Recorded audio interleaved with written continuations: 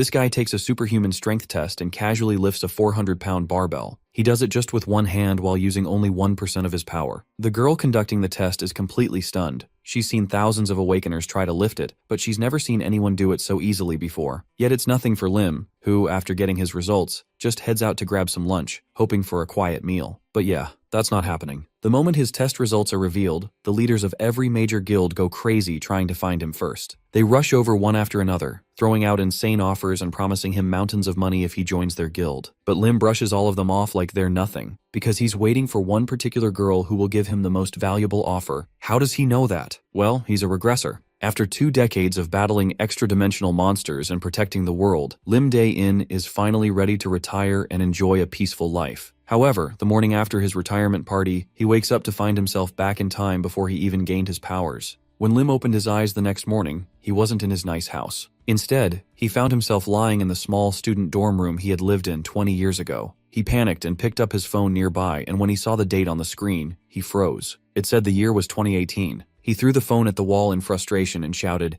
"This has to be a joke. Lim can't understand why this is happening." Just yesterday, he started a comfortable life. Now he's back in the past, before the injury that ruins his knee, before the monsters, before he becomes a hero. He screams in frustration, asking himself over and over what went wrong. But then something strange catches his eye. On his wrist is the rare watch his friend Jong Cheol gives him as a gift. In a flashback, Lim remembers Jong Cheol telling him the watch might be a relic from the legendary mage of the Byron continent. Does the watch have something to do with this, Lim wonders. He recalls studying the watch before falling asleep the night before. He thinks maybe that's the reason he is brought back. Just then, loud banging shakes the door. An aggressive voice shouts from the other side, demanding to know why there's so much noise. The voice belongs to the annoying son of the dormitory owner. Known for throwing loud karaoke and booze parties every night, this guy often acts like he owns the place. He even demands money from Lim before he can get out of bed. As the door opens, the dorm owner's son looks annoyed and asks what takes so long. Lim smiles calmly while sizing him up. The bully wears an expensive jacket made from monster leather. He complains about the noise, claiming it's affecting his mental health. Then, pretending to be generous, he offers to forget the whole thing if Lim gives him money, especially the rare watch. But Lim isn't going to let that happen. He slaps the bully's hand away, then delivers a sharp slap to his face, causing a nosebleed. Lim grabs his head and knees him in the face. The years of bullying flash through his mind. This is payback, even if it isn't enough. Lim spares him and says it's time to move out. Back in 2018, Lim remembers a key event, an accident at the construction site that injures his knee, causing him pain for the rest of his life. But now his knee is fine. This second chance means everything. It's time to get serious. After controlling mana for 20 years, Lim feels confident about adjusting to this body. Still, his muscles are weak, and he hasn't been eating well. Hunger hits hard. Looking around, everything is still under construction. That's when it becomes clear why no one notices a lesser gate opening nearby. Monsters emerge, catching everyone off guard and causing many deaths. Suddenly, a portal opens right in front of him. People scream and run in panic. A red, speckled, dog-like monster bursts out from the gate, sharp fangs ready to attack. Amid the chaos, a small girl is surrounded by wolves, screaming for her father. Lim rushes in, pulls her out, and shields her with his body. He tells her to run while he faces the wolves. He grabs a nearby claw hammer and fights back. His first strike causes a wolf to cry out.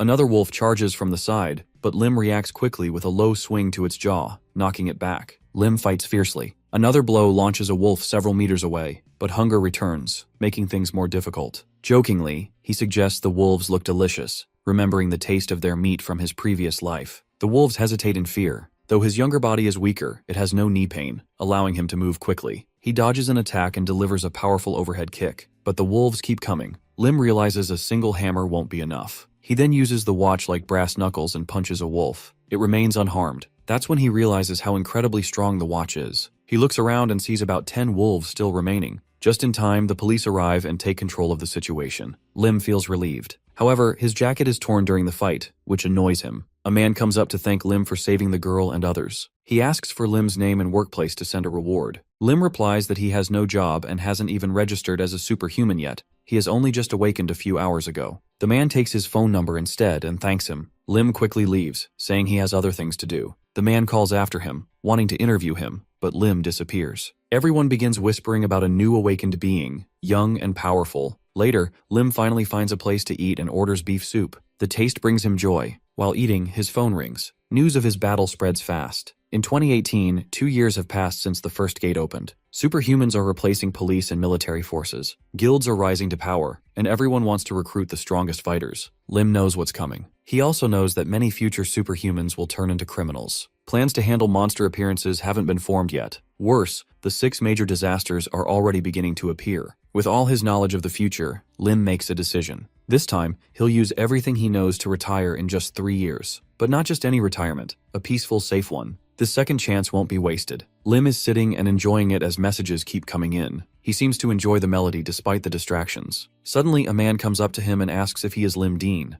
Lim confirms it, and the man introduces himself as Kim Gilson, the manager of the ruling family's guild. Kim has watched the video of Lim defeating monsters and is impressed. He immediately wants to meet him and offer something, as long as Lim hasn't signed a contract yet. Just as Kim is about to speak, a woman enters the room. She asks if Lim is the same person from the monster fighting video. Now that she is seeing him in person, she finds him even more attractive. Right after her, someone from the Warrior Guild arrives. They mention that the interest in Lim is endless, and more people keep coming to where Lim is sitting. All of them try to recruit him to their own guilds, and it almost turns into a fight. Lim tells everyone to be quiet. He warns that if they say even one more word, he won't join anyone, no matter how much money they offer. Lim asks if they should talk somewhere else. Then, they are transported to another location. Lim states he won't take up too much of their time and asks what kind of premium they can offer for signing a contract. Kim responds that the contract has clauses that can't be disclosed. He also asks why Lim doesn't take time to listen to each offer one by one. While eating cake, Lim asks if Kim is part of the ruling family's guild. Kim proudly replies the guild has a 1.5 years of tradition.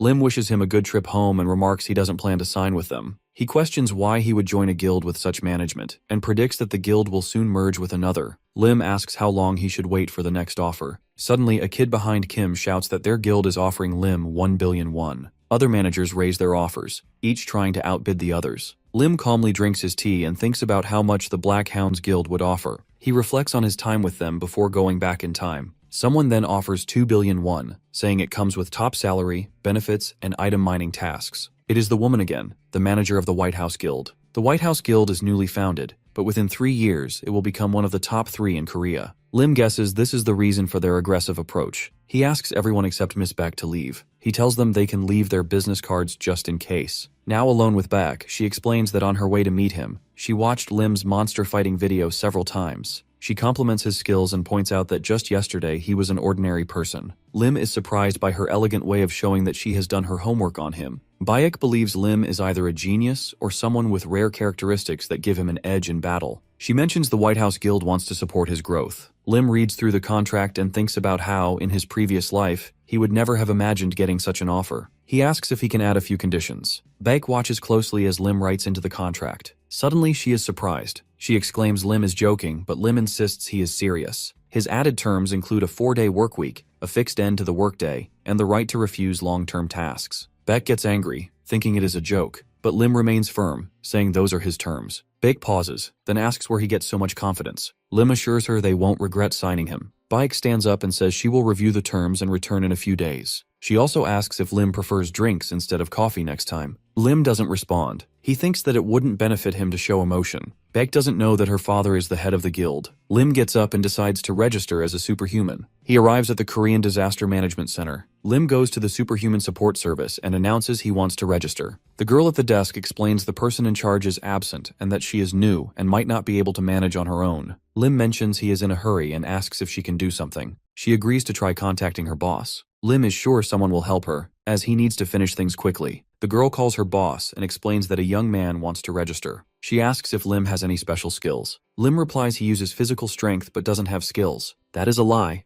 No one currently believes in magic, so Lim knows they'd only find out about his powers if he shows them. But in this life, he has decided not to. The girl states they will start with a strength test. They go into a room with a barbell, and she asks him to lift it. Lim grabs it with one hand and lifts it above his head without effort. The girl is surprised. The barbell weighs 200 kilograms. She remarks he really is superhuman and apologizes for doubting him. She hands him a temporary superhuman certificate and notes they will contact him once the official one is ready. Lim thanks her and wishes her a good day. Suddenly, the head of the Superhuman Support Center, Ju Sang-woo, arrives. Lim is horrified and wants to avoid him. Nothing good has ever come from dealing with Ju Sang-woo. Lim decides to never come back here again. Ju asks if this is a new superhuman. The girl confirms it and notes it is the same Lim Dean she had mentioned. Ju realizes who she means and calls Lim a supernova. Then the scene changes to the pollution control area. This place has been abandoned due to monsters, but everything will change when the dimensional gate opens. The Gaia continent, a fantasy world of swords and magic, will open a gate to Earth within a year. In Korea, only one gate will open, and it will be right here in this zone. Lim is happy and plans to buy the place once he receives his contract bonus. He believes it will make him rich. Then he plans to sort things out and go monster hunting. Suddenly, someone shouts for others to get out or die. Lim hears a girl's voice warning the intruders not to come closer. Recognizing the language of the Gaia people, Lim realizes something is wrong and runs toward the sound. He uses his concealment skill to blend into the environment. This skill has been used in the past for dangerous missions involving espionage and assassinations. Lim doesn't want to repeat that life. As he runs, Lim wonders if the girl is being chased. He needs to see what is going on. He finds a little girl facing 3 adult men. She warns them again and tries to form a fireball, but it fails. The men find it amusing and remark they would pay her for the show. Lim guesses she is a refugee from Gaia and has been unlucky to run into these criminals. One man offers her food in exchange for surrender. Lim notices a tattoo on the man's arm. It is the mark of the Red Serpent criminal group. He knows then that they are human traffickers. With little mana left, Lim stops using concealment. He doesn't see any law enforcement nearby and decides to act. He pulls out a knife, lunges, and strikes the first man in the back. Then he quickly cuts the throats of the other 2 with smooth, silent movements. The girl is shocked. Lim coughs and asks if she is from the Gaia continent. She is surprised he speaks her language. Then her stomach growls. Lim asks if she likes meat. After a while, the girl thanks him for saving her and promises that one day she'll repay the favor. Lim curiously inquires how many servings she can eat. Fortunately, he had bought enough pork earlier. However, the girl doesn't understand what he means. Shifting the topic, Lim wonders if she crossed the dimensional gate alone. She does not give him a proper answer. He then presses to know where she had been before and where her home is, but the girl hesitates and refuses to reveal anything. Lim also tries to find out her age, but she remains silent on that too. In the end, Lim gains nothing from their conversation. They sit across from each other when the girl pleads for his help. She confesses that she knows nothing about this place, can't communicate with anyone, and barely has any energy left. She admits she can use fire but struggles to control it. Lim responds that he's busy and not suited to babysitting, emphasizing that he needs a reason to take care of her. Still, he offers her a deal. She can stay for a month. During that time, he will teach her the local language and provide her with basic knowledge. In return, she must take part in daily chores and run errands. The girl eagerly responds, asking if she really gets to stay. Lim is already beginning to worry. She introduces herself as Lily and says she hopes they get along. Her name feels strangely familiar to Lim, though he can't quite place it. As he reflects, something clicks. Lily, who can use fire. He suddenly recalls the monster that will burn down half of Seoul in 10 years. She has flame-colored hair and the power to control fire. Her name is also Lily, and she comes from the Gaia continent. Known as the Fire Witch, she is one of the 6 disasters. Lim starts to connect the dots. This girl looks exactly like the Fire Witch, like 2 drops of water. From what he remembers, the Fire Witch was kidnapped as a child by a criminal organization and groomed to become a harbinger of destruction. Now he considers the possibility that he might have a chance to stop one of the 6 disasters. After a while, Lim and Lily walk through the grocery market.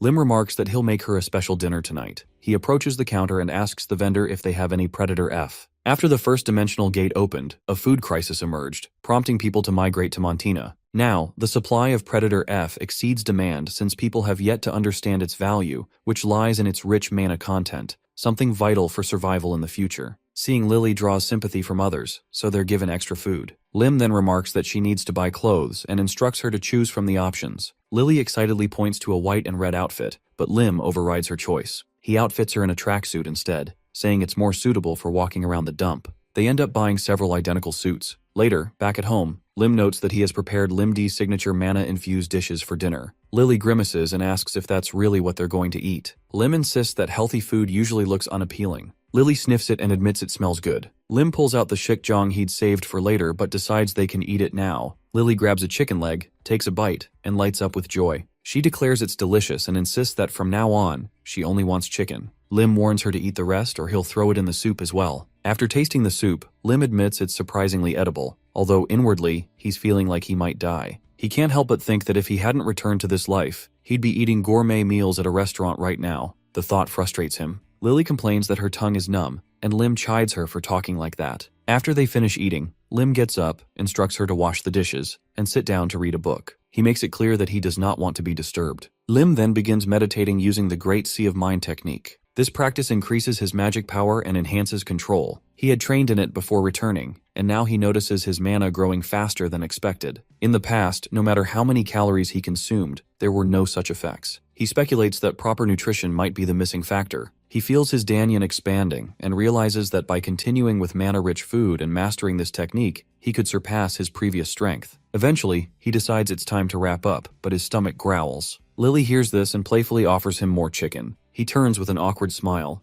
They end up eating that awful-tasting soup again. Lily screams in protest, saying she hates it. 2 days pass, and Lim reflects on his rapid progress. With his current strength, he believes he's ready to go treasure hunting. Suddenly, his phone rings. It's Baek, who remarks that she's a bit disappointed he didn't call her first. She wonders aloud if he even cares about how she's doing. Lim, having almost forgotten about the guild, tells her he's been preoccupied. Lim asks how the contract renegotiation was going. Baek falls silent, and Lim guesses that she's facing difficulty. She confirms this, explaining that she couldn't persuade their leader. However, she adds that the head will hire him if he proves he's capable. Lim wonders if they truly intend to test him. Baek apologizes, saying she finds it ridiculous. She offers to come up with another solution if he waits a few days. But Lim immediately agrees to the test, on one condition. Lim arrives with Lily at the guild headquarters of the White House. When Baek questions who this little kid is, Lim claims Lily is his stepsister who recently returned from abroad and doesn't speak Korean well. He explains that due to unexpected circumstances, he'll need to bring her along for a while. Meanwhile, Lily is struck by Baek's beauty, and speaking in her native tongue, wonders who she is. Lim casually mentions that she is the woman who gives them money. Lily, equating money with chicken, concludes that Baek must be a very good person. Baek reassures Lim that their guild doesn't interfere in the personal lives of its members. Soon, they're greeted by the White House Guild's head, Chang-Soo. He explains that they had planned to visit Lim first but were delayed due to business. Lim responds cheerfully, comparing his arrival to a field trip. Chang-Soo then brings up the added clause Lim proposed, to double the contract if he passes the test, and confirms that Lim is ready. Suddenly, a massive energy presence fills the area. Chang-Soo questions if Lim is really worth such a sum. Lim senses that Chan, despite appearing untrained in martial arts or magic, emits overwhelming mana. Lim thinks to himself that a monster is a monster, no matter the disguise. Still, he refuses to be intimidated. He releases his own mana and forms a protective sphere around himself, asserting that he will prove his worth. Chang-Soo promptly instructs Baek to rewrite the contract. They decide not just to double, but triple the original offer, and add a bonus clause. Lim will receive 20 billion won if he passes. Shocked, Lim recalls he was initially offered only 2 billion. He comments that Chang-Soo must be quite hot-tempered, and declares that he's ready to start the test immediately. They are transported to the White House's underground training ground. Chang-Soo explains that the test will be considered a pass if Lim defeats 3 guild members. Since this isn't a fight to the death, no one is to go too far. Lim is then introduced to his first opponent, Hwan Jang-hyuk. Despite his young age, he is a member of the First Guild Association. Baek wonders what weapon Lim will choose. Lim responds that only his watch is sufficient. Jang is annoyed at Lim's arrogance and thinks Lim has just awakened and still dares to fight only using this mere watch. However, the match is signaled to begin. Jang starts running at high speed around Lim. The hero can't quite understand the technique at first. He recalls reading about Jang in a magazine. Ken's skill lies in speed. He grows faster the longer he keeps moving without pause. Lim quickly realizes he needs to strike before Jang becomes untouchable. As Jang circles him rapidly, viewers begin to doubt Lim's chances. Baek looks on with concern. Jang prepares to end it, swinging his sword, but Lim notices. Understanding that the moment someone lets their guard down is the moment they can be beaten, Lim intercepts and knocks Jang down with a well-timed strike. Observing the outcome, Lim concludes that Ken's own speed worked against him. Lily cheers for his victory, while Baek and Chang-Soo stand stunned. Lim turns calmly and wonders aloud who's next. Chang-Soo praises Lim for his impressive performance. Lim checks on Jang's condition, and Chang-Soo reassures him that Jang's life is not in danger, as doctors will take care of him. After a couple of days of rest, he will recover. Chang-Soo acknowledges Lim's ability to keep his power in check, but Lim wonders if he truly believes that. Meanwhile, Lim reflects on the consequences of losing control, knowing that if he hadn't controlled his force, his opponent's head would have flown off. Lim realizes that he is now guaranteed $6 billion under the contract, having met the set requirements. He shifts his attention to the 2 remaining opponents and suggests making the test more enjoyable. Lily notices Lim's smile and questions its meaning. Lim becomes serious, asserting that a fighter must always be in command of the situation. The second sparring venue is an artificial forest training ground. Baek explains that the White House has 2 associations, each consisting of 6 teams with 5 members. The next opponent is Yang Dae-hoon, the head of the 6th team in the first association. As the main tank of the White House, he is known as the Bull. He expresses his anticipation for a good fight, while Lim recalls that the Bull is among those who radiate an instinct to kill him. As the match begins, the bell rings, and Lim immediately charges at Yang Dae-hoon, aiming a strike at the clock. Yang Dae-hoon successfully blocks the attack with his shield and counters with a sword strike, which Lim narrowly dodges. Seizing an opening, Lim maneuvers behind him and executes Falcon's Claws, making Yang Dae-hoon wonder if Lim had trained in martial arts before awakening. Yang Dae-hoon attempts another sword strike, but Lim dodges and counters by pushing him backward with Iron Mountain. The force of impact sends Yang Dae-hoon flying, though Lim realizes that the bull's endurance is formidable. Yang Dae-hoon acknowledges Lim's strength. Lim initially intended to conceal his capabilities until facing his final opponent, but Yang Dae-hoon's strategy pressures him to reveal more. Yang Dae-hoon proposes that Lim join his team, believing they would work well together. Lim questions who makes that decision, and Yang Dae-hoon declares that it is up to the victor. Chang-soo affirms the bull's statement, prompting Lim to declare that if he defeats the bull, he will become the head of the team. He announces his plan to create his own independent team and recruit members on his own terms. The head acknowledges Lim's proposal, but imposes a strict condition.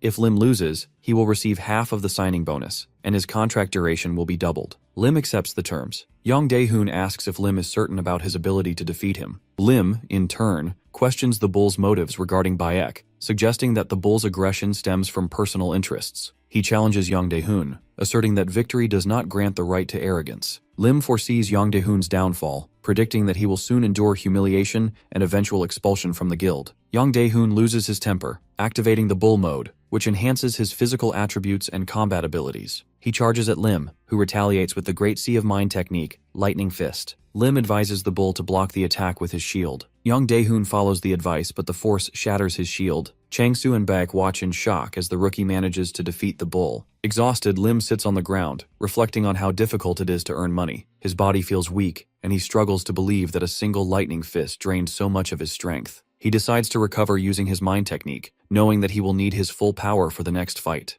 Baek approaches and congratulates him, officially naming him the head of the 7th team. Lim smiles at the title, thinking about how his victory has added another $1 billion to his income. He determines that he can now aim for all 20 opponents. When asked about his final challenger, the head reveals that it is himself. Chang-soo admits that doubted Lim would defeat Commander Dae-hoon, while Chang-soo smirks and states that he has no choice but to face Lim in the last match. Lim feels uneasy about fighting such a formidable opponent. Unexpectedly, he declares that he is giving up. Chang-soo is shocked and questions Lim's decision. Attempting to persuade him, Chang-soo offers $20 billion for just 5 minutes of combat, followed by $3 billion for every additional 3 minutes. However, Lim refuses, stating that he is incapable of continuing. Baek steps in, reminding the head that it is time to finalize the contract. Lim proceeds to sign, while Eunwi notes that the conditions are remarkably favorable. Lim expresses hope for a successful collaboration. Baek asks about Lim's strategy for recruiting members, and he responds that he plans to do so gradually. When questioned about signing contracts with others, Baek confirms that Lim has the authority, but is unsure who he intends to enlist. Lim hints at recruiting someone highly talented yet unaffiliated with any guild, causing Lily to speculate, could it be her? Lim turns to Lily and requests her to create the largest flame she can. She complains about being hungry, so Lim promises to buy her 3 chickens. Excited, she rushes to the side, reminding him of his promise, and then conjures a massive ball of fire above her, larger than her own body. Baek is deeply moved and wonders if Lim's younger sister is also superhuman. Lim confirms that she is and states his intention to recruit her as a member of his team. Lily's fire does not ignite anything around her, demonstrating her perfect control over her ability. This impresses Lim, as he only trained her for a few days in his past life, despite her having once been regarded as a calamity for no reason. He then proposes discussing the payment for Lily's contract and prepares to begin negotiations at $3 billion. However, Lily interrupts, focusing on the chicken. They fulfill her request, and she officially becomes a member of the 7th White House team, securing a contract fee of $5 billion. The White House owns the building where they are, which houses various facilities, including training halls, living quarters, and control rooms, managed by numerous permanent employees. As they walk, Baek asks if Lim is impressed by their advanced equipment. He responds that he is not easily surprised, noting that the equipment feels outdated compared to what he has seen in the future. Eventually, they arrive at another location, where Lim admits that he is impressed. Baek explains that the building houses an equipment development workshop, assuring him that any requests will be completed within a week. Lim remarks that he has someone to issue orders to, but will still take a few items from the workshop. For the time being, he chooses to use the blades available, deciding that they will suffice for now. He asks if the examination is over, and Baek confirms that it is. Since it is Lim's first day, Baek states that his duties will conclude after a meeting with the head. Suddenly, the chief rushes toward them, delivering an urgent message from the control room. All teams are currently engaged in missions, leaving him in a difficult position. He apologizes for the timing, but asks if Lim can take on a mission. Lim considers how he had hoped to leave work early today before asking about the mission details. Before long, Lim arrives at the heart of the crisis. A portal looms 10 meters above the ground, releasing massive snails in overwhelming numbers. He notices numerous people stuck in the green slime, unable to escape. Assessing the situation, Lim realizes that most of the monsters have already been handled. He wonders if intervening is truly necessary, but is informed that they need samples of the new monsters. His task is to collect at least 3 snails while preserving their original state as much as possible. He recognizes that these creatures will be avoided in the future. Repulsive snails that explode upon impact, releasing foul-smelling slime.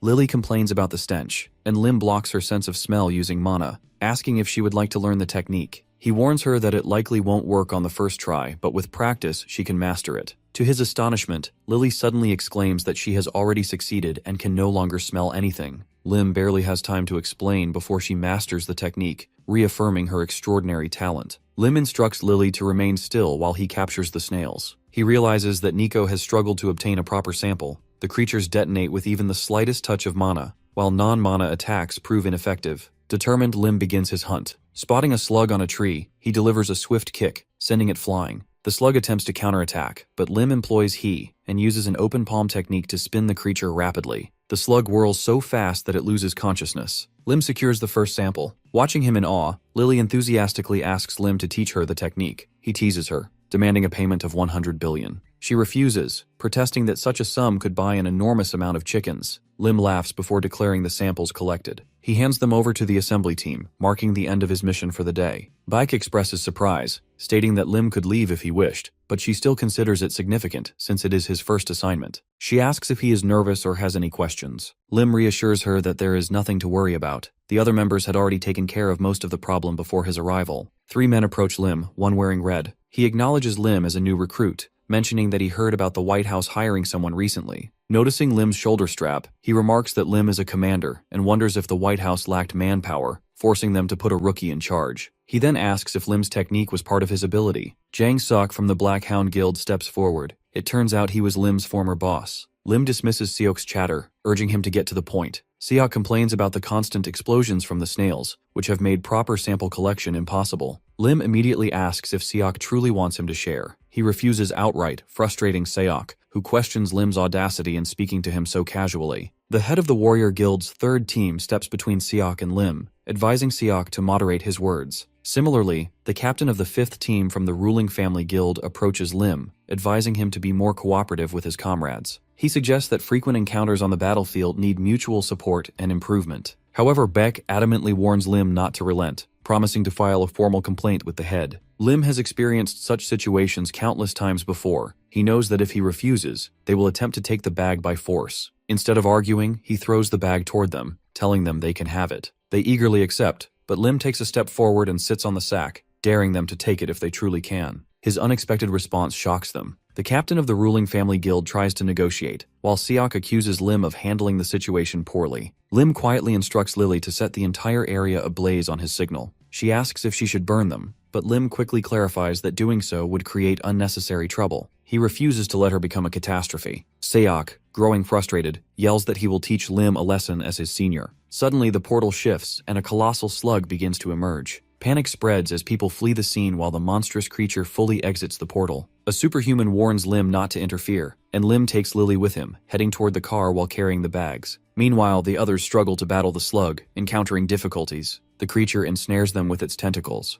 They shout that they need to sever the appendages first. Beck urges Lim to engage, arguing that a single strike is enough for him to claim the rewards. He tells her not to worry, confidently stating that they will never defeat him like this. The heroes continue their efforts to defeat the monster, shouting about its dissolving slime. Seok orders the tankers to retreat for now and instructs them to prepare for a long-range attack. The team notes that this creature is far more dangerous than the smaller snails they encountered before. Lily impatiently asks how long they plan to stand and watch, and Lim replies that they will wait until everyone has evacuated. Meanwhile, Wang Guho from the Black Hound Guild, known as Pushover, desperately tries to flee. His comrades have had their weapons corroded by the monster's slime and decide to retreat, fearful of its approach. Wang pleads with them to take him along, but they insist he use his abilities to escape. The creature's tentacles have already ensnared Vao, rendering him unable to fight back. The monster prepares to consume Vao, who screams for help. Lim watches the scene unfold and questions whether Wang's comrades truly consider themselves his allies. Without hesitation, he slashes through the tentacle gripping Vao and steps in front of the monster, shielding him.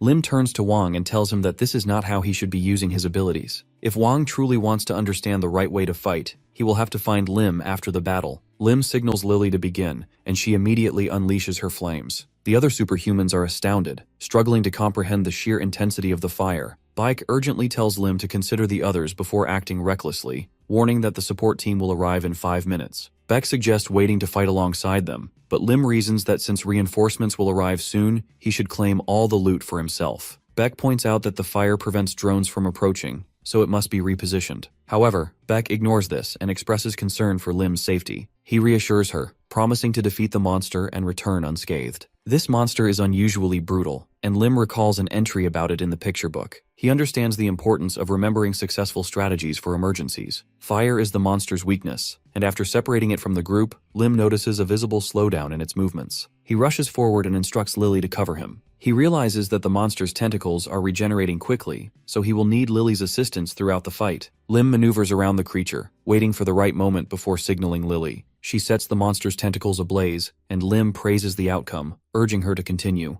As expected, the monster retracts into its shell to recover after losing most of its appendages. According to the book, the creature even seals the portal shut. Lily approaches Lim, wondering how they will proceed now that the monster has sealed itself. Lim states that they will use the supplies from the car. He knows that the monster's shell is incredibly resilient, so he must target weak points. He grabs a stake and drives it forcefully into the shell, repeatedly striking to weaken the structure. The other superhumans watch in confusion, unable to understand what Lim is trying to achieve. Meanwhile, Wang Guho reflects on Lim's words about using his abilities differently, and Vao wonders if Lim's approach is truly correct. Returning to Lim, he continues hammering stakes into the shell, preparing for the final phase. With the nails secured, he aims for the center and resolves to use his most powerful attack. Drawing upon the Great Sea of Mind technique, Lim strikes with his lightning-fast fist. However, as he makes contact, electricity surges through his body, shocking him. The current travels between the stakes, shattering the monster's shell. Lim collapses onto the ground, writhing in pain, his body too weak to execute normal movements. Lily rushes to his side, asking if he is all right. She questions whether he was electrocuted, and Lim, still dazed, reminds her that she was supposed to assist him. He assumes they have finally defeated the monster. Lily asks if she can remove the firewall, but Lim requests that she keep it active a little longer. Since they worked hard for this victory, they should claim all the loot for themselves. He notes that the monster's meat is incredibly soft and rich in nutrients, and they begin storing it in bags. Lily contemplates the idea of snail chicken, but Lim tells her that the meat will serve as the perfect ingredient for a nutritious mana recovery meal. After gathering enough resources, Lim concludes that their haul is sufficient. Just then, he receives a message from the captain of the second team, Bang Woo-hyuk, who has been informed of the hero's situation. He announces that his team is on their way to assist. Lim hurriedly tells them to wait and only enter once he removes the firewall. He is still missing an important item. Bang wonders if just the two of them can handle the slug, concerned that Lim is pushing himself too hard on his first day. Lim finishes collecting everything he needs and instructs Lily to lower the flames. As the firewall vanishes, the arriving team is stunned. One of them asks if the commander defeated the monster himself. Lim replies that he fought with everything he had and was simply lucky. Seok is skeptical, unable to grasp how Lim accomplished what the rest of them could not. Lim asks if he can leave the cleanup to Commander Bang, who reassures him that it won't be a problem. Bam tells Lim to return home, reminding him that if he is seriously injured, he should go to headquarters for treatment. Lim recalls Bayek's warning that if he got hurt, he would know the consequences, and decides to rest before worrying about anything else. Time passes and night falls. Lily complains about wanting to sleep and eat. Lim praises her efforts and invites her to eat to her heart's content. Thrilled, Lily marvels at the vast amount of chicken before her, insisting that it feels like a dream. She enthusiastically mentions wanting to go snail fishing again. Lim takes a sip of his beer, curses, and remarks that moments like this make life worth living. Lily notes that he says this every time he eats. Suddenly, she loudly repeats the curse word, shocking Lim. He quickly realizes the importance of watching his language around children. He scolds her, explaining that it is a bad word and forbidding her from using it. Lily, confused, asks why he is allowed to say it. He firmly insists that she is not permitted to use such words. However, she continues to challenge him, wondering why he says bad words whenever he eats chicken. Lim has been using the Great Mind Sea technique for a long time, but it keeps weakening him. He wonders what to expect after last night's drinking,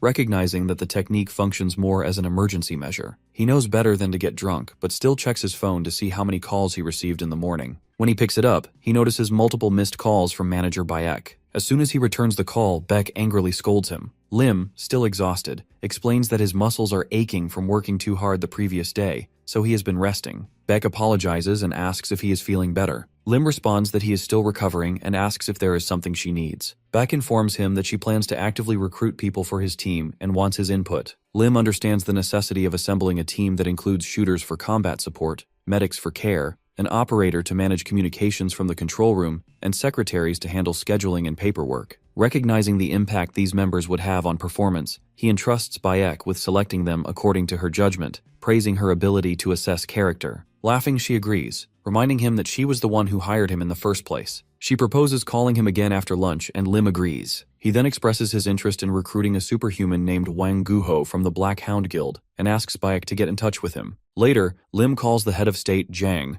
who grants him 3 days off work. Lim protests, insisting that he is just a little tired, but Jang reveals that Bayek has already explained everything to him. Jang states that Lim will be unable to join the mission until the full team is assembled. Considering this, Lim decides that taking a break for a few days is acceptable. Jang advises him to rest and avoid excessive stress. When Chang later contacts Lim about the future of their guild, he suggests that Lim join him in battle once he has recovered. However, Lim stops listening and instead asks Lily if she is hungry before telling the chief that he will focus on resting. Lily excitedly runs in, asking if they will be eating chicken. Lim replies that he has prepared something even more delicious. Unlike the previous dish, this one is made from fresh, high-quality ingredients with a soft texture, enhanced with a snail heart. He explains that it is a special, healthy manna blue dough. He presents a bowl of snail meat soup, acknowledging that the color looks odd but assuring that it is nutritious. Lily, having eaten plenty of chicken yesterday, says she is not hungry. Lim apologizes, then starts eating, savoring the rich flavor. His enthusiasm catches Lily's attention and she begins to doubt her decision. Lim teases her, offering to eat her portion as well, but she suddenly decides to try the dish herself. She tastes it and is immediately surprised, exclaiming that she is incredibly happy. Lim jokingly tells her not to be dramatic, reminding her that the world is full of delicious food. Lily, still stunned, declares that she no longer trusts Lim's judgments on food. He informs her that dinner will consist of fried pork belly. Curious, she asks what kind of pork belly he means. Lim proudly states that it is more expensive than chicken. Amused, Lily remarks that such food is worth living for. Lim wonders where she picked up such exaggerated expressions, then explains that if she wants to enjoy delicious meals, she needs to adjust her nutrition. He proposes going treasure hunting together. Following the opening of the first gate, the surviving monsters establish territories. Among them, the orcs unite into a tribe. Within their domain lies a relic from another dimension. The heroes arrive near the orcish territory, and Lim, observing through binoculars, pinpoints the relic within a stone statue. Previously, an expedition team discovered and retrieved the relic, but this time, Lim plans to get to it first. Analyzing the situation, he estimates that the tribe consists of approximately 200 orcs. Though his body has recovered thanks to the central crystal, facing them alone would be impossible. Lim decides to infiltrate, instructing Lily to ignite a fire upon his signal. She asks about the signal, and he explains that when the torch on the other side goes out, she should light the entrance. He warns that if she fails to see the signal, she must forget about the relic. Using concealment, Lim cautiously advances, with Lily following suit. He is confident that no one in the tribe can detect them unless a stronger enemy appears. As he approaches the statue, he notices that 10 orcs are guarding it and feels certain that he can handle them alone. Drawing his knife, he suddenly spots the tribe's leader, a mutant orc. This orc demonstrated monstrous strength during the expedition team's prior attack, making it a formidable opponent. Deciding to stick to his plan, Lim throws a rock at the torch, causing it to fall. Lily immediately recognizes this as the signal, while the orcs begin to grow uneasy. The tribe leader quickly issues commands, which Lim sees as an advantage. He prepares to destroy the statue, but is abruptly caught off guard when an orc sneaks up behind him. Shocked, he realizes that the creature has sensed him through scent. The mutant orc proves to be far stronger than expected, forcing Lim to retreat. Running through the flames and past the orcs, Lim understands that concealment is now useless and disables the technique while escaping. Lily, realizing the situation, asks if he has been discovered. Lim shouts for her to run as well. After distancing themselves, the heroes rest near some ruins. Lim notes that although they have not run far, exhaustion has already set in. Lily then recognizes the place and reveals that she passed through this cave upon entering the gate. She describes how strange individuals attempted to capture her, prompting her escape. Lim deduces that she is referring to the Red Serpent people and suspects this cave is their hideout. Surprised that they would settle near an orc tribe, Lim praises Lily for her keen observation. Recognizing the potential advantages of this discovery, Lim suggests entering the cave. Lily hesitates, expressing reluctance. Lim instructs her to hide in the bushes and remain silent, telling her to contact him if anything happens. Alone, he enters the cave while activating concealment. Inside, he observes a heavily guarded area, confirming that the Red Serpent is not a small organization. He wonders why they chose to settle near the orcs. Moving deeper, he spots masked individuals engaged in an unknown activity. When he sees one of them handling a white powder, shock washes over him as he suspects it to be serpent dust. Lim observes the illicit drug trade surrounding serpent, a substance derived from plants of another world. Many have succumbed to addiction, losing their sanity, and ultimately perishing. Despite years of investigation, the police have failed to dismantle the operation. Lim wonders how such a well-hidden facility has gone unnoticed for so long. Inside, the warden commands workers in lab coats to accelerate production, warning that failure to meet the quota by tomorrow will lead to severe consequences. Lim surveys the situation, noting that the Red Serpent Group has approximately 100 armed members and 30 drug manufacturers. He also estimates that around 50 kilograms of serpent are stockpiled, though he cannot determine its monetary value, only that it likely exceeds several trillion. The supervisor reports a surge in demand, creating a supply shortage. He mentions that another worker died yesterday, slowing production. He apologizes, explaining that they are selecting individuals who, even if they die, will not hinder output. Lim feels revulsion toward these people, viewing them as despicable creatures. Suddenly the lights go out, throwing the facility into chaos. Group members panic, shouting that they cannot see and demanding the lights be turned back on. Amid the commotion, someone realizes that the serpent supply has vanished. Unseen, Lim moves through the darkness carrying a box. Although his concealment shields him from direct sight, some members notice faint traces leading outside. As he steps into the open, Lily asks if he is finished. Lim responds that this is only the beginning, warning that they will soon be pursued. He instructs her to prepare herself, emphasizing the need to evade capture. Lily grins, commenting that it sounds fun, then reaches for the box. Lim stops her, insisting that it is dangerous and ordering her to remain silent. Moments later, Red Serpent members emerge, spotting them. Lim remarks that the hunters have arrived and urges Lily to hide. As he secures the box, the attackers fire at him. He relishes the chase, noting their inability to land a hit. Arriving at the orc hideout, Lim recognizes familiar faces. The tribe leader roars, leaving the Red Serpent members confused and alarmed. Lim instructs Lily to emerge from hiding and hurls the box forward with tremendous force. The gang members react in disbelief, questioning his sanity, while the orcs struggle to comprehend what has just landed before them. One of the Red Serpent members suggests eliminating the monsters, retrieving the serpent, and then dealing with Lim. Realizing that now is the perfect opportunity to slip away, Lim activates his concealment once more. A battle erupts between the orcs and the gang. The Red Serpent members fire repeatedly, trying to hold the creatures at bay. However, among the orcs is a mutant, impervious to bullets. Recognizing its strength, the group decides to prioritize eliminating the gray-haired warrior. The mutant orc charges forward, swiftly killing one of them. Lim and Lily watch from a safe distance. Lily asks when the chaos will end, noting that she is hungry. Lim advises patience, explaining that some situations require careful observation. Assuring her that the conflict will soon resolve, he considers initiating a cleanup. The mutant orc overwhelms its opponents, slaughtering all who stand in its path. Raising its weapon high, it lets out a triumphant roar, but then, something unexpected happens to the tribal chief. Lim acknowledges the mutant orc's effectiveness in dispatching the criminals, then delivers a fatal blow to the chief. The tribe leader collapses. Lim predicts that, without leadership, the remaining orcs will soon fall into disarray. Wasting no time, Lim moves to the statue, striking it forcefully with a hammer. Finally, he uncovers the Keeper's Bracelet,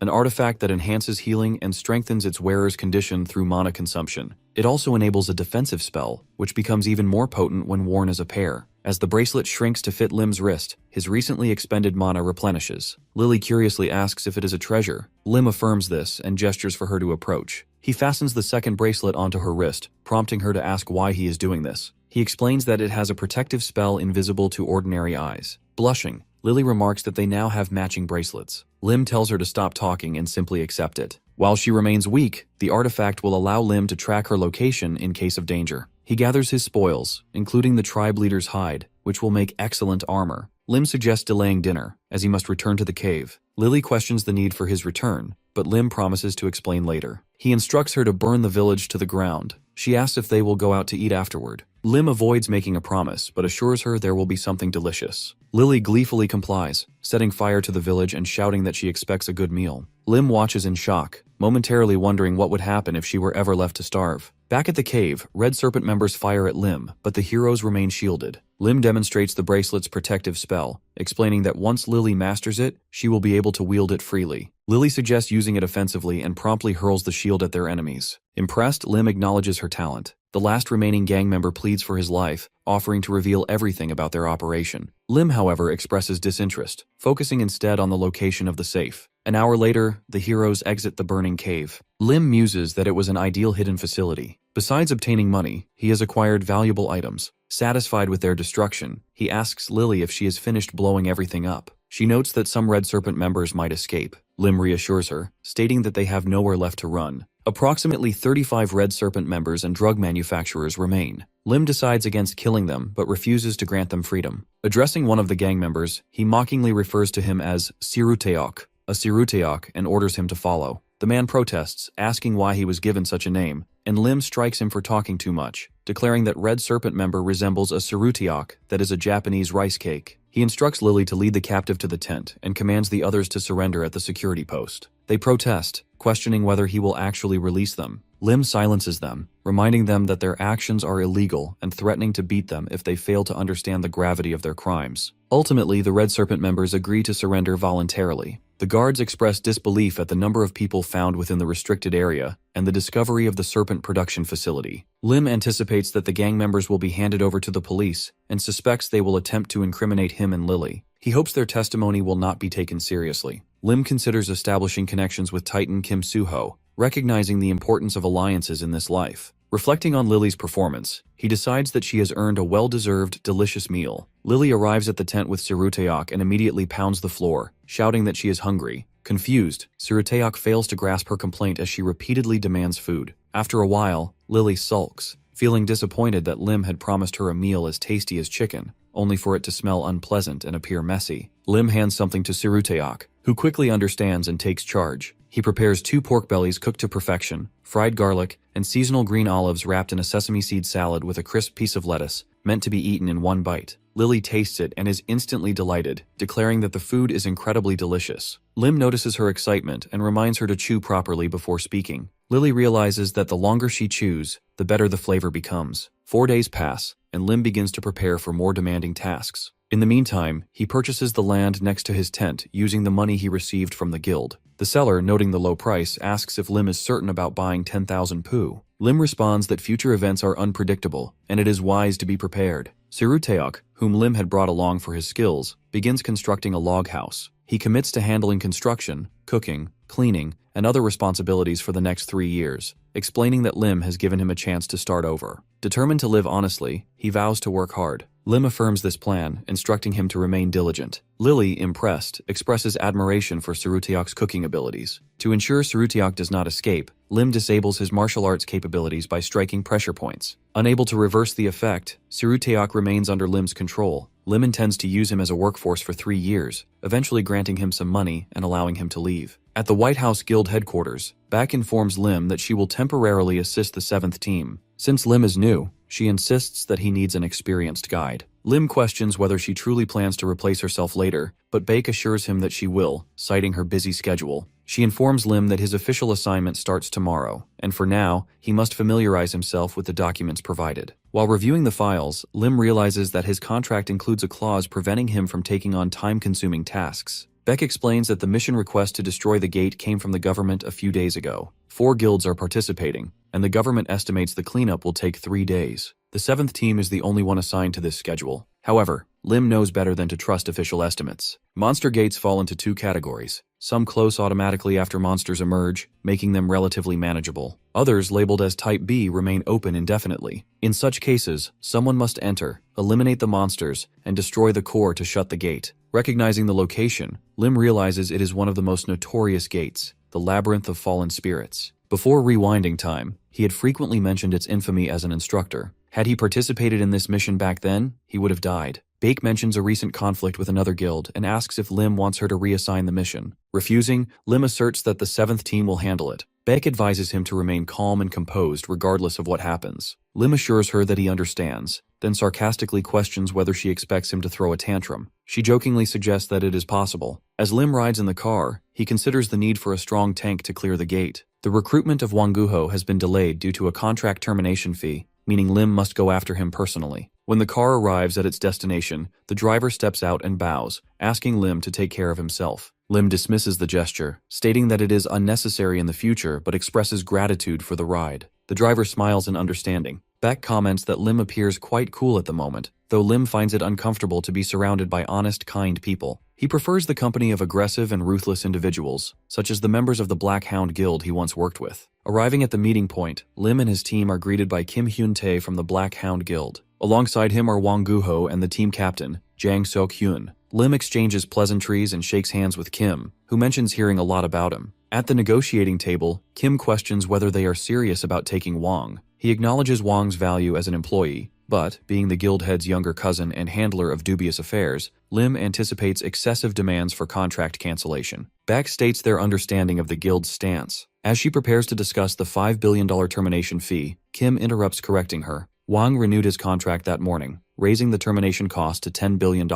Beck is visibly shocked. Kim nonchalantly states that if they pay the amount, Wang will be theirs. Lim recognizes Kim's deliberate provocation, likely reinforced by secret recordings. Rising from the table, Lim tells Bayek they are leaving. He realizes that she, as the guild head's daughter, has been manipulated. Kim feigns disappointment, noting Wang's apparent lack of enthusiasm for leaving. He sarcastically advises them to reconsider and taunts them about the expired cake. Enraged, Lim suddenly strikes Kim across the face. Knives appear as reinforcements arrive, but Lim warns them to reconsider their actions. He challenges their confidence, questioning whether they believe they can overpower Jang Seok. Lim demands the guild leader's presence. He realizes that, since they were so eager to provoke him, he might as well escalate the situation. Beck protests his aggressive approach, though her expression betrays satisfaction. Lim questions whether he is imagining her enjoyment. Lily, observing, asks why Lim attacked those who gave her cake. Lim reassures her that she need not worry, and instructs her to avoid eating food from strangers in the future. He resolves to have Sarutiak handle all her meals. Despite their claims about the Sarutiak's expiration, Lily remains unharmed, rendering their lie insignificant. Lim approaches Wang Guho, stating that they will talk later, successfully intimidating him. Suddenly, a powerful presence permeates the room. Lim deduces that the guild leader, Demon King Kim Tae-jin, one of the first awakened, has arrived. Beck nervously asks whether he has been summoned. The guild leader demands an explanation, feigning ignorance despite watching everything through the cameras. Lim confirms that he initiated the call, declaring his intent to clarify matters. However, before doing so, he requests that everyone else leave. Jin remarks on Lim's loyalty, noting that it is admirable for someone willing to accept full responsibility. Lim instructs Lily to follow Beck back to headquarters. Lily mischievously asks whether she can burn the place down. Shocked, Lim warns her against acting recklessly, threatening to withhold fried chicken if she plays with fire without permission. Once alone, Lim questions Jin's intentions. Jin acknowledges Lim's intelligence and directly asks whether he would like to work for him. Surprised, Lim clarifies whether Jin is proposing that he switch sides, knowing that the contract termination cost would be astronomical. Jin denies requesting Lim to leave his guild, instead suggesting he remain at White House while occasionally passing along information. Recognizing the offer as a spy arrangement, Lim listens as Jin promises generous compensation and invites him to review the contract himself. Lim inquires about the consequences of refusing. Jin calmly warns that Lim will pay dearly for his actions today. If pushed too far, he could lose an arm or two. Meanwhile, outside the guild, Chang-Su yells at Jin to release Lim. Chang-Su stands armed, threatening to break in within 10 seconds if Jin does not comply. As he begins counting down, Lim casually appears behind him, asking about the commotion. Surprised, Chang-Su reveals that Bayek claimed Lim was kidnapped. Lim assures him that he apologized to the guild and they accepted it, commenting that his sincerity must have been persuasive. Earlier, Jin threatens Lim to take his offer, or he can face serious consequences. Before that, Lim informs Jin that a little birdie has told him about Jin's close relation with his sister-in-law. Jin becomes furious and demands to know how Lim is aware of this. Lim responds that if Jin wants to keep the secret, he should consider some of Lim's terms. Lim first demands that Wang Guho be released without paying the termination tax. He also presents a written amount for his silence and hands Jin a piece of paper. Before Lim went back in time, Jin had an affair with his younger brother's wife for decades. Eventually, they were caught, and the younger brother and his wife tragically committed suicide. Shocked by these events, Jin left the service. Lim is confident that Jin will do whatever it takes to keep this information hidden. Chang remarks that Jin is as cunning as a snake and will not let them go so easily. Baek reprimands Chang-Su, stating that he should be grateful that nothing happened. Meanwhile, Lim notices that Lily is quieter than usual. He pats her and asks if she is alright, assuring her that not every problem needs to be solved immediately. Lily, however, only says that she is hungry. Beck notes that the environment is not ideal, suggesting that Lily may be in shock. Lim asks Lily whether she would mind having chicken for dinner. He realizes that if the guild was their priority, they wouldn't have come to the rescue. He also concludes that joining the White House was a smart decision. A while later, Wang Guho and Lim meet. Wang apologizes for what happened the previous day, explaining that the head begged him to renew the contract. Lim interrupts him and suggests they sit down. He reassures Wang that everything was sorted out yesterday and declares that, from this day forward, Wang is the tank of their team. Lim orders Wang to call him commander. Lim is aware that Wang grew up in an orphanage and is introverted and cold toward people, which led to him being mistreated in the Black Hound. Wang died when the first disaster struck. Puzzled, Wang asks why a serious commander like Lim would choose an untalented tank like him. Lim simply responds that he needs him. Wang starts to speak about his specialty, but Lim cuts him off and orders him to freeze. Gyum Min Cheol, known as the Moving Fortress, will become a supernatural hero respected by all in 10 years. Gyum Min Cheol is a petrification expert, just like Wang. Lim recalls seeing the pieces of rock Min Cheol created when he was still a child. Observing Wang's body in person, Lim is certain that Wang's petrification ability surpasses Min Cheol's. Lim predicts that in half a year, Wang will become the top tank in Seoul. Wang is shocked, exclaiming that this cannot be happening. Lim reminds him that since he considers himself untalented, Lim is now giving him talent, something Wang denies. Wang is deeply moved by this. Suddenly, Sarutiok arrives and announces that Lim's request has been fulfilled. The hero states that it is just in time and orders it to be brought in. The dish consists of soup made from a monster's parts and inner core. Lim states that everyone must eat 3 plates, as they need to prepare for their 4-day journey into the labyrinth of fallen spirits. 2 days later, at the location of a monster hunting mission, Lim is fighting against a monster that resembles a white lion. He yells at Wang, reminding him that as the team's tank, he must not be afraid. Lim orders Wang to get as close to the monster as possible and immobilize it. For 2 days, Wang consumes 3 bowls of monster soup along with 5 training sessions per day. The petrification enhancement training is not ready yet, but Wang grabs and immobilizes the monster. However, the strain causes him pain. Lim urges Wang to hold on for another minute, promising that if he fails, he will have to eat 6 plates of monster soup. Wang, determined not to consume more of the soup, pushes himself to complete the task. Petrification abilities strengthen the more they break, so Lim decides that Wang must be pushed past his limits. Turning to Lily, Lim tells her it is her turn. Lily refuses, complaining that she has been eating disgusting food every day. Lim reassures her that there will be chicken for dinner that night. Motivated, Lily aggressively orders Wang to step aside, fearing he might get hurt. Using her fire abilities, she swiftly defeats the monster. Wang, amazed, watches Lily and marvels at her strength. Lim asks Lily why she calls the tank. She responds that Lim was the first to call him that. Lim turns to the dispatcher, requesting updates on other monsters. He is aware that 8 white tigers emerged from the gate 20 minutes ago, meaning they must fight another one to obtain a sample. Baek reports that only one target is moving 7 hours away. She notes that the warrior guild is closer to the target than they are. Lim asks about the distance difference, and Baek explains that the heroes are 2 kilometers away, while the warrior guild is only 1 kilometer away. Determined,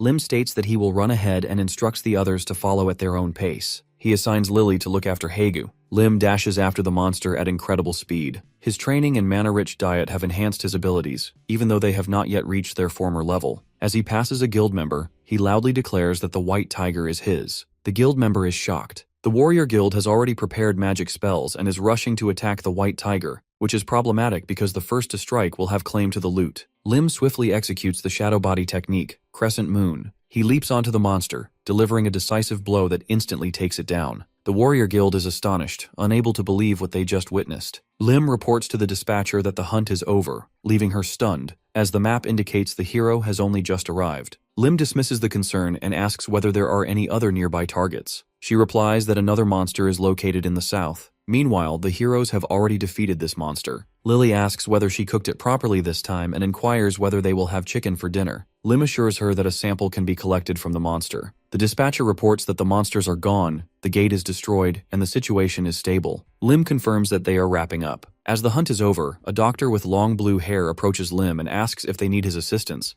Lim replies, "Everything is fine. Lily just needs to wash her hands." This guy is Cheon Il-nam, the leader of an on-site medical support team. Another young boy tells Lim that the video of their hunt came out great. He is the leader of field filming support team Cheon Lee-nam. Lim looks at the video and he is amazed to see the scene as it looks just like a movie. Meanwhile, Cheon Seol-ah asks Lim to move his arms as he is responsible for dismantling the equipment. Baek has hired the 3 Cheon siblings for the field support of Team 7. Lim knows that these boys are soon going to make a big name for themselves in their relative fields. He wonders how Baek hired such a good team. He apologizes to the siblings for not remembering their names and ensures they will get plenty of rest and bonuses for the future hunts, and requests them to take care of his team. Siblings get happy hearing these generous words, and Il-nam makes sure he has recorded this moment. After a short while, Lim's driver tells Lim that he is very popular among the team.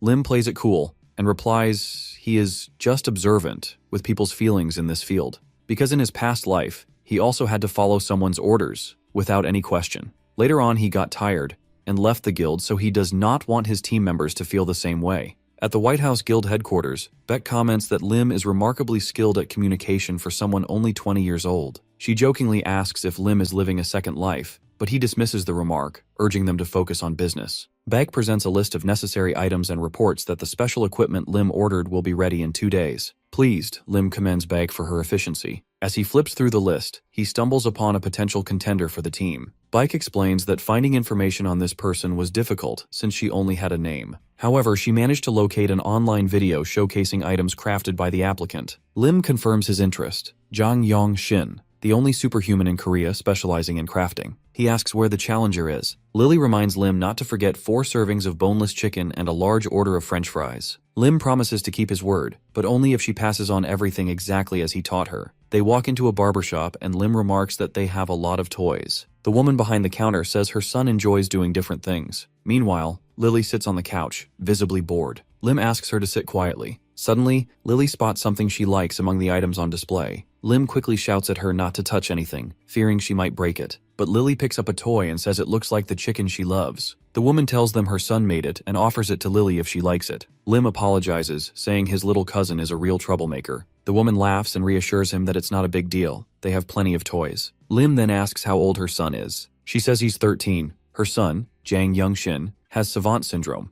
a rare condition where individuals with developmental disabilities possess exceptional skills in specific areas. Because of this, his social skills are very low, and he doesn't enjoy talking to people. Lim immediately understands, unlike other superhumans, he must approach Jang gently and naturally. Step 1 is to visit the barbershop more often. The woman adds that even now, Jang is probably crafting something in the storeroom. Lim hopes they aren't distracting him with their conversation, but the woman assures him that Jang is so focused he rarely notices anything around him. Still, Lim picks up on the fact that they aren't whispering. If Jang is a superhuman, he might be hearing everything. Lim wonders if now is the right time to test that theory. Suddenly, Jang walks out and asks his mom if everything's okay. She's surprised. He's never come out on his own like this before. Lim realizes that Jang must have sensed Mana, confirming he's superhuman. Recognizing her cue, Lily launches into action. She runs up to Jang, showing him the toy chicken and asking if he made it. She says it's insanely cute and asks how he did it. Jang, slightly confused, says it's nothing special. Lily, despite her shaky Korean, praises the toy, calling it incredible. Lim observes that her craving for chicken seems to be helping the plan. Jang tells her he can make a lot of things, and asks if she'd like to see more. Lily agrees enthusiastically. Jang's mother is astonished. He's never spoken so freely before. Lim feels awkward, but realizes that Jang may have taken a liking to Lily. The hero decides it's fine. After all, they've managed to bring in a valuable ally, someone capable of creating equipment for superhumans worth hundreds of billions. The very next day, Jang officially joins the guild and starts developing battle uniforms. After a few days passed, Lim admits that the Uruk chieftain's leather works well for the uniforms. He asks Lily how she likes her new outfit. She says it's comfortable and cool, and that it even has chicken and pizza designs on it. Wong asks about his own uniform, but Lim tells him he doesn't need one just yet. Lim has done everything possible in a short amount of time. Beck reports that the support team is fully prepared. She says it's time to move out. Smiling, she asks Lim if he's found a new hairstyle. It must be hard maintaining it. Lim realizes that she must be the reason the barbershop has no customers. Then they arrive at the gate and Beck is furious, yelling at a man who let another guild go in ahead of them. He claims the queue was changed and that the heroes would have been late. Beck demands to know who told him that. Apparently, 4 guilds are taking part in a joint task. Lim calmly says that none of this changes the mission. The heroes will proceed as planned. Beck says that even if they enter now, there's probably nothing left. She apologizes for not being better prepared. Lim reassures her.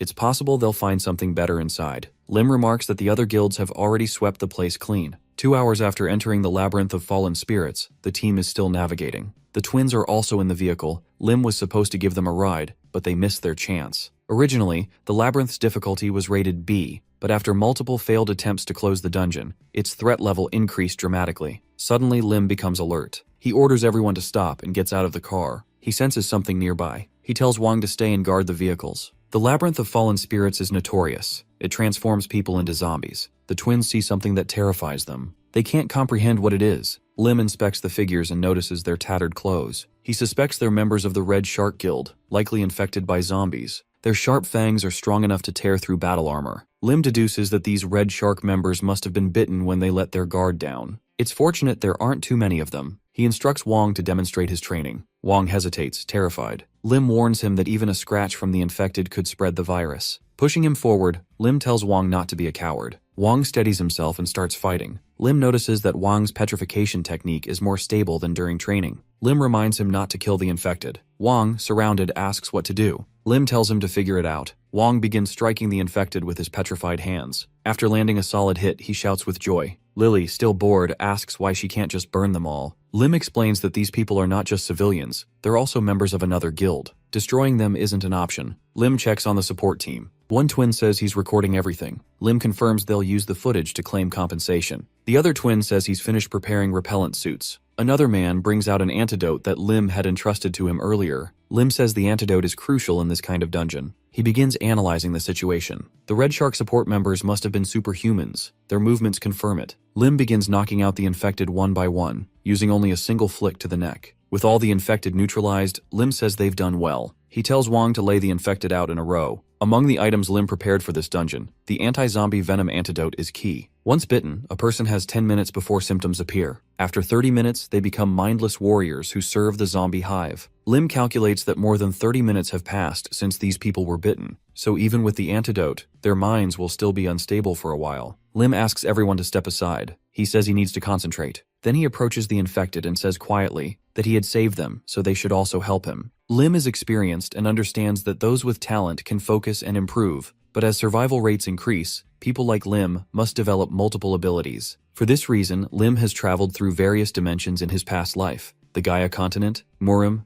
the underworld, and the Byron continent. He survives thanks to the magic and martial arts he learns during those journeys. One of the techniques Lim picks up along the way allows him to control animals with low intelligence. Now, facing the infected, Lim tells them they will fight alongside him. Surprisingly, they seem thrilled by the idea. Since everyone agrees, Lim instructs them to begin hunting the zombie bees and to follow his orders carefully. Later, Wong appears in a bug control suit, visibly exhausted. He reports that he's caught the queen bee, but they're surrounded by too many others. Lim orders Lily to burn them and then offers her food. Unable to resist the promise of a meal, Lily happily obeys. One of the twins remarks that he didn't expect members of the Red Shark Guild to actively support them, and asks if the commander did anything unusual to convince them. Lim denies this and says they simply offered to help as repayment. He announces that the bug control suits are now ready, so they can move on. Suddenly, Lim orders everyone to stop as he realizes someone is approaching. A group of superhumans appears. Lily recognizes them as the ones she saw with the snails. She's already controlling them now. Lim says he hopes they're grateful and willing to make amends. The situation seems to unfold more smoothly than expected. On the fourth day in the dungeon, one of the twins reports that monsters have broken into the supply storage and devoured the rations. Lim inspects the scene and concludes that based on the tracks, the creatures should still be nearby. He gives Lily an order. Using a special whistle, Lily rallies all the creatures they've saved to fight the monsters. Lim is relieved to see her enjoying the act of commanding reptiles. The ground is now littered with the bodies of red-dyed poison mice. Lim feels confident, they've prepared for all kinds of scenarios, and everything seems to be going smoothly. However, he knows better than to let his guard down. The boss-level monsters are still lurking. Suddenly, something begins flying through the cave. It's a demonic mirror devil, an intermediate boss. Lim immediately warns everyone and commands them to prepare for battle. All vehicles are abandoned. Lim orders Wong to advance, noting that the Red Shark warriors, now brainwashed, are immune to the bat's illusions. This monster creates hallucinations for anyone who looks into its mirror, turning them into minions. Lim warns his teammates to be extra cautious and yells at Wong not to look into the mirror. But Wong, terrified, turns and admits he's scared. Lim and Lily scold him harshly. Lim tells Lily to create a fire shield to block the bat's path, and then orders everyone to move at least 2 kilometers away. He says he'll gather intel and rejoin them. Lim whistles, and his subordinates scatter. Lily asks if she should just burn everything down, but Lim tells her to lower the flames for now. Using a concealment spell, Lim vanishes. Lim, now alone, searches for the bat. Suddenly, it spots him. He throws a knife but misses. He quickly realizes that the bat's erratic flight pattern makes it hard to predict. He decides to observe from a distance. Eventually, Lim returns. The twins are relieved and ask if he's hurt.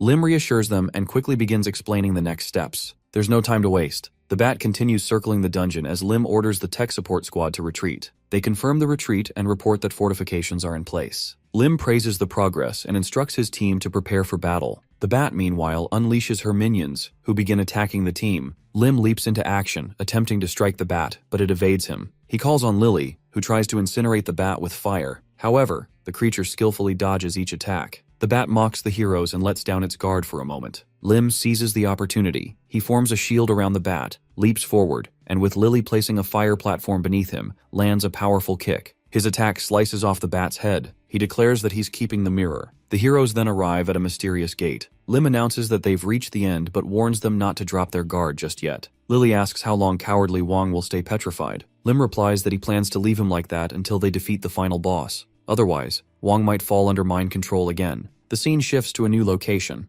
A cloaked figure appears. It's a skeleton wrapped in a raincoat, its eyes glowing with eerie blue flames. It is a spirit hunter. At Lim's sharp whistle, all his subordinates storm into the room. The spirit hunter looks stunned as Wong lunges forward with a wide grin, wrapping his arms around him, declaring that hugs are always welcome. The spirit hunter slashes in retaliation, but Wong quickly blocks the attack. Undeterred, Wong scoffs at the hostility and mocks him for being such a hater, then parries another incoming strike with surprising composure. Lim watches from the sidelines, quietly observing. He notes that Wong still shows signs of hesitation, but he is holding his ground far better than expected. Lim reflects that this is exactly the moment Wongo had been preparing him for. As the spirit hunter becomes aware that he's surrounded, he activates a spell, runes glowing underfoot. It is a spirit connection spell, one meant to turn nearby opponents into mindless puppets, extending his control across the field. But Lim grins, completely unfazed. He knows the spell won't work. The subordinates remain unaffected, charging forward. The spirit hunter looks around, clearly puzzled. The spell should have worked, but it doesn't. Lim's countermeasures, rooted in the defeated demonic mirror bat's power and a small trick of his own, have left the subordinates in a constant low-level trance, making them immune to this particular enchantment. The spirit link has failed. Suddenly, the spirit hunter notices that he cannot lift his sword. Turning in alarm, he finds Wong gripping the blade tightly, locking it in place. Wong beams and declares that he also likes the spirit hunter, calling him a buddy with cheerful sarcasm. Lim, still relaxed, glances at Lily and signals that it's her time to shine. He recalls that the second ability of the spirit hunter is devil summoning. Watching closely, Lim suspects that this is some variant of monkey summoning magic and smiles, knowing he already has countermeasures in place. Lily doesn't waste time. She unleashes a torrent of fire, the flames roaring around the spirit hunter. She laughs and teases that if everything burns, maybe they can have roasted chicken for dinner. Panic spreads across the spirit hunter's face. Lim compliments Lily and assigns her the task of handling all summoned monkeys, which only fuels the spirit hunter's rage. In a burst of anger, he throws both his sword and wang directly toward the heroes. Lim hesitates briefly, thinking he just saw something odd but quickly dismisses it. This isn't Lim's time to fight. His goal remains simple: clear the dungeon with minimal effort. So he continues to observe, calculating every moment. As his subordinates continue wearing down the spirit hunter,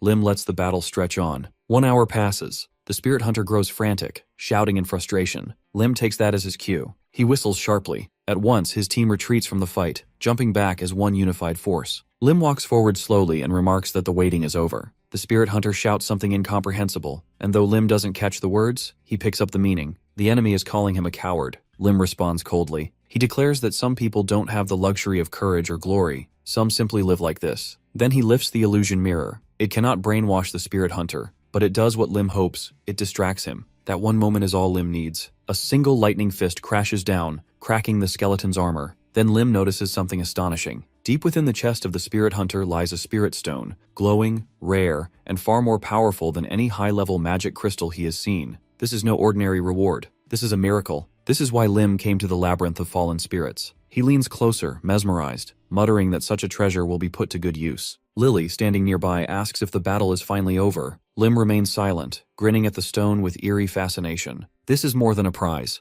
It is an opportunity. With this, he can activate Transform. If successful, his body will become the perfect vessel for mastering the arts. But Lim isn't concerned with power alone. What he really desires is the ability to slow aging, to extend his youthful years well beyond retirement. He is just 3 years away from freedom, and this stone might buy him decades of enjoyment. Lily looks at the glowing crystal in his hand and curiously asks what it is, and if it tastes good. Lim replies that it isn't edible and warns her that she will get sick if she tries to eat it. Lily argues that he already tried to eat it himself, crossing her arms with childish defiance. Lim starts to respond, but before he can finish, the spirit stone vanishes from his hands. Shocked, he stares at the empty space where the miracle once rested. That gem could have been worth $1 million at auction had he chosen to sell it. Lim has no idea why it disappeared. He glances down and notices something strange. His watch is no longer ticking. The hands have stopped. Lim realizes that it is now powered by external magic. That means the energy from the Spirit Stone is still active, but redirected. Suddenly the world shifts. We are pulled from the labyrinth and back to the real world. On the news, reporters discuss the 4 major guilds that united to destroy the gate. 10 days have passed, and they have yet to return. Experts suspect they are already dead. Baek stands quietly near the gate, eyes full of worry. Her uncle approaches and makes a casual remark about seeing her here again. He reassures her that the second White House team will return along with the 7th team fully intact. He asks her not to worry too much. He is Bang, the commander of the second team.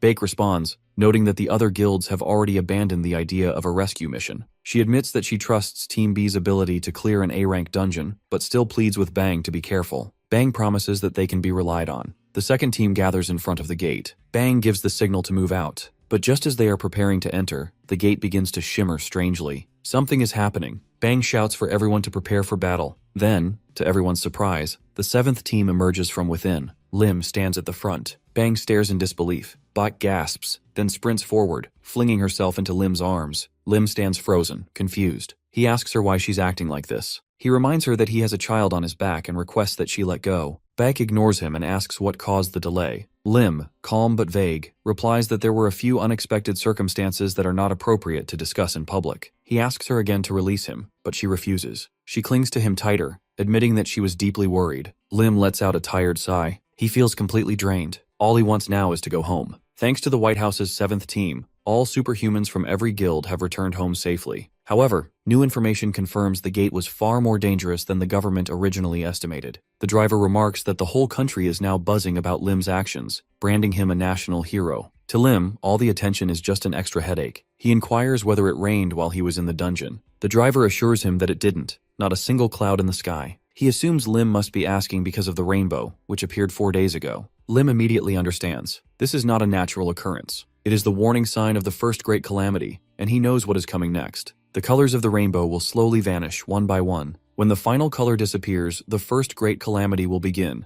the night of the 7 months. Gates will open everywhere, and endless waves of monsters will pour into the world. In the past, Lim only survived by hiding inside a shelter, but things are different now. The calamity of fire is on their side, and Lim is stronger than ever before. His watch, infused with the mana of the Spirit Stone, can even transform into an iron gauntlet. Before we return to the present, we flash back to earlier that day. Lily is choosing an outfit and complains that her waist feels tight. She jokes that she plans to eat a lot, so Lim recommends she wear a pair of coveralls. Lily refuses, explaining that she doesn't like the style. Lim shrugs and questions what she expects him to do. JWE had given Lily the dress after discovering she didn't own any evening wear, and it would be rude not to wear it at least once. Lim finally advises her to just walk in the dress, and if it gets too uncomfortable, she can change later. Lily beams and praises the idea, calling Lim a genius. That night, after safely returning from the dungeon, a celebration is held at the White House. Changsu welcomes the heroes at the door, throwing his arms around Lim and proclaiming that he always knew Lim would come back alive. Baek compliments Lily, observing that the dress suits her perfectly. Lily smiles and expresses thanks for the gift. Baek then notes that Lily's voice seems to be improving with each passing day. Jang overhears and invites Lily to dinner sometime.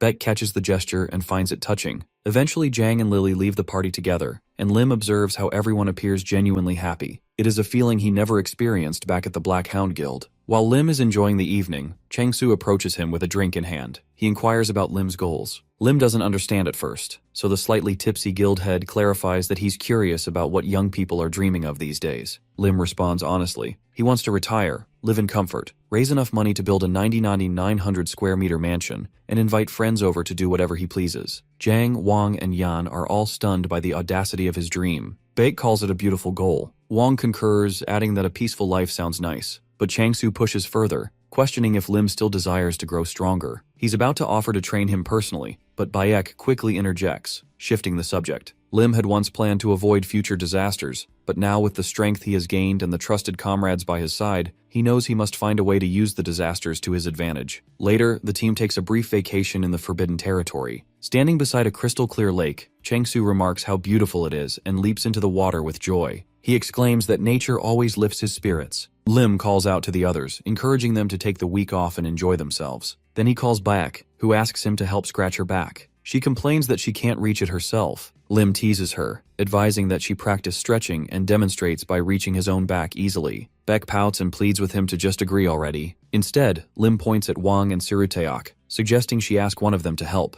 Baek turns to Suruteok and remarks that she hasn't said hello to him properly. She inquires who he is. Suruteok, stunned by the attention, rushes over and introduces himself as Kim Min, also known as Red Bean Suruteok. He nervously mentions that she can call him that too. Baek chuckles and responds that it's nice to meet him, but they're not quite close enough for nicknames. Lim jokes that if Kim says something like that again, he'll rename him Whipped Blood Pie. He then shouts to Chang-Su, asking if he wants to race across the lake. Chang-Su laughs and agrees that it sounds like fun. They decide that whoever reaches the other side first wins. They toss a rock, and the moment it hits the water, they both dive in. Chang-Su takes the lead immediately. Lim knows that as a Chapter 1 superhuman, Chang-Su is incredibly fast. Thanks to him, Lim expects a huge catch today. As they swim further, Chang-Su suddenly halts. Something disturbs him. A massive octopus rises from the depths. Furious, Chang-Su demands to know how it dares to interfere. He launches himself at the monster and lands a crushing blow. The octopus reels, stunned, but Chang-Su continues striking without pause. Lim watches in awe.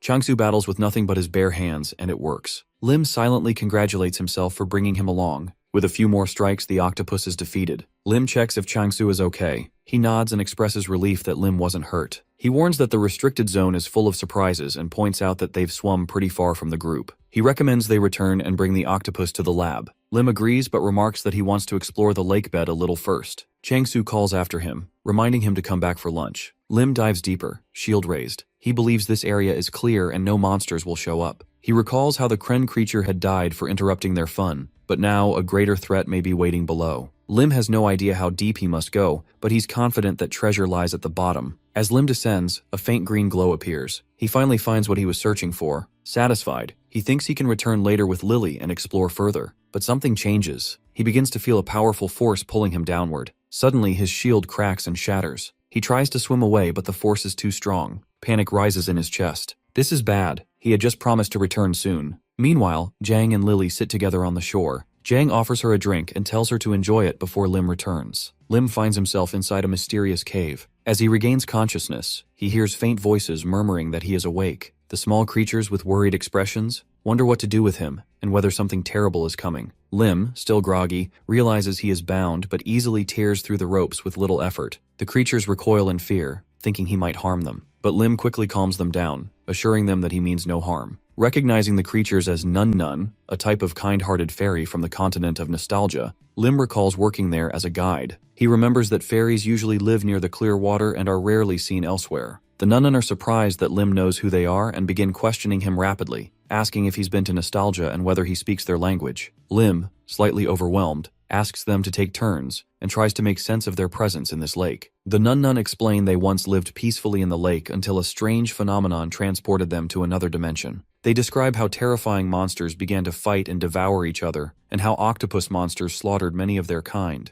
Lim realizes they're talking about the Kraken, one of the creatures he recently defeated. The Nun Nun reveal that the lack of sunlight and the constant threat of predators left them weak and hopeless. Lim informs them that the octopus is dead now, and they can safely return to the surface. Skeptical at first, the Nun Nun test his words by touching his hand with their tail. When it glows green, confirming his truthfulness, they erupt into joyful celebration. Lim, however, grows irritated by their loud excitement and tells them to calm down. He agrees to help them return, and they eagerly declare that they are now friends. Lim starts thinking about turning the lake into a snowfall-themed park and wonders how much money he could make from it. But suddenly the Nun Nun warn him not to step forward. There is a trap ahead. Thanks to the warning, Lim avoids the trap and acknowledges that navigating the area alone would have been far more dangerous. The Nun Nun announce they are almost at their destination and want to introduce Lim to their friend, the one who allowed them to live there. Lim grows uneasy when they describe the friend as a white, hard creature half his height. When the figure emerges from the shadows, Lim recognizes it as a powerful golem, likely the guardian of the area.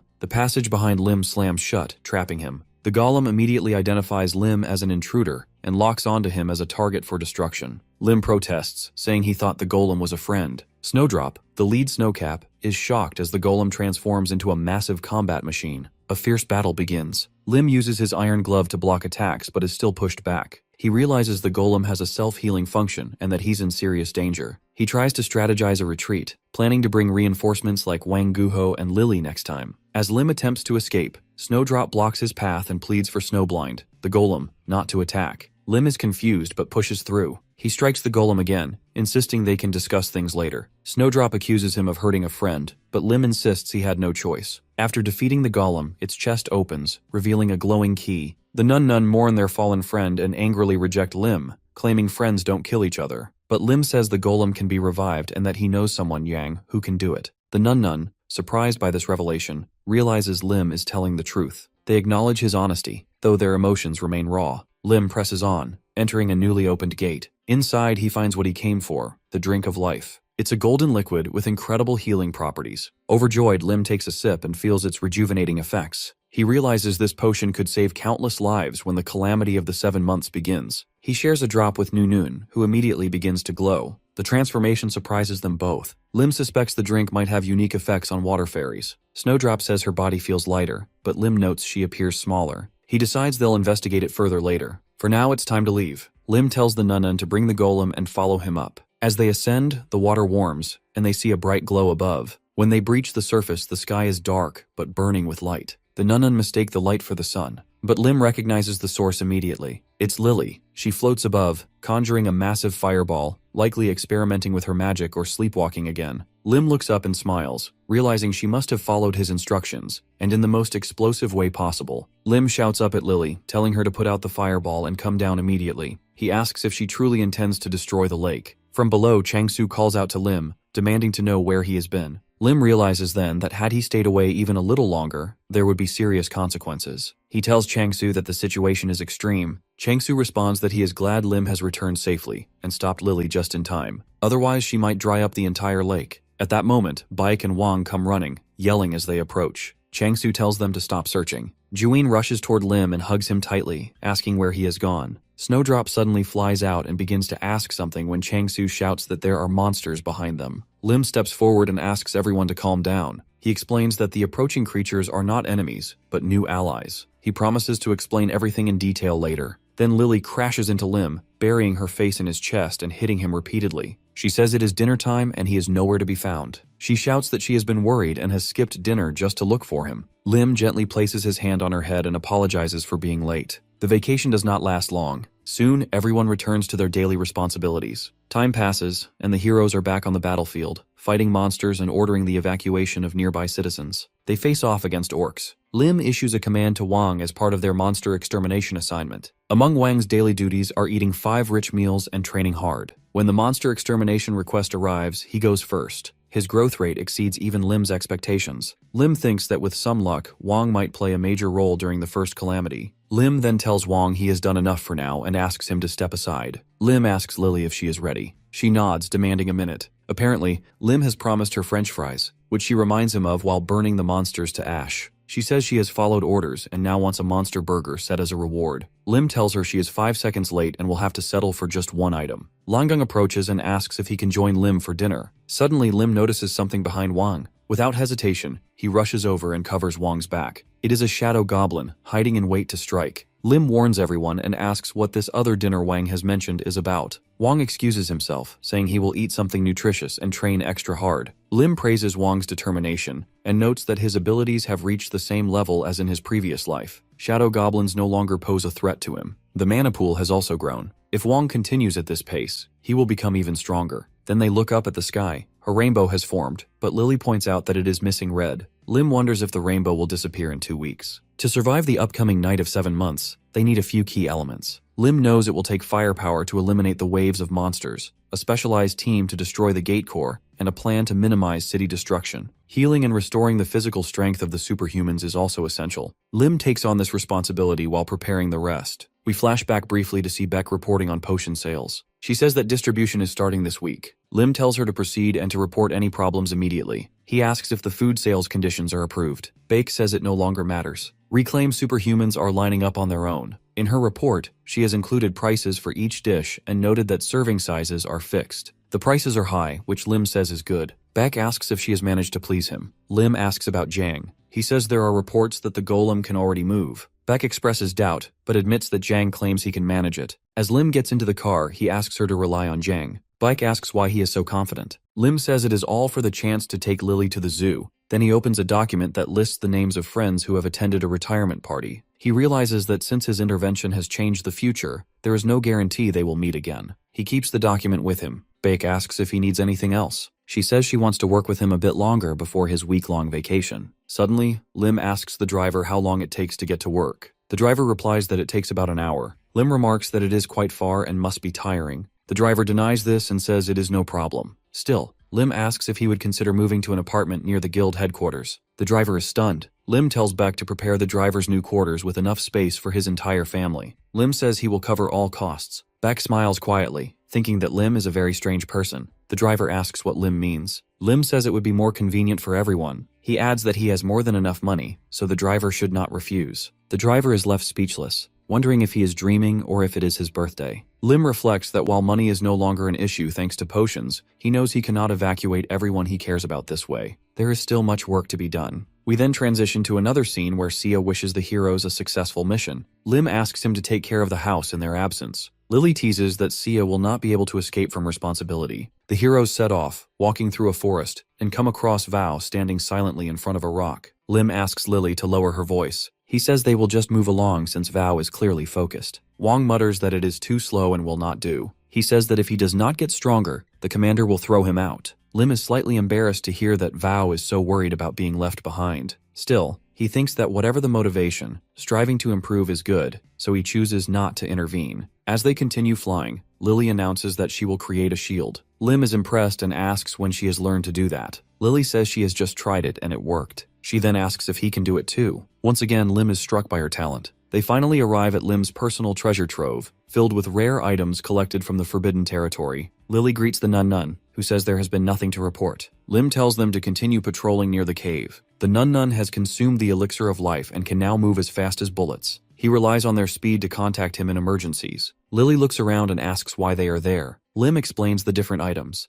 The mask of the charlatan makes one attractive and charming, changing the voice to sound like a speaker, and Sage Robe radiates a mana aura difficult to withstand, and a wooden staff glows when mana is injected. Lim dons the Sage Robe, and Lily wears the charlatan mask. She says her voice has changed and sounds strange. Lim replies that they are ready and the operation can begin. Suddenly, they appear at a portal gate. The people nearby are stunned to see two figures emerge from the gate. Lim thinks it is good that there are so many witnesses. He takes off his hood and introduces himself as the mage Aximus from the Gaia continent. He has come to warn them that a great calamity is soon to befall their land. People wonder who he is. They can't understand what language he's speaking because they have never heard it before. They speculate whether he came out of the gate. Then suddenly the staff glows. Lim asks them not to worry and announces that he will use translation magic. He requests permission to introduce himself again. He declares that he is the mage Aximus from the Gaia continent. Lim urges them to listen carefully. Lily recognizes this as a signal and casts a shield. They climb onto the shield, and Lim shouts that he has come to warn them. People begin to murmur, agreeing that he must be a magician. Lim proclaims that the rainbow is a sign of a curse. He explains that when all the colors disappear, a calamity descends upon their lands, opening thousands of gates to hell. Lily interprets his signal again. Lim continues, saying that monsters and demons will flood the earth and heavens. The living will close their eyes, and the dead will rise. He insists that they must all unite and prepare for the coming disaster. Lim feels pleased, realizing he has captured their attention. His special mask amplifies his voice, and the sage robe radiates an aura that draws everyone's gaze. The staff simply emits light but enhances his presence. A police officer then steps forward and inquires how they can avoid this disaster. Lim responds that it can't be avoided completely, only minimized. He then asks where the king of their world is and states he will provide all the details. Suddenly, we shift to the Blue House interrogation room. Ju Sang-wook, head of the Superhuman Support Service, remarks that he's never met anyone like this. Lim replies that he understands the surprise, but reiterates that he's only here to warn them of danger. He demands to be taken to their king immediately. Sang-wook questions why Lim is so sure he isn't the king. He suggests that maybe their cultures are different, and that's why he doesn't resemble a king from Aximus's world. Lim counters that he finds that unlikely. He explains that he can read fates, though not very well. He claims he can glimpse events that shape history and the destinies of great people. Lim asserts that Sang-wook is not a king now, but he will strive to become one in the near future. Sang-wook is stunned and asks how Aximus knows this. Lim recalls seeing Sang-wook's future, his presidential candidacy, and his role as a judge of superhumans who abhors when they commit crimes. However, Lim says he can't reveal more, and that's all he's seen. Just then, someone enters the room and announces that the president wants to meet the mage from another dimension in person. Sonu hands Aximus his staff and offers to escort him to the king. The Blue House had been rebuilt a couple of years ago after the first gate opened on its roof and a monster emerged, killing the president and most of parliament. A new president was elected, which only slightly stabilized the chaos. Now the Blue House resembles a military facility. They enter the president's office. The president greets the hero and introduces himself as the nation's leader. He informs that he's heard that Aximus came from another dimension. Lim confirms this and introduces himself again as a mage from the Gaia continent. He asks forgiveness if his assistant's translation magic isn't perfect. The president assures him it's fine and invites them to sit. Lim approaches the chair and notes that it's unusual. The president explains it's a lie detector. If Lim lies, they'll know immediately. Lim shows slight unease and suggests the president should sit on one too. The president asks him to repeat, but Lim shrugs it off, saying they have nothing to hide and he's ready to answer. The president asks if they truly come from the Gaia continent. Both Lim and Lily confirm. He then asks if their prophecy about the disaster is real. Lim answers that it is, and that's why they're here. He adds that his assistant doesn't know much about it. The president requests full disclosure. Lily struggles to understand half of what is being asked. Thanks to martial arts training, Lim controls his breathing, pulse, and sweat, so the lie detector fails to detect anything. The president orders all equipment removed from the magician. Lim lets out a sigh of relief. The president apologizes for doubting him. Lim responds that he would have done the same. Then the president leans forward and asks a personal question. Can Lim help him escape to Gaia before the disaster strikes, and will it be safe? He speculates that since Lim came from there to warn them, it might be. Lim erupts in anger, asking if this is truly a king speaking, someone ready to abandon his people. The president shouts back that he's not a king. It just so happened that the position fell into his lap. He offers money, resources, anything Lim wants. He confesses he's tired of living in a world where death lurks at every corner. He pleads for Lim to take his family and friends with him. Lim is stunned. He admits that he had a different opinion of the president. Grabbing Lily's hand, he declares that they are leaving immediately. The president protests, saying the mage promised to help. Lim retorts that the president would never understand what's in his heart. He declines the offer and turns away. Just then, the man who has been standing silently removes his mask. It's Kim Suho, the first awakened titan. He moves with lightning speed and blocks the hero. Things take a bad turn for Lim. He realizes he can't meet Suho's eyes. Then Lim tries to walk away. Suho smirks and asks what's so funny. Lim calls him out and asks how long they plan to continue this charade. He identifies Suho as the real king. Suho is surprised and asks how Lim knows. Lim points out the massive destiny star over him. Kim Suho is the one who restored order to South Korea after the first gate opened. After awakening his abilities, he mobilized the police to protect civilians. Post-election, he rebuilt the Blue House and led the country's recovery. Everyone in South Korea knows this. Next, we move to the headquarters of the Disaster Response Center. Soho announces that before the meeting begins, he wants to introduce the magician who brought the prophecy. Lim steps forward, states his name is Aximus, and urges everyone to listen carefully. He then shares the full story and warns that the disaster threatens them all. In the room are powerful figures: Monster B. Jangs, Demon King Kim Tai-jin, the Ice Queen Han Ji-hai, and the Iron Wall Min Tai-wung. These are the strongest among the first awakened. Along with Kim Suho, they help destroy monsters and stabilize the land. The president states he will declare a national emergency tomorrow morning. He urges the assembly to cooperate. Jin questions how the president can believe such an outlandish tale. Taewong agrees, suspecting Lim to be a fraud. They argue that such a drastic action without solid proof is reckless. As tensions rise, Suho yells at them to stop. The president affirms he has verified everything. He reminds them of the chaos during the first gate's opening. Suho says that if nothing happens, no harm is done, but if they're unprepared, they'll suffer greatly. Taewong sighs, mumbles something about hard work, and then rushes forward toward the heroes. Lim panics, wondering if he's under attack, but Taewong grabs Lily. He sneers, saying she annoys him and orders her to stay still. He reaches for her mask and scoffs, saying it's probably to avoid recognition. Lily's mask falls to the floor. Lily suddenly transforms into a cat, and she is very angry. They begin to question whether she is even human. Lim asks the assistant to calm down and explains that it was a mistake. They didn't know the truth. Lim says that people like Lily are ashamed to show their real faces, which is why they always wear masks around him. Lim remembers how he and Lily prepared for this exact situation. The cat mask doesn't just disguise, it also alters her voice. But if it's forcibly removed, it triggers a transformation spell that turns the wearer into a cat. Lim wonders what Taewong will do now that his assumptions have been proven wrong. Suho yells at Taewong and demands he apologize. Taewong sincerely apologizes for removing Lily's mask without her consent. Lim thinks to himself that Lily is really good at playing the role of a cat. The next day, Suho declares a state of emergency on national television and radio. Standing on stage, he announces a major crisis in Korea. There's some initial confusion after his speech, but the citizens quickly adapt. The military, the superhuman police, and various guilds begin large-scale exercises in preparation. Someone approaches Lim and mentions that they heard the sage is leaving today. Lim confirms it. The power of dimensional transfer magic is running low, and he must return in a few hours. The man asks if Lim can do him a small favor before he departs. Lim agrees to try his best. The man explains that he has several books that were confiscated as loot during the national uprising. He only brought the ones in good condition and asks Lim to take a look at them. Time is short, so he just wants Lim to check if any of them are important. Lim says he isn't a scholar and not to expect too much from him. He wonders if they really see him as a sage or just a fool. Lim can speak any language, but he can only read the languages of the Gaia continent and the martial arts world, and even then,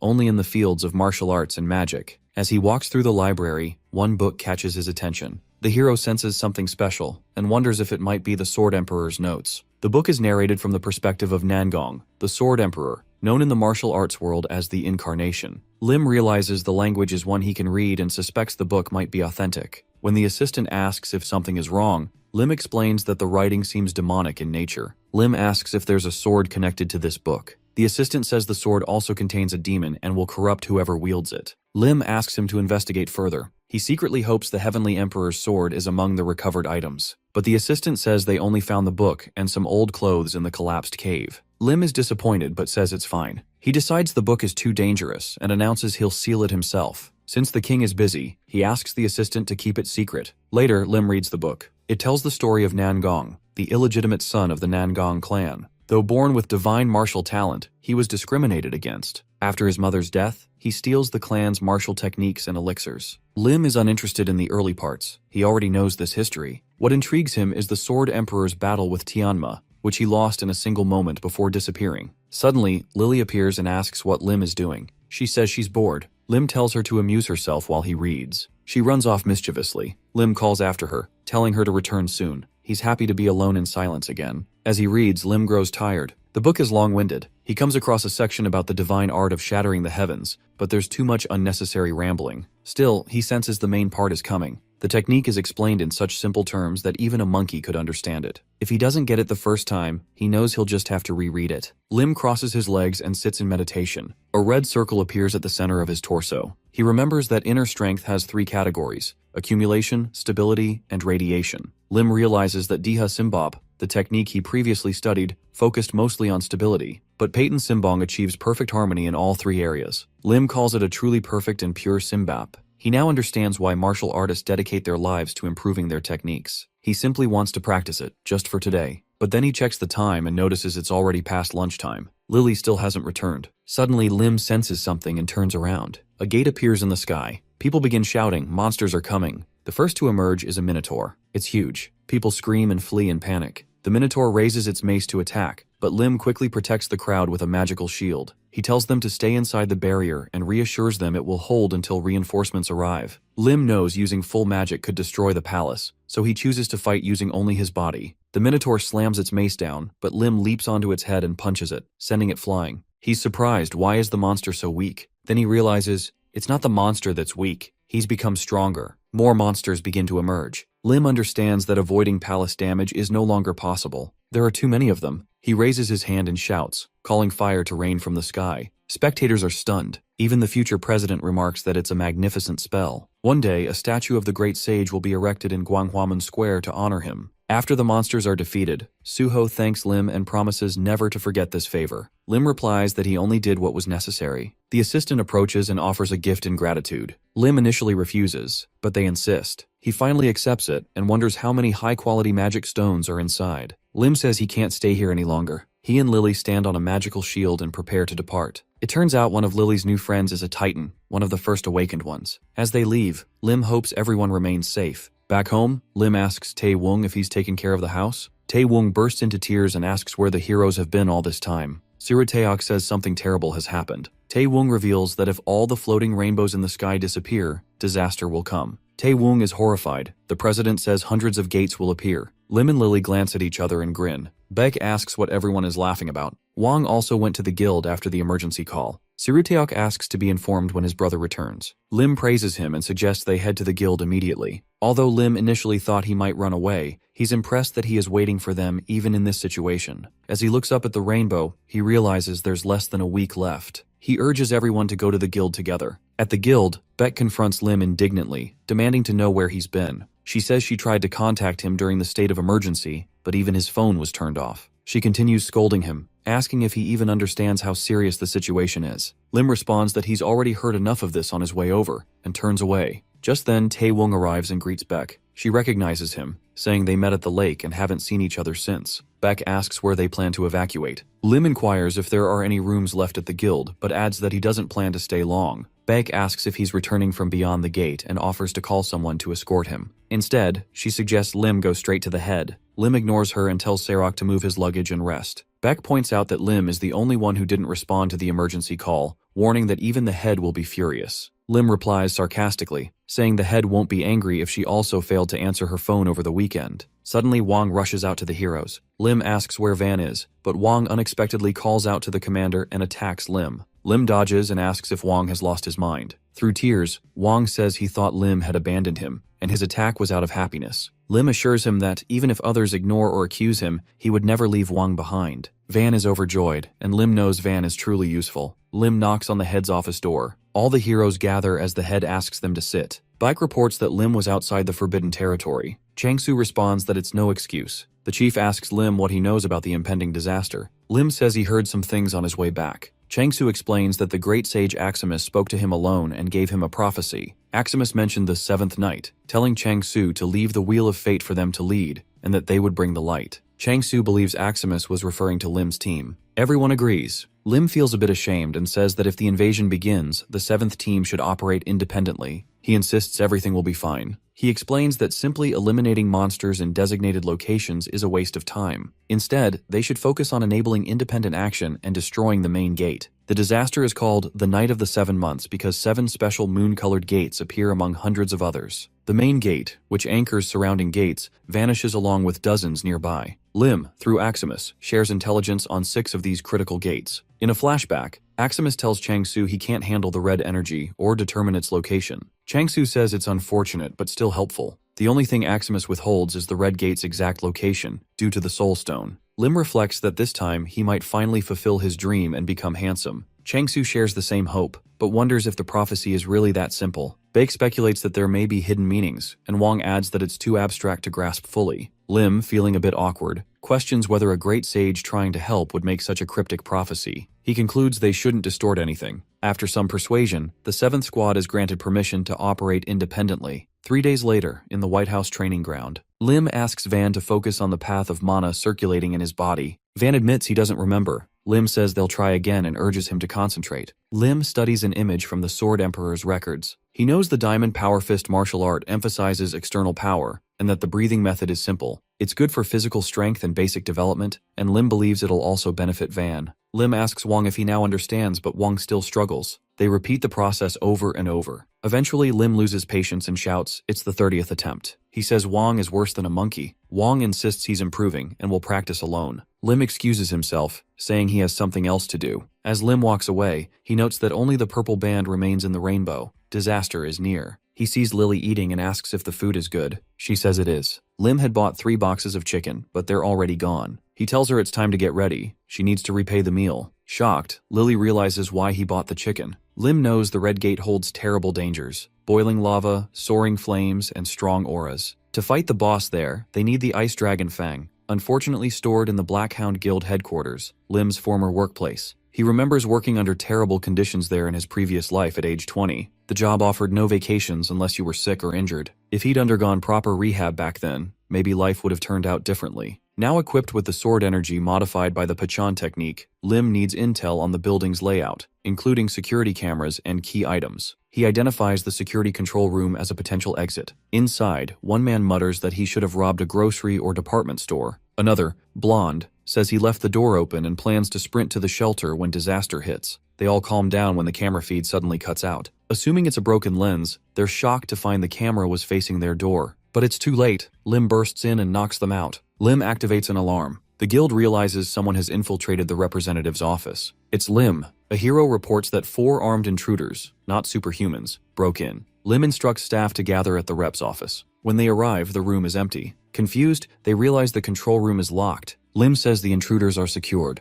Elsewhere, he and Lily break through a door. Lily is amazed. Everything sparkles. She asks if it's all money, then wonders if she can get chicken again. Lim doesn't understand her obsession, but says the statue is too heavy to carry. Instead, he shows her the special armory where otherworldly items are stored. There it is, the Ice Dragon Fang, well preserved. As they prepare to leave, Lily says she wants to see what's behind a certain wall. She senses powerful mana. Lim tells her to stand back. He activates his watch and smashes through the wall. Inside, he finds something valuable and praises Lily. As a reward, he gives her 3 raw balls. Lim plans to consume the next soul stone himself and lets Lily eat this one. But Lim is disappointed by the results. It barely makes a difference. Only his claws grow. Still, he figures it's enough to claim an unpaid severance package. He decides it's time to go home. The next day, the rainbow vanishes. Lily is most concerned about one thing: her cheese balls. The next day, at the 3rd evacuation shelter, Lim appears calm, even chuckling with a faint smile. His team is surprised by his demeanor, especially with one of the worst gates about to open. A team member approaches, curious if something good has happened. Lim replies that he finally received severance pay from a company he worked at long ago. As Lim talks, a menacing aura becomes noticeable nearby. The scene shifts to the 4th evacuation shelter, where the source of the aura is revealed to be Kim Tae-jin, leader of the Black Hound Guild. His members gather, concerned by his behavior. One mentions hearing a rumor that their guild warehouse was robbed yesterday, and they still don't know who was behind it. Back at the 3rd shelter, Lim speaks on the phone with Bayek, who apologizes for the delay. Lim thanks her for her work. Soon after, she finishes upgrading his armor, marking the completion of equipment preparations. Lim checks in with the support team using his earpiece. Cheon Il-nam confirms he can hear him, followed by Il-nam, who says the sound is coming through clearly. Lim turns to Lily and Wang, asking if they're ready. Lily complains that her armor is too tight, and Wang agrees, saying his new suit is embarrassing. Lim explains their suits are custom-made, Lily's for defense, Wang's for mobility with a flexible material. As they talk, Lim notices Wang in an odd stance and asks if he plans to fight like that. Wang calmly responds that if posture becomes a problem, he'll use petrification to fix it. Baek approaches and reports that the people Lim mentioned a few days ago have arrived at the shelter. Lim thanks her and declines to meet them, saying this is enough to repay their kindness. He's requested protection for those who attended his retirement ceremony, and also for friends lost in a previous life's disaster. This time, he's determined not to let that happen again. Suddenly, Chang-su shouts that the disaster could come at any time and that he will stop it. Lim is startled and asks Baek if she's been able to sleep when Chang-su gets like this. Baek admits she hasn't and shyly says it sometimes feels like she's raising a child. Lim surveys the area, where tanks, military vehicles, weapons, soldiers, and hunters have gathered. He feels confident that this force should be enough to stop the disaster. In the distance, robotic footsteps approach, causing the hunters to tense up. As the sound gets closer, they realize it's an ally.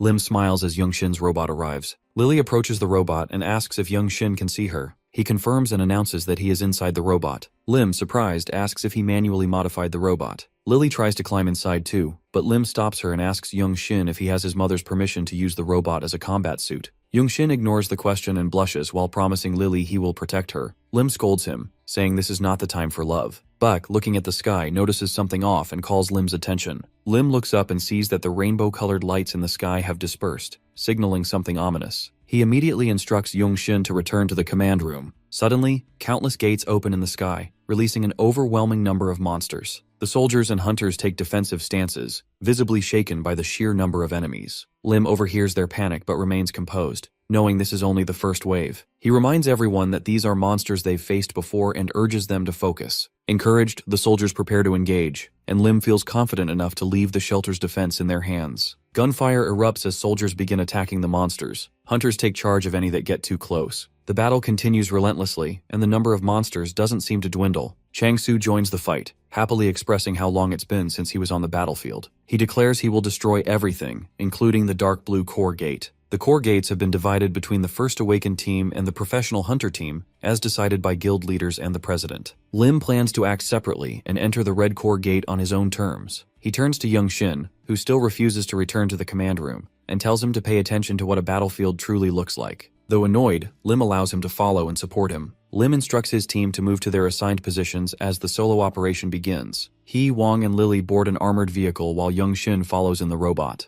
Lim's strategy is to appear as though they're moving aimlessly before eventually reaching the red core gate. Along the way, Cheon Il-nam informs him that monsters are approaching from all directions. Lim tells her to ignore them and keep driving. Inside the vehicle, Lim assembles a spear. Though unfamiliar with military-grade weapons, his 2 decades in the superhuman force give him the skill to manage. As the vehicle nears a pack of werewolf monsters, Il-nam alerts Lim, who tells him to keep moving. He climbs onto the roof of the vehicle and uses the spear to eliminate the attacking monsters. He instructs the driver to turn at an upcoming intersection and watch out for corpses on the road. Lim asks Lily if she's ready. She's been charging a fireball and says she is. Lim points to distant monsters and instructs her to attack. Lily launches the fireball, saying she wants to finish quickly so she can eat at the chicken buffet. Her attack incinerates the monsters, but Young Shin worries about driving through the flames. Lim insists they must keep moving. Lily raises her hands and parts the fire, allowing the vehicle and robot to pass through. She continues shouting about food, and Young Shin watches her in amazement. Lim smiles and urges everyone to move at full speed. He continues giving directions, telling them to turn right at a hospital and then again after 2 blocks. He calculates they are getting close to the Red Core Gate. Soon the gate comes into view. Ilnam smiles and wonders if this is what the Great Sage's prophecy meant. As they approach the gate, Lim tells the team to prepare for entry. Suddenly, a creature drops from the gate. Initially appearing like slime, it morphs into a giant T-Rex. Jin reports they are only 1 kilometer away and asks if they should slow down. Lim decides not to risk delay, fearing more monsters could arrive. He tells Ilnam to maintain speed and calls on Wang to engage the T-Rex. Wang jumps from the vehicle and faces the monster. As its massive jaws close around him, he activates his petrification ability. His body glows gold and he holds the monster's mouth open. Lim recognizes the golden aura as the Diamond Powerball's mana. Wang, proud of his progress, continues to hold the beast at bay. Lim calls on Youngshin to act, reminding him of his earlier promise to protect Lily. Youngshin launches toward the monster. The T-Rex, noticing him, spits out Wang and attempts to bite again, but Youngshin maneuvers the robot skillfully. He grabs the T-Rex's tail, lifts it, and slams it to the ground. The team is stunned, watching in awe as Youngshin overpowers the massive beast. Jealous murmurs arise. They all want to turn on the robot now. Youngshin's attack immobilizes the T-Rex, and Lim uses the opportunity to deliver the final blow. Afterward, he approaches the massive corpse, guessing from its size that something valuable might be hidden inside. He quickly dismembers the beast and finds a glowing pearl-like object called Nadan,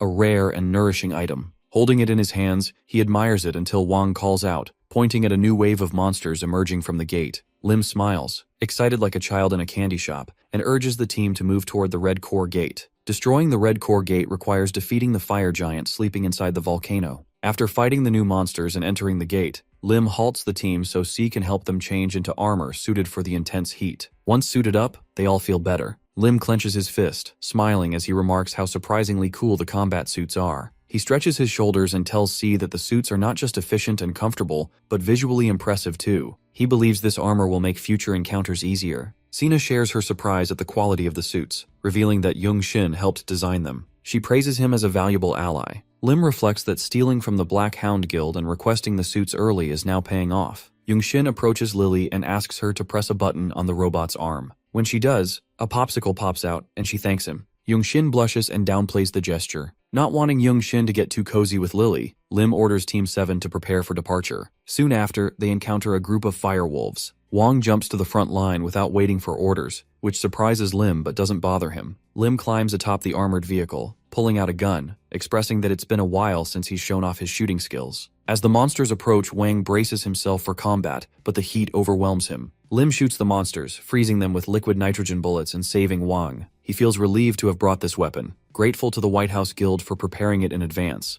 As Lim finishes freezing the monsters, he tells Youngshin to finish them off. Youngshin immediately responds, flying in and punching through the frozen creatures in one strike. Lim watches in awe and acknowledges how much more comfortable his work has become. He informs the team that they will keep this momentum and quickly move past the flame centipede ahead. Later, Lily sighs in boredom, catching Lim's attention. When he asks what's wrong, she complains that her fire ability is useless in this environment. Lim responds that it's obvious and tells her to rest. The suggestion disappoints Lily, and she wonders aloud if she is now useless. Lim, annoyed, turns his back and tells her that after resting, she will have plenty of fighting to do. He asks if she prefers that to resting. Lily shivers and admits that fighting sounds less fun, then lowers her head with a soft smile. Eventually, Team 7 arrives at a lava lake. Lim orders everyone to stop, sensing that this area could pose serious problems despite the lack of visible monsters. He asks the medical team to fetch a monster corpse. Cheon-il-nam brings a small one on a tray, which Lim throws into the lake. Suddenly, a giant lava monster leaps out and devours the corpse whole. Everyone except Lim is shocked. Lim sighs and says that charging ahead blindly would have been a disaster. The monster retreats back into the lava, and Lim realizes they need to lure it out. He calls for Il-nam and asks if she brought any large fishing rods, even if only single-use ones. Il-nam, surprised, questions if Lim is seriously trying to catch the flame snake. Lim acknowledges the risk, but insists on trying. Il-nam leaves to search through the equipment. Meanwhile, Lim tells Wang and Youngshin to play rock, paper, scissors. The two exchange puzzled glances but follow his instructions. A moment later, Wang is thrown across the lava lake by Youngshin. The flame snake immediately emerges and swallows him. Lim instructs Young Shin to pull with all the robot's strength, and a tense tug-of-war begins. Inside the snake's mouth, Wang remembers Lim's instructions and activates a hidden device, piercing through the monster's jaws. Stunned, the snake is vulnerable, and Young Shin pulls it out of the lava. The snake spits Wang out, then collapses on the ground. Lim rushes over and asks if Wang is alright. Wang confirms that he is, but before they can rest, the ground trembles. Lim and Wang instinctively turn to the volcano as a massive hand emerges, gripping the crater's edge. Using it for support, the fire giant begins to rise. Lim watches as it descends the volcano, wondering if their earlier activity triggered its awakening. Realizing this changes everything, he shifts his focus back to the recovering flame snake. As Lim approaches, the flame snake whips its tail toward him, but he dodges by, jumping into the air. His movement distracts the snake long enough for Wang to grab its tail. As the monster prepares to attack again, Lim assaults its face while calling on Young Shin to flank from the left. Young Shin activates a drill weapon and jumps into action, but Lim soon notices that their attacks are ineffective due to the monster's thick scales. Suddenly, the flame snake lifts its head and spews venom. Lim barely escapes, but Young Shin's robot arm gets hit and begins to melt. Lim glares at Young Shin, noting his inexperience with monsters of this caliber. Young Shin, sensing Lim's concern, reassures him that the robot has a restoration function. Lim says he is aware but tells Young Shin to retreat for now. He also orders Wang to move back and get checked. As Lim draws the monster's attention, Young Shin carries Wang to safety. C asks Lim if he can manage alone. Lim confirms that the flame snake has yet to corner him. Still concerned, Il-nam says she will monitor the surrounding area with cameras to ensure he does not encounter other threats. As Lim dodges more attacks, Il-nam adds that their focus should be elsewhere. Lim agrees, knowing the fire giant is the true danger. Il-nam reports that the fire giant stands approximately 40 meters tall and is moving faster than expected. She suspects its massive size enables its quick advance. The giant is now halfway down the volcano, and its looming presence makes its sheer scale even more daunting. Lim, recalling that in his past life the first awakeners were the ones who handled this gate, now realizes the responsibility falls on him. He clenches his jaw, questioning what he should do next. Lim's original plan is simple. First, he would defeat the flame snake at the lava lake. Then, while the fire giant still slept inside the volcano, he would approach and stab it with the ice dragon's fang. Finally, once the creature is weakened from the fang's cold energy, he would deliver the finishing blow. Lim believes it is a perfect plan, but now that perfect plan is in ruins. He sighs and instructs all members of Team 7 through the earpiece to retreat to the rear and wait for his signal. Wang asks how they can retreat without their team leader. Lily, also concerned, looks on as Wang speaks. Lim responds by asking if Wang has never heard the saying about how when whales fight, shrimps always suffer. He explains that staying here would make them the shrimps. Releasing his aura with a slight smile, he tells Wang that they must first make the whales fight each other until they are both weakened. With that, Lim leaps at the flame snake. Landing on the monster's body, he uses Heavenly Destruction Step to launch himself across its back and approach its face. The snake raises its head. As Lim draws near, it opens its mouth and sprays venom at him. Lim swings his spear, cutting through both the venom and the creature's tongue in one motion.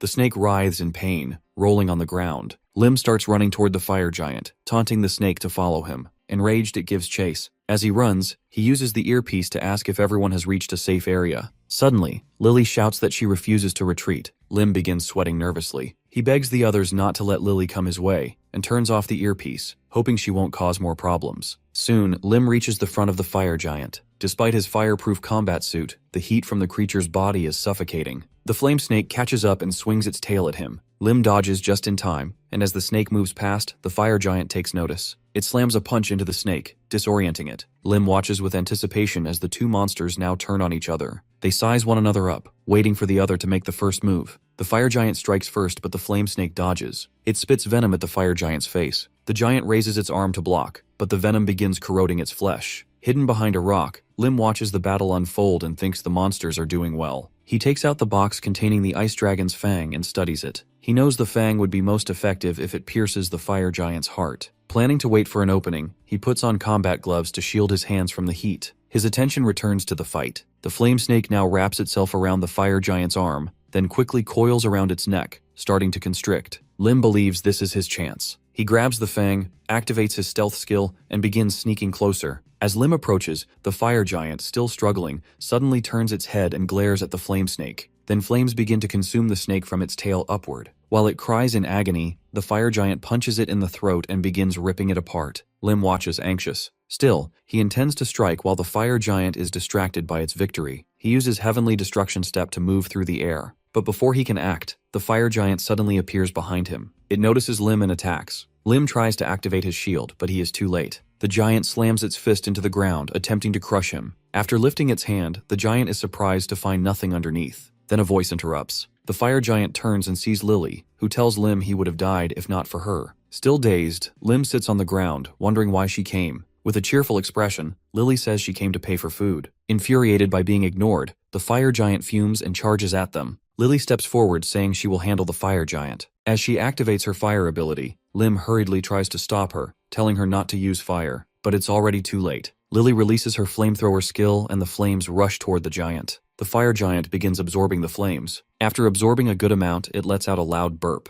Lily is stunned that it could eat fire. Lim, pale and nervous, explains that this is exactly why he wanted her to avoid fire-based attacks. Feeding the fire giant flame is like pouring oil into an engine. Worse yet, Lim has lost both his weapon and the ice dragon fang during the earlier attack. Disappointed, Lim tells Lily they should fall back and reorganize. But Lily, seemingly excited, asks if she could do what the boss monster just did. Before Lim can answer, Lily starts inhaling. The fire giant notices something is wrong. The flames it emits are now being drawn toward Lily. It tries to resist by releasing even more flames, but that only increases the rate at which Lily absorbs them. Lim watches, stunned as the scene unfolds. The fire giant finally realizes that Lily is about to absorb all of its flames. Panicking, it starts running away. Lim is shocked but quickly realizes what is happening. Lily's control over fire surpasses even that of the boss monster. Her fire control is at a higher level. As the fire giant flees, Lily absorbs the last of its flames, leaving behind only a dry husk. Lim, baffled by the outcome, stares at the fire giant's remains, unable to comprehend how his team managed to win in such a ridiculous way. Following the destruction of the Red Core Gate, other core gates across the city are also destroyed by the guilds assigned to them. The disaster ends sooner than it did in Lim's previous life. A week later, citizens and construction workers volunteer to rebuild the damaged parts of the city. Team 7 from the White House Guild joins the effort. Sarok, seemingly in charge of the construction team, rallies everyone to work quickly so they can finish today. Wang helps carry heavy materials, and Young-shin assists with welding, using his robot. Some construction workers take a break and call out to Sarok. They ask whether Team 7 is really part of the White House Guild. They remark that usually, guild members don't bother with helping on the ground like this. After hearing them out, Sarok clenches his fist and passionately responds that this is exactly what guild members should do. He says that if there's a place that needs help, hunters should step up and offer it. The construction workers, moved by Sarok's enthusiasm, pour him a drink and invite everyone to join their break and eat. Lim gladly accepts the invitation and joins Sarok and the others. However, one construction worker begins to grow suspicious. He wonders why everyone is working so hard. He asks Sarok and Lim to point out the person responsible for this effort. Caught off guard, Sarok and Lim hesitate to answer, but the construction worker has already started looking around. His eyes settle on Lim, who is lounging in a beach chair while Lily, sitting beside him, eats popcorn. Sarok tries to explain. He says Lim is their team leader and is still injured. But the construction worker notices Lim's glowing, relaxed expression and questions what kind of injury makes someone look that refreshed. Lim tries to explain, saying that even if it doesn't look like it, Lim was the one who suggested that the White House Guild should provide public support. The construction workers appreciate the idea, but still think someone as young as Lim should be contributing physically too. As their complaints continue, Wang suddenly slams the table and says he really enjoyed the food. His sudden outburst shifts the tone of the conversation. One of the construction workers stands up and says they should do their part. The others agree. The worker invites Wang and the rest of Team 7 to join them, saying the Awakener's help is still needed. With a smile, Wang responds that he'll be right there. According to the final prophecy left by the great sage Aximus, the citizens believe no new gates will appear for 31 days following the recent disaster. With this reassurance, people unite quickly to rebuild the city without hesitation. Guilds stay busy disposing of monster corpses and conducting research. A few days later, while Lim is resting and reading, Beak approaches him, interrupting his relaxation. She smiles cheerfully, asking if he still plans to continue relaxing like this. Lim looks up and wonders aloud if such a lifestyle is even possible,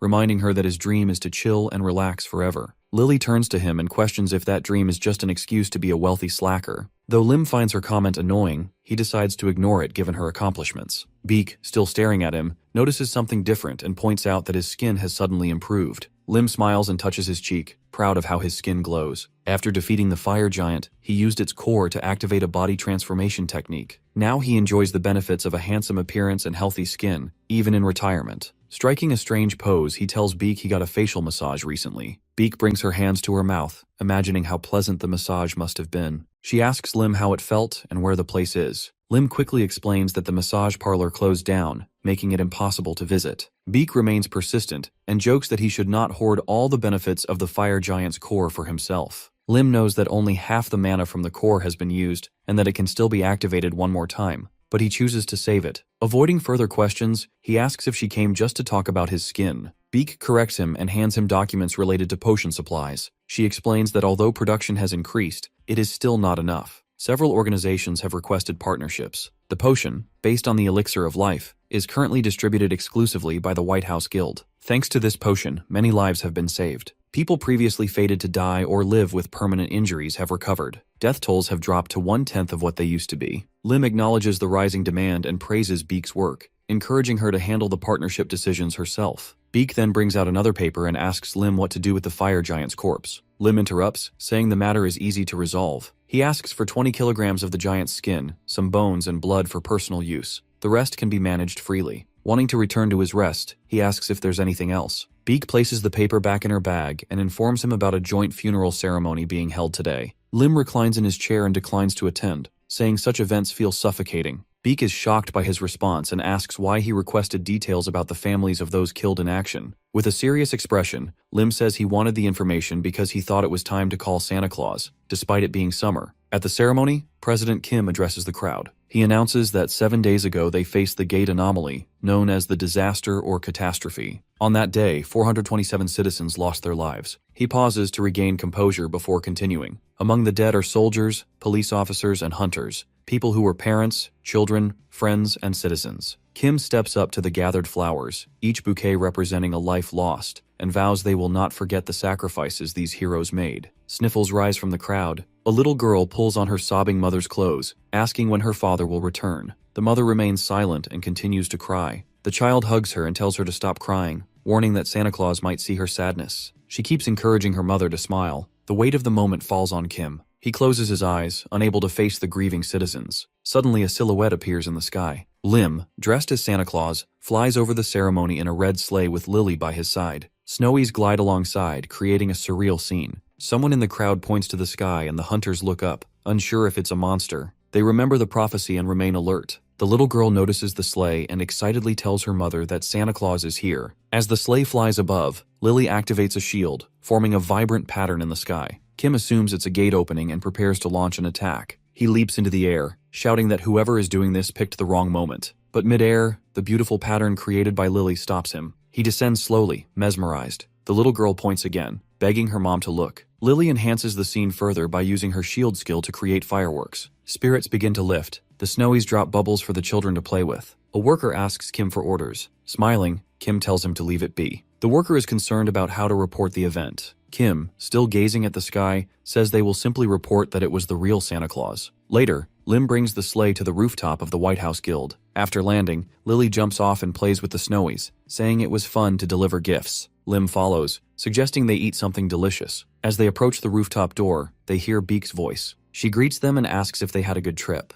Lim thanks her, saying the sleigh and costumes were crafted beautifully. Beak leans against the wall, brushing off the praise and asking why he did it. Lim explains that simply compensating grieving families felt hollow. It's also a burdensome task. He starts to explain further but stops, recalling memories from a past life. Most of the deceased were heads of their households, soldiers, police, and hunters. Lim knows that what their families need now is realistic help. Government aid is minimal and insufficient. Lowering his gaze, Lim admits that the final reason is simple. He did it because he could. He has the ability, and when he's not lazy or drinking in retirement, he wants to help others who are struggling. Beak listens with crossed arms. When Lim finishes, she sighs and touches her cheek, expressing concern. Lim asks if she's worried he will become too soft. Smiling blissfully, Beak admits she's afraid she might fall for him if he keeps this up, and confesses she already has feelings. Lim brushes past her, saying that people should keep their love life and work separate. Beak fumes at his reaction, muttering to herself and questioning if Lim is a eunuch. Lim hears her and sighs. The three head into the guild building. Inside, decorations are up and music is playing. Lily runs ahead excited, saying she'll sing along. Lim becomes nervous, wondering when she learned to sing. Sirach and Wang see them arriving and warmly greet their team leader. Lim thanks them for their hard work during the disaster and rebuilding. Youngshin guides Lily to a table with her favorite food, prepared in advance. Lily praises him, calling him the best. Just as Youngshin turns to sit beside her, Lim takes the seat. Smiling, he asks why there are only 2 seats. Youngshin, flustered, quietly adds a chair next to Lily. Lily eats enthusiastically. Lim wipes crumbs off her face and tells her to eat slowly. She agrees and returns to her food. Watching her, Lim realizes she never speaks about her family. He calls out to her. Lily looks puzzled as Lim asks if she misses them. He mentions that she never says things like missing her parents or wondering how they're doing. Lily's expression dims. She sets her pizza down. Youngshin, annoyed, asks Lim if he's scolding her. Lim calmly explains he's trying to talk about something important. He turns back to Lily and says she doesn't have to answer if she doesn't want to, but he wants to know if she wants to see her parents again. Lily replies that she does want to, but before she can explain further, Lim pats her head and says they'll need to go to the continent of Gaia. With a pleasant smile, he asks if she wants to pack anything, since they'll be finding her parents. The scene shifts. Lily runs through a dark forest, seemingly being chased. She sees Lim in his combat uniform and runs to him, calling his name, but Lim remains silent. As she grabs his arm and pleads for help, his appearance changes. A goblin mask covers his face. He turns to her and asks if she's asking him for help. Lily jolts awake, screaming. She climbs out of bed and sneaks into Lim's room. The sound of her crawling into bed wakes him. As Lim tries to orient himself, Lily speaks in a terrified tone. She admits she doesn't actually want to return but feels she has to. She misses her mother and made a promise to someone named Wendy. She wonders if everyone is okay after all this time. Lim stares at the ceiling and pats her back, comforting her as she repeats that she must return, even though she doesn't want to. Lily begins to tell Lim about her past. She explains that she comes from a poor family and that she and her mother were often hungry. At night, her mother would hold her tightly, always apologizing for their situation. But Lily never minded, because her mother was always by her side. One day, her mother calls her and asks her to listen carefully. She tells Lily that she will become a maid for a wealthy family, and if she follows instructions, she will no longer starve. Her mother hugs her and promises to find her later when life improves. Not long after, a carriage arrives to take Lily away. As it travels through a forest, Lily observes the other children inside. The child next to her turns and introduces herself as Wendy. Without waiting for a response, Wendy leans on Lily's shoulder, thanking her for being warm. She then asks Lily's age and reveals that she is a year older. Soon the carriage stops and strange men order the children to get out. They are lined up and marched through an unfamiliar place that clearly isn't the rich family's compound they were told about. One man strikes the ground with a whip, silencing the confused children. Wearing a goblin mask, he tells them coldly to shut up and follow him. Lily and Wendy are locked in a large prison cell. Over time, the other children begin to disappear. Lily remembers little of what happens next, but she recalls waking up in a strange room. Two men stand over her. One mentions that this is already their third attempt. The other confirms it, explaining that they used the essence of fire, blood fragments of a demon, and that all the items have been successfully integrated into Lily's body. They check for signs of rejection, but find none, though one man warns the risk is still high. Before he can continue, they notice a reaction in Lily. They declare their success, celebrating the baptism now settling into her body. Though Lily is in pain, the men rejoice in finally achieving their long-cherished goal. One asks if there are any side effects. The other dismisses the concern, stating that Lily is no longer a person, but a monster. From that day, a magic circle appears on Lily's stomach, and she becomes increasingly hungry. During these times, Wendy always gives Lily her portion of food. Though Lily refuses, Wendy threatens to throw it away, leaving Lily no choice but to eat while apologizing. Wendy always comforts her, saying it's okay. One day, Wendy suggests they escape. She gets Lily's attention and shows her an ice crystal in her hand. Lily is confused, but Wendy admits she doesn't know how she can do it. As she speaks, her hair changes color from blonde to blue. Lily notices but says nothing. Wendy then proposes they run away. Lily agrees with a smile. However, during their escape attempt, they are discovered. Hooded figures restrain Lily, while the masked man grabs Wendy by the neck and lifts her. He admits he never expected Wendy to awaken. Had she revealed her powers earlier, he claims, she could have avoided more suffering. Lily screams for him to let Wendy go. Wendy, in turn, fires ice spears at the masked man, shouting for him to die. But a green shield forms around his body, deflecting the attacks. He looks at Wendy and smiles, saying even though she has awakened, she still cannot stop him. He declares that she will serve as a puppet in the future. Wendy grits her teeth, grabs his arm, and vows to die before returning to the prison. She releases a chilling wind and tells Lily to run. The masked man grows irritated by Wendy's defiance, but Wendy continues directing freezing winds at the men restraining Lily. As a result, the two captors freeze, and Lily's powers awaken. Her hair turns red and flames erupt from her body. The masked man notices and orders the others to catch her. Wendy shouts for Lily to run, insisting this is her only chance. Lily obeys as Wendy expands her powers, forming a blinding ice tornado to mask Lily's escape.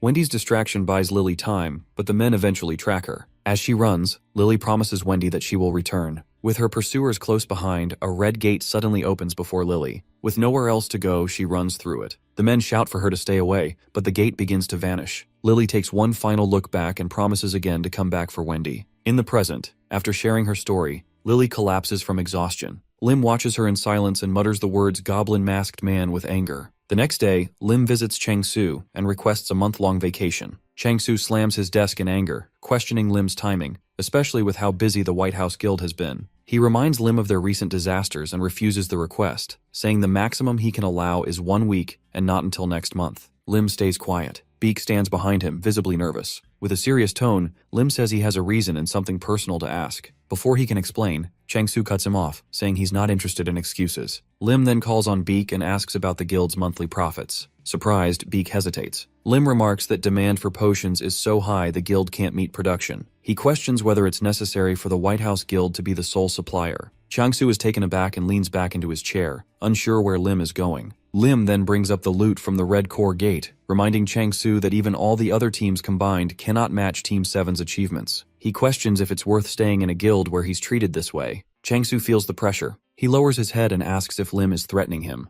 Lim sighs and asks how much it would cost to break his contract. That finally breaks Chang-Su, who angrily agrees to the vacation but adds sarcastically that he wishes he could go too. Lim smiles and thanks him, promising to bring back a gift. Chang-Su asks what Lim plans to do with a whole month off. Lim says he is looking for people. Beak suggests leaving the search to the guild, but Lim insists on doing it himself. In his mind, Lim resolves to find Wendy or Lily's mother. As for the masked man, his anger builds, a vein pulsing in his forehead. Regaining composure, Lim reminds Chang-Su that he had another request. Chang-Su folds his hands and asks what it is. The two discuss, and after a while, Chang-Su looks at Lim and questions if this is truly what he wants. That evening, in the White House Guild's accommodations, Lim calls Lily to look at a map he's drawn. With confidence, he circles a region and says it matches Lily's memory. Lily is shocked, realizing her house might be there. A knock interrupts them. Lim turns to the door, confused. Lily calls out, equally puzzled. When Lim opens the door, he finds Youngshin and his mother. Youngshin's mom asks if they may come in. Lim lets them in, and after greetings, she prepares to explain but stops, letting Youngshin speak. Youngshin tells Lim that he wants to go on vacation with Lily. Lim is caught off guard. He realizes he may have said too much, leading Youngshin to learn of the trip.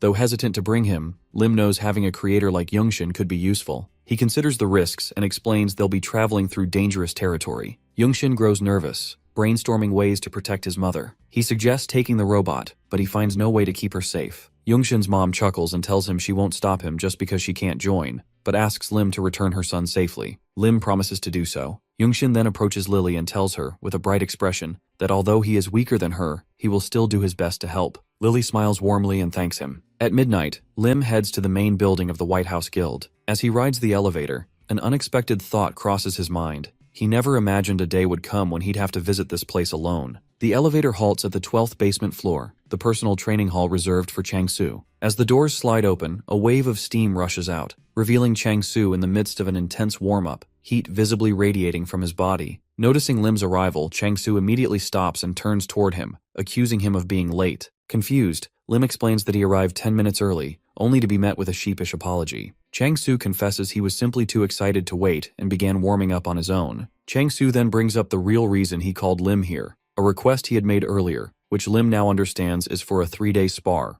This surprises Lim, especially since he had always avoided the topic. He laughs nervously. The truth is, Lim willingly signed up to get beaten because Earth was no longer the most dangerous place. The Gaia continent was brimming with powerful people, and before venturing there, Lim wanted to thoroughly test the martial arts he'd gained through his cosplay as the Great Sage. He believes Chang-Su, one of the most gifted individuals he's ever met, would be the perfect opponent. Steeling himself, Lim unsheathes his sword and respectfully asks Chang-Su to take care of him for the next 3 days. Chang-Su reciprocates the sentiment and assumes his fighting stance, signaling that the warm-up phase is over. He explains that Lim should have already prepared himself physically before showing up, and then immediately unleashes his aura. Lim realizes he's made a mistake. Trying to backpedal, he claims he was being overconfident when he made the request. But Chang-Su cuts him off, saying from now on, they'll only speak with their fists. In a flash, he charges. His attacks are explosive. Every blow that lands on Lim sends shockwaves throughout the White House Guild building. 3 days later, inside the rental accommodation room that Lim and Lily are using,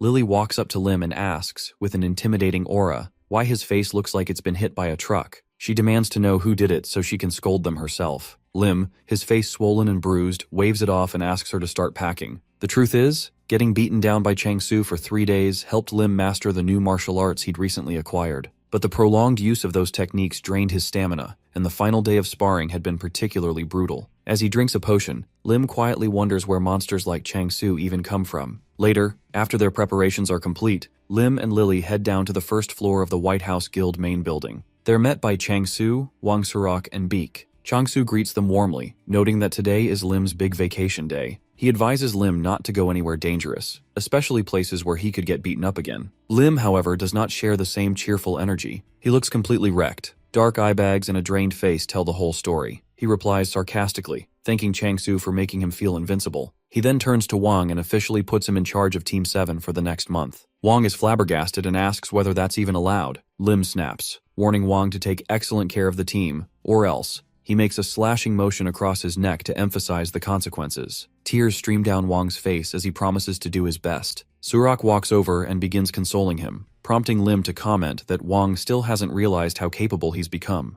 Lim sighs and instructs Surok to keep an eye on Wang, to which Surok agrees with a warm smile. Lim then turns to Beak, preparing to give her instructions, but freezes. Beak is staring at him with a dreamy expression, eyes closed, lips puckered. Lim, confused, asks if she got dust in her eyes. Beak erupts in frustration, grabbing Lim's arm and demanding to know how he doesn't understand that she was asking for a goodbye kiss. Lim, trying to escape, plays dumb and claims he's never heard of such a thing. He instead asks her to handle Team 7 in his absence, and to complete the tasks he had previously assigned her. This only irritates Beak further. She accuses Lim of exploiting her, but he doesn't respond, because Chang-Su is now glaring at him with deadly intent from behind her. Lim knows he's not trying to use Beak, but he also doesn't want to die yet. Hurriedly, Lim turns around, looks back one last time with a smile, and tells everyone it's time to go. Lily smiles and waves goodbye. Lim grabs her hand, and they both bolt out, not wanting to risk being burned by Chang-Su's furious glare. After Lim is gone, Beak remains, silently watching where he left, sadness in her eyes. Chang-Su comes over and gently places a hand on her shoulder, asking why his beautiful daughter looks so down. Beak lowers her head and says she feels like she may never see Lim again, but quickly dismisses the thought as silly. Chang-Su reassures her. He tells her Lim is far stronger than even he expected. He mentions one move Lim used the day before that was dangerous enough to threaten even someone like him. Beak is surprised to hear this, and Chang-Su confirms it with confidence. He clenches his fist and tells Beak that when Lim returns, they'll all get back to work. But until then, they'll keep training and improving. He himself plans on undergoing some special training to make their next spar even more explosive. As Lim and Lily approach the restricted area, Lim begins to feel a wave of anxiety wash over him. He can't explain why. When they arrive, Young-shin immediately notices the look on Lim's face and comes over to check in. Lim drops his backpack to the ground and brushes it off, saying there's nothing to worry about. He asks if Young-shin already said goodbye to his mother, and Young-shin confirms he did earlier that morning. Lim then expresses concern again over Young-shin's decision to join them. 3 days ago, he'd tried to talk him out of it. Even with the robot, it would still be dangerous. Lim stresses that the whole vacation thing is just a cover. They're crossing dimensions to bring back Lily's mother. Young-shin brushes it off and says that since they're going to Lily's home, that's all that matters. He then pulls out his phone and shows Lim the modifications he made to the robot, just like Lim asked. Pressing a button, Young-shin triggers a transformation. The robot turns into a sleek carriage pulled by a mechanical horse. Lim and Lily are stunned. Seeing their reactions, Young-shin humbly says it's no big deal. The transformation feature already existed. He merely customized it. Lim is in awe, slowly realizing just how talented Young-shin is. Young-shin mentions there are other transformation modes, but Lim stops him and says the carriage will do for now. At that moment, Lim notices the flow of mana starting to swirl. He steps away from Lily and Young-shin, announcing that he's going to open the gate. The gathered mana begins to concentrate in a single location. Lim kneels down and draws a large magic circle beneath it. Earth and the Gaia continent are technically connected. They're just separated by a door. And now he's about to unlock that door. Once the circle is complete, Lim pulls a soul stone from his pocket. Normally, the gate would open on its own in a year's time, but the stone will accelerate that process. He crushes it in his hand, and its stored mana fuses with the swirling energy above the circle. The reaction is instant. A gate begins to open. Lim tells Lily and Young-shin to get into the carriage quickly. Once they're inside, he joins them, and they wait. As the portal widens, Lily watches with anxious eyes. Lim gently tells her to relax. Comforted, she smiles and says she's ready. A few moments later, Lim turns to her and declares, "It's time." With that, the carriage charges through the gate. The portal closes behind them. Meanwhile, in the Gaia continent, chaos unfolds in a town engulfed in flames. A gang of bandits rampages through the streets, killing civilians as they search for something specific. Their red-haired leader, wielding a club, approaches the town's chief, bound and forced to witness the destruction. The chief shouts in defiance, praying to the gods to punish these criminals. The red-haired leader laughs and tells the chief he should have just cooperated. Pointing his weapon at the old man's head, he threatens to kill the chief's grandson if he doesn't give up the information. The chief, terrified, sweats but stays silent. Losing his patience, the redhead screams for answers. Watching from the shadows, a man with a fake mustache clenches the hilt of his sword. He had stayed hidden, observing the slaughter. But now, he can't stay still while his benefactor is in danger. He prepares to reveal himself, apologizing to the chief and saying he can't let him die. Just then, a portal appears in the sky. Before anyone can react, Lim's carriage crashes down from above, violently landing in the middle of the town. Shock ripples through the bandits and the mustached man alike. Everyone stares in disbelief at the strange object. Lim opens the carriage door, dizzy and disoriented, complaining about the rough landing. As he steps out, he notices the bandits and the bound town chief. Assessing the situation, Lim immediately realizes what's happening. Lily, curious, tries to peek outside, but Lim quickly shuts the door in her face, instructing her to stay hidden. Lim turns and glares at the bandits. His attention shifts to one who is still partaking in the killing of the townsfolk. Then, he notices a crying child and another child trying to quiet them down. The sight infuriates Lim. He releases his aura and states that he is deeply disappointed, especially since he had been excited to see the state of this town. Lim knows that in 1 year, the gate connecting to Earth will open in this village. Therefore, to raise the value of his property, it becomes clear to him that he must develop the village himself. A man with a mustache approaches Lim, throws himself in front of him, and kneels. Addressing Lim as a magician, the mustache man desperately pleads for help. Lim is taken aback and questions if the man is truly referring to him. The mustache man explains that with teleportation magic of such scale and an extraordinary carriage, Lim must be a magician who has reached unimaginable heights. The mustache man presents a bag of golden coins to Lim, saying they will be truly grateful if he helps them. The sight of the gold coins makes Lim happy. He had brought some magic stones to exchange for gold, and the sight of actual coins makes him gleam with joy. As Lim grabs the bag, the mustache man adds that if Lim takes care of the bandits, he will pay him 10 times the amount in the bag. The bandits begin to panic. One questions if Lim is truly a strong magician. Another nervously asks their boss, the redhead, if they are really going to attack such a person. The redhead, annoyed by their cowardice, points at the mustache man and reminds them that he is one of their targets. He also notes that their comrades will arrive soon. The bandits quickly regain confidence. The redhead turns to Lim and advises him to take the money and leave. However, Lim pays no attention. He is too busy counting the gold coins in the bag. This irritates the redhead, who angrily asks if Lim is ignoring him on purpose. Lim continues to ignore him. He turns to the mustache man and notes that there are 25 coins in the bag. He then asks if the mustache man truly intends to pay 10 times more for taking out the bandits. The mustache man, smiling, affirms that he would. This gets Lim thinking. He asks if the mustache man would be willing to pay 20 times the amount instead of 10 if he kills the bandits. The mustache man hesitates, so Lim turns his back and says he will be going if the man won't accept. The mustache man quickly grabs Lim's shoulder and agrees to the payment. Getting rid of the bandits was something Lim planned to do anyway, so this feels like killing 2 birds with 1 stone. He turns to the mustache man and accepts the mission. The mustache man thanks Lim for ripping him off, wearing a smile. The redhead, fuming, orders his subordinates to shoot Lim. The bandits open fire, but Lim activates a shield. The arrows bounce off harmlessly. When the assault ends, Lim opens the carriage door and asks Lily to get out. As Lily steps out, Lim asks her to extinguish the fire. Lily motions her hands forward, gathering the raging flames into her palm. She then consumes them and remarks that this fire is worse than that of fire giants. Seeing Lily eat the fire, the bandits lose their confidence again. They assume Lily must be a magician as well, and this makes them question their attack on Lim. The redhead, frustrated, turns to his shaken comrades and orders them to release the battle ogre. He insists that with the ogre, they have nothing to fear, as magicians are nothing without someone to protect them. This revives the bandits' morale, and they quickly release the ogre. Once free, the ogre lets out a battle cry. Lim, annoyed, turns to Young-shin and tells him to handle it. Young-shin steps out of the carriage and leaps onto the robotic horse, pulling it. He taps the side of the horse's neck, initiating a transformation. The mustache man watches in stunned silence as the horse and carriage transform into a golem. The ogre charges and attacks with a downward axe swing, but the weapon shatters upon contact with the golem. Young-shin counters with a powerful punch, slamming the ogre into the ground and defeating it in a single strike. The bandits panic. They attempt to flee, but Lily cuts off their escape with a wall of fire. Lim moves through them swiftly, cutting down each one. When he slays the last of them, the redhead calls out to him. Lim turns. The redhead is holding the village chief hostage and begins making threats, warning Lim not to come any closer. The mustache man, anxious, pleads with Lim to save the chief, calling him his benefactor and begging Lim to keep him safe. Lim responds that if the hostage is indeed the chief, then the mustache man will have to pay extra. The redhead becomes hysterical. He says that if Lim wants to save the chief, he must first put out the fire and bring a horse. He begins to explain what will happen if Lim defies him. But before he can finish, Lim suddenly appears behind him and decapitates him. As the redhead's body hits the ground, Lim pauses. He reflects on how he just used a sword technique enhanced with stealth and physical power. Though it is his first time using the move in real battle, he feels the execution was not bad. As he checks himself for any side effects, he notices a piece of paper falling from the redhead's pocket. Lim recognizes what it is and discreetly puts it into his own pocket. Later, once everything has settled,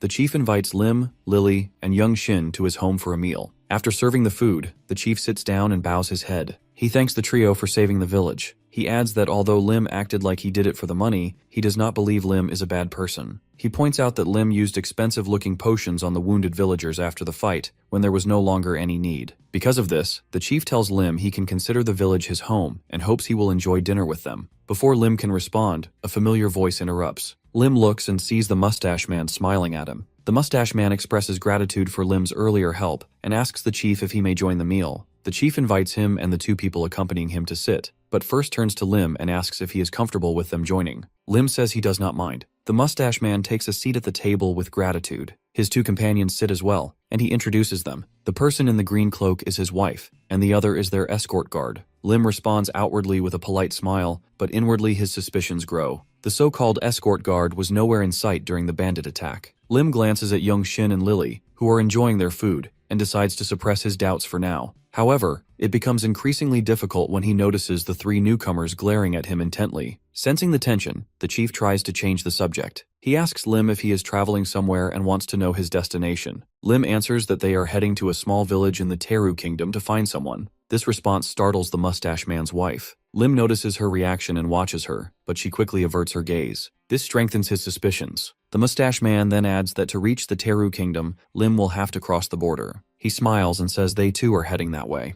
This confirms one of Lim's suspicions. He can see now that they are making plans. The chief rises, saying he will bring more food. Lim concludes that while they call the chief their benefactor, he likely knows more about them than he lets on. Lim continues pretending to be unaware and shifts his focus to the meal. The mustache man calls for his attention and says he has a favor to ask. Bringing his hands together, he requests Lim's help in escorting them to the border. Lim continues to act unaware and asks why they need help when they already have an escort guard. The escort guard responds sternly, stating he has heard of Lim's remarkable skills, and since their destination is the same, questions why Lim is making a fuss over such a request. Lim smiles, and the tone of the escort guard confirms his final suspicion. These people are not peasants. They are nobles pretending to be commoners. Lim reaches into his pocket and takes out the piece of paper he retrieved from the redhead's corpse. He places it on the table and declines their request. It is a wanted poster showing someone who closely resembles the mustache man. The name on the poster is Håkon Allen, a court magician with a bounty of 100,000. He is wanted alive for the crime of mutiny. As Lim presents the poster, he explains that the leader of the bandits had it in his possession. From his calculations, Lim estimates that Earth and the Gaia continent will be connected in about 1 year. Trade between the two dimensions should begin roughly 6 months after the first contact. In his previous life, Lim was only able to travel to Gaia after all the political conflicts had been resolved. However, during his time there, he learned about several major historical events, some of which may be unfolding now. Currently, they are in a small village called Raun, located within the Principate of Hicks in the southeastern part of the continent. If Lim remembers correctly,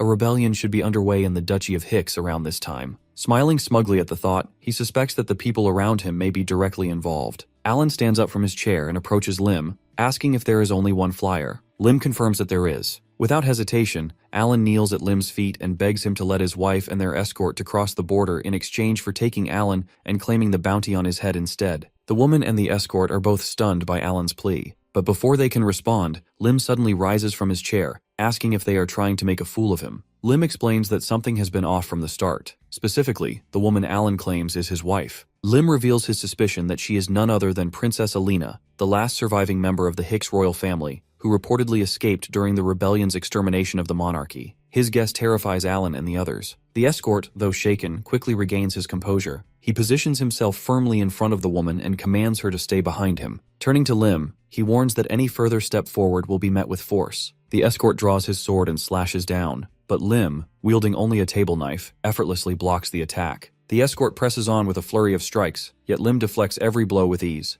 While dodging, Lim remarks that if it weren't for the escort's age and injuries, he might have actually been a threat. In a swift motion, Lim sidesteps, kicks the escort's foot out from under him, and sends him sprawling to the floor. Lim mocks him for making excuses. Turning back to Alan, he asks if they can speak alone. But Alan, now agitated, warns Lim to stay away and begins casting a fireball spell. He threatens to burn the entire place down if Lim gets any closer. Before he can finish the incantation, Lily interrupts, nonchalantly absorbing the fireball as she munches on her sandwich. She scolds Alan for playing around during mealtime and turns to Young Shin for support. Young Shin, uncertain of what's happening, just nods. Lim walks up to Alan and punches him with such force that Alan is sent flying like a bug. As Alan rolls across the floor, Lim muses aloud that he was hoping this show of force would calm everyone down enough to talk. Suddenly, the village chief bursts in, brandishing a blade. He shouts that no matter how much Lim has helped them, they won't allow harm to come to the princess. As he charges, he declares that he once served as a knight and only retired to become the chief of this village. He is more than willing to sacrifice himself to protect her. Lim steps aside to avoid the charge, then taps one of the chief's mana points with 2 fingers. The man collapses instantly, paralyzed. Lim walks past the fallen chief and addresses the princess directly, urging her to calm down and listen. Alan shouts from behind for the princess to flee from the ugly bastard.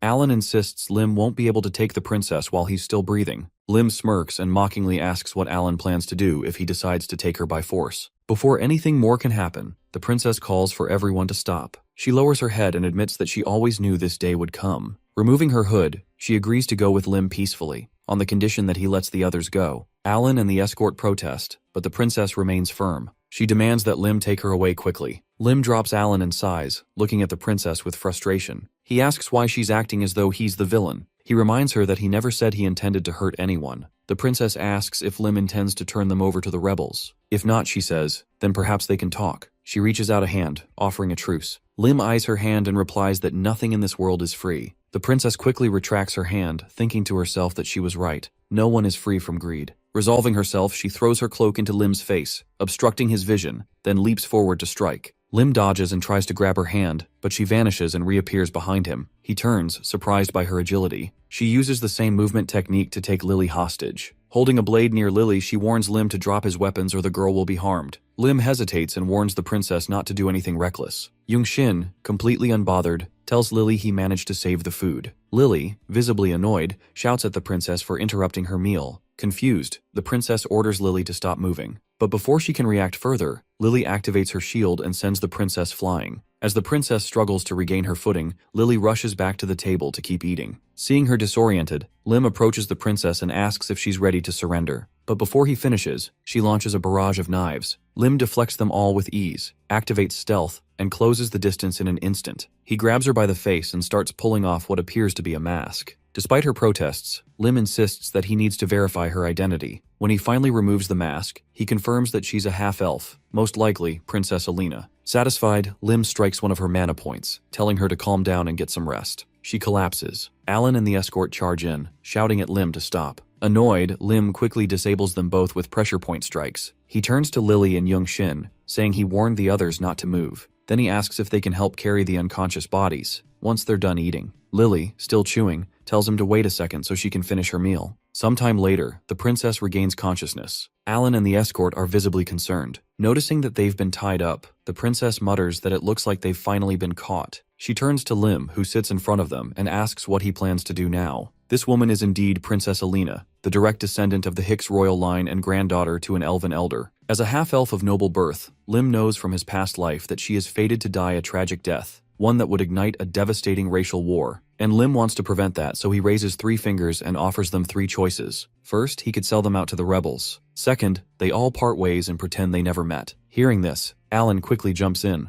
offering all the money they have in exchange for their freedom. Lim laughs, saying if he wanted their money, he could have taken it while they were unconscious. Finally, Lim presents the third option. He will personally escort them to the elf forest. The offer stuns Alan and the escort, who question why Lim would do such a thing. Lim grins and says they're headed in the same direction anyway. But again, nothing in life is free. He asks the princess to arrange a meeting with her grandmother. The princess hesitates. Having someone as powerful as Lim escort them is more than she could hope for, but she still doesn't trust him. Narrowing her eyes, she asks why he wants to meet her grandmother and warns that if he means harm, there will be consequences. Lim sighs in frustration. He tells her bluntly that if he wanted trouble, he wouldn't be offering to help. His honesty catches her off guard, leaving her momentarily speechless. As she thinks, Lim recalls the main reason they came to the Gaia continent, to search for Lily's parents. But he also plans to gather certain useful items along the way. If manipulating people like Alina helps him achieve that, so be it. With a smile, he tells her that the only reason he's doing this is because he wants to arrange something important for some people. On the continent of Gaia,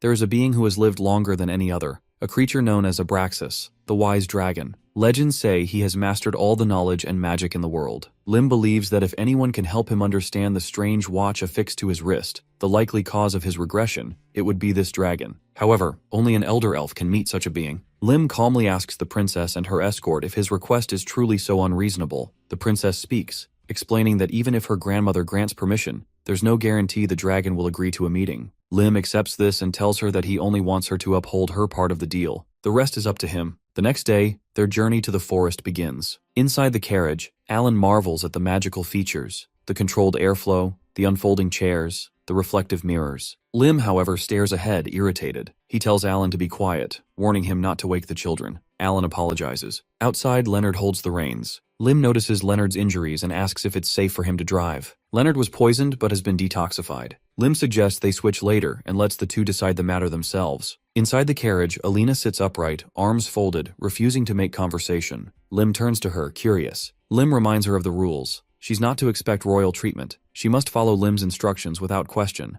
and until they reach the elven forest, her royal seal is collateral. Alina reflects silently. Only she knows that the real seal is with her, and not even her bodyguards are aware of it. Yet somehow Lim discovered the truth. Sitting across from her, Lim asks what she plans to do once they reach the forest. Alina replies she'll reclaim the seal. Lim says he has no intention of keeping it. She then declares that she will gather her forces, punish the traitors, and take back her kingdom. Lim warns her that such ambitions will lead to war. He tells her to do as she wishes, but warns that obsession with revenge will cost her her youth. He smiles gently and says it's just advice from an older man. Alina watches Lim, calling him lazy and overly optimistic. He shrugs and says that's just his way of life. As the sun filters through the trees, the carriage suddenly halts. Alina turns away, anxious. Lim senses they've been overtaken. Leonard confirms that this is the detachment pursuing the Marquis of Ormond. Lily, still drowsy, murmurs about breakfast. Lim orders Young Shin to stop the carriage. When asked why the horses had stopped obeying, Lim says they'll move again soon and tells Leonard to rest inside. A group of armored warriors appears, surrounding the carriage. One man steps forward, greeting Leonard with mock familiarity, asking if the half-elf is inside. Leonard seems to know him and calls him a traitor. The man named Viscount Monchi says he is a count now. He mocks Leonard's former title of hero and laughs at the idea that someone who never reached swordmaster status could deserve such praise. He announces he'll face Leonard alone, and his knights step aside. Leonard raises his hand to cast a spell, but Monchi strikes first, knocking his weapon away and stabbing him. As Monchi prepares for a final blow, Lim intervenes. His strike slices off Monchi's mustache, distracting him. Lim quickly orders the mage to take Leonard back to the carriage and heal him with an expensive potion. Monchi is enraged and calls Lim a bastard. He threatens to cut his soul with an aura blade. Lim, unfazed, says he can conjure one too. Monchi is shocked. He claims no youth should wield such power. As they cross swords, Lim mocks Monchi's technique, easily parrying his strikes. Monchi roars that he'll finish Lim, but Lim remains composed, reflecting on his recent progress. Thanks to sparring with Beak and manifesting the records of the Sword Emperor, Lim has grown. But defeating someone like this count requires more than swordsmanship. Monchi mocks Lim for retreating like a rat. Lim replies that he hasn't even begun. Lim surges forward and lands a clean hit. Monchi slashes at what turns out to be a doppelganger. Furious, he calls Lim a coward. Again, Lim slices off his mustache. Losing composure, Monchi orders his knights to attack the carriage and kill everyone except the princess. Yongshin mounts his horse, declaring that he'll handle the knights alone. A towering robot appears beside him. The knights gasp. Yongshin replies that he's more than enough on his own. The machine charges, scattering the enemy ranks. Meanwhile, Lim continues battling Monchi. Monchi refuses to yield. Lim urges him to focus. Monchi's rage builds as he unleashes a demonic aura. Lim realizes Monchi is wielding a cursed demonic sword.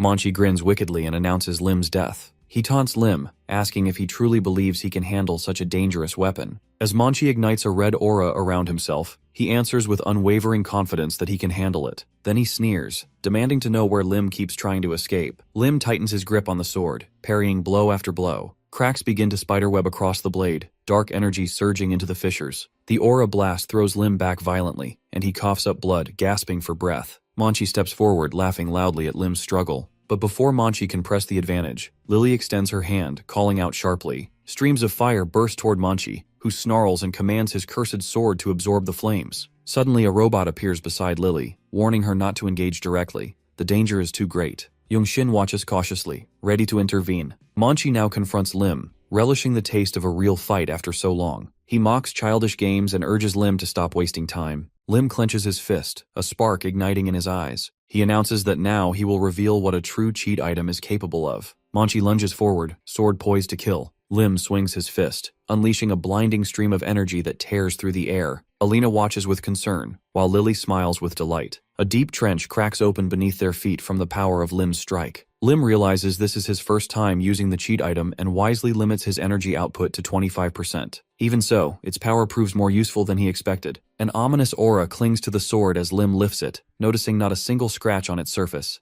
The blade's durability is impressive. He narrows his eyes, recalling a similar weapon he once heard about. The demonic sword, Salad. He imagines a bloodied blade and countless victims, knowing the sword grants immense power at the cost of its wielder's soul. The user gradually falls to madness, consumed by demonic energy. The weapon's ownership has changed hands countless times, each victim lost to the curse. Lim stares hard at the blade, now fully certain of its identity. It was last known during the height of the racial war, rumored to have the best stats among demonic swords. Though he holds it now, he hesitates to wield it fully, aware that even selling such a sword would stain his hands with blood. The carriage rolls through the forest, and Lim casually wonders if he could trade the demonic sword later for a holy weapon. Leonard glances away and asks how far they are from the border. Lim replies they will soon reach Randall, but to cross the border beyond the city, they will need a pass. The border itself lies 3 days away after leaving Randall. Leonard nods grimly, admitting uncertainty about whether he can hold out that long. The princess pleads with him not to give up, and the old warrior apologizes, explaining that his strength isn't what it used to be. Not even magic can restore his fading energy.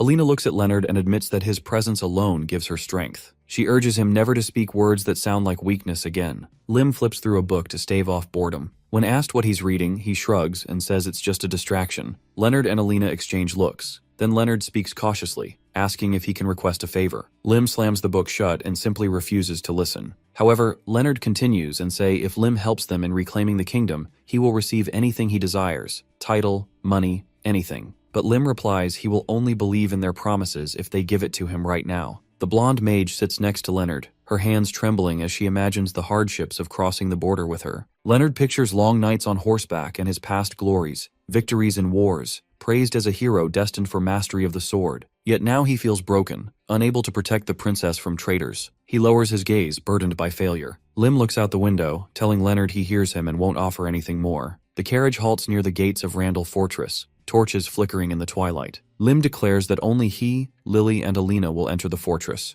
The rest will wait here. Alan protests, concerned for the princess's safety. Lim questions how he can trust them enough to leave her here, concluding that Lim is taking the princess to prevent reckless acts. Alan tries to defend himself, but Lim retorts sharply, reminding them how they once took a baby hostage. The girl replies calmly that everything will be fine and that she will accompany him. They move quickly, darting along the rooftops surrounding Randall Fortress. Lim leads Lily and the princess onward. Alina asks if there is a store nearby to buy supplies, but Lim insists they must settle another matter first and warns them not to be distracted. Alina wrinkles her nose at the foul smell permeating the area. She urges everyone to leave quickly. Lim explains it's the usual stench of the slums. The people are sitting on bare ground. Children climb into barrels. The princess questions how anyone can live in such squalor, and a local retorts that she knows nothing, having never left the palace walls. This poverty is part of the kingdom she doesn't understand. They go inside a local bar where a man asks Lim if they want beer, but Lim pushes a coin forward, stating he wants to request information from the Thieves' Guild. The man eyes the coin suspiciously, asking if it is gold. Bandits behind them draw knives with intentions to steal if they have anything valuable. Lily looks at Lim, who nods silently.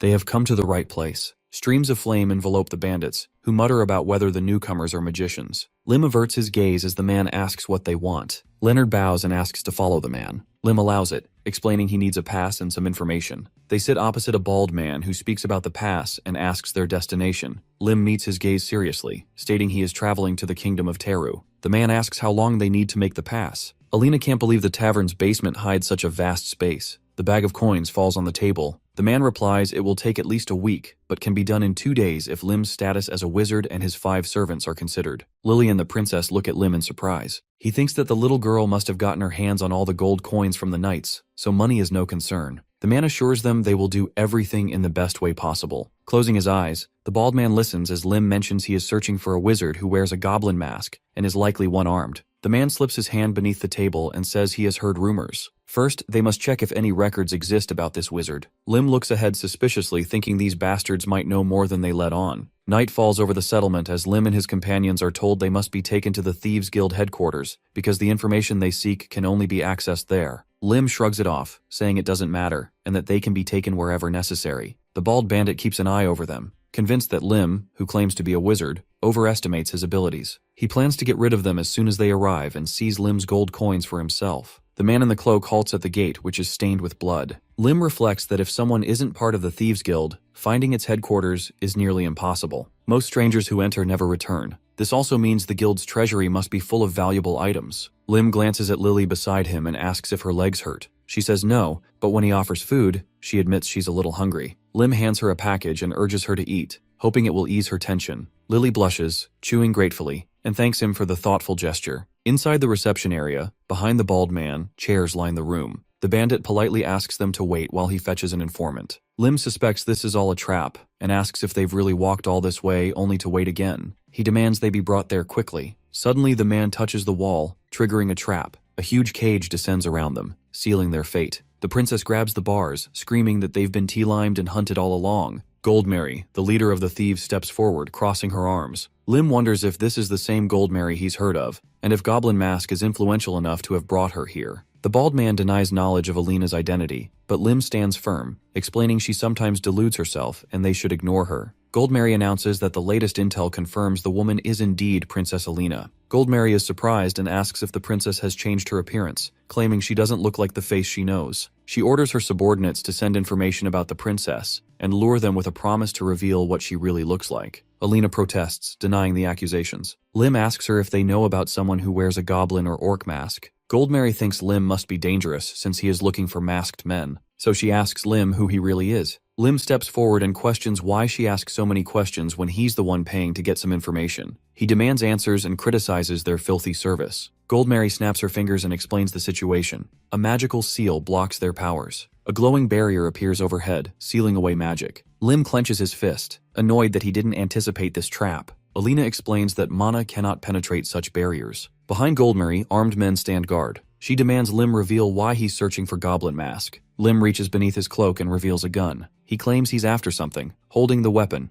Zeus, young Shin's original firearm, in front of her. Suddenly he fires, and the woman falls bleeding as men in black robes rush toward him. Alina covers her ears, and Lim orders everyone to hide under the table just in case. Lily nods in understanding. Lim reloads, thinking about the gun's name, Zeus, and the power it holds. He continues firing from the cage, satisfied that they don't possess such a weapon. Goldmary, bleeding on the floor, snarls that Lim is locked in the cage and threatens to return and kill him. Lim grabs his sword's hilt and asks where she's going. The sword glows, and he declares that even without mana, he can slice through these thin bars. Goldmary sits on the floor, asking if Lim is truly a wizard. He replies that he simply requested a pass. Now it's his turn to ask questions. Lim presses the woman. Where is Goblin Mask? Near the fortress, Alan is concerned that the sun is already up, but they are still not there, and worries about saving the princess. An explosion erupts behind them. Alan shouts that they must hurry to the city. But just then, Lim and his companions approach. Alan greets the princess, relieved she has returned safely, mentioning concern over the fire in the city. Lim smiles, explaining the fire was intentional, to destroy evidence. When asked about the bags he carries, he says they are gifts, an emerald staff and a mandragora pickled in honey. A parchment with blueprints for a magical weapon is revealed, alongside sparkling jewelry,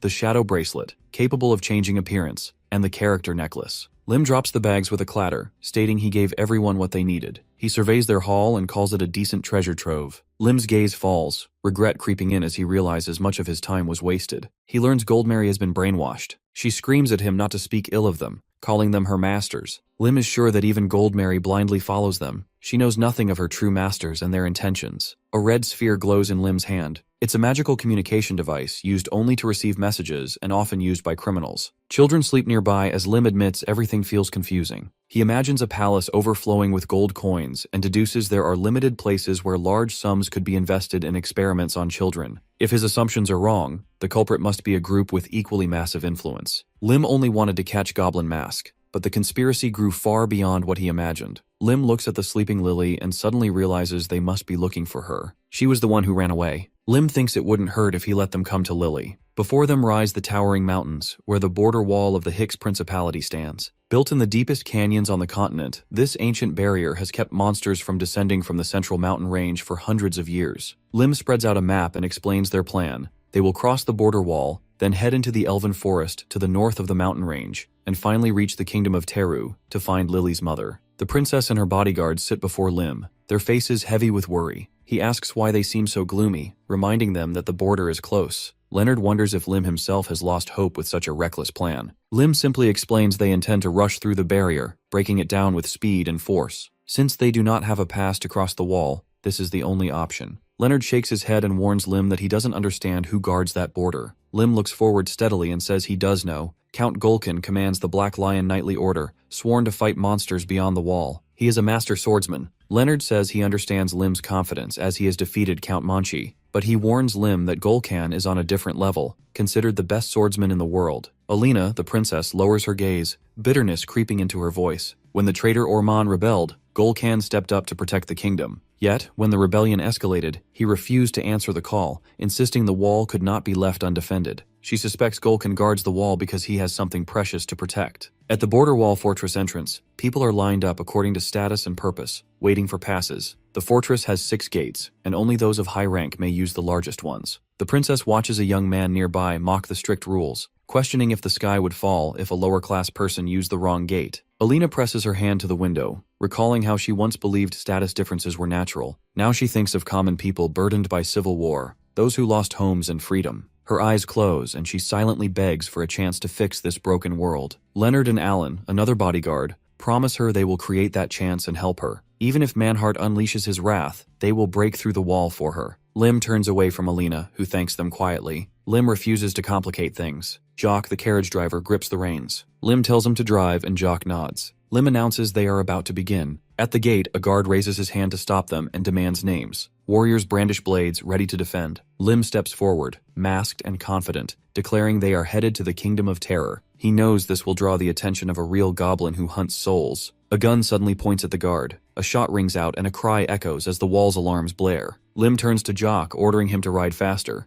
The horse-drawn carriage charges forward. Inside, 2 groups of men face each other. Count Golkin, a scarred man with a dangerous gaze, is asked to accept the sovereign's decree. He scoffs, asking for it to be repeated. An official demands Golkin kneel and accept the order. Golkin's eyes blaze with contempt. He refuses, saying he never recognized Orman as sovereign. If anyone has something to say, he demands they come face to face. Tearing up the decree, he dismisses the old man with a heavy hand. From a balcony, Golkin surveys the land. Behind him, a heavily armored warrior asks what to do if the princess is found. Golkin replies coldly, "She fled the country and must be killed on sight." The warrior bows and says, "It will be done." Golkan ponders the letter's contents, noting the mention of a boy who killed Klaus. There is a strong warrior here on this small land that Golkin did not know about. His eyes drift away. Meanwhile, the carriage speeds along the road. Lim, still masked, holds a sword. Blood drips from his mouth after a fierce strike. Warriors rush at him, but he fights fiercely. Lim spreads a map showing the fortress layout. The border wall is a 2-tiered structure, with another fortress wall a kilometer ahead. Their plan is to break through both as quickly as possible. Arrows fly, and Lily's shield skill intercepts them. Lim's eyes remain sharp as he anticipates danger. Mages atop the walls cast deadly spells, but Alan counters with a strong magical shield. The horse-drawn carriage pushes forward amid chaos. Lim commands Lily to direct her firepower at the wall. Flames ignite in her palms as she prepares to strike. Suddenly, Lim senses something dangerous approaching. Streams of fire shoot from the carriage as he orders everyone to keep moving. Lim crosses blades with Golkin.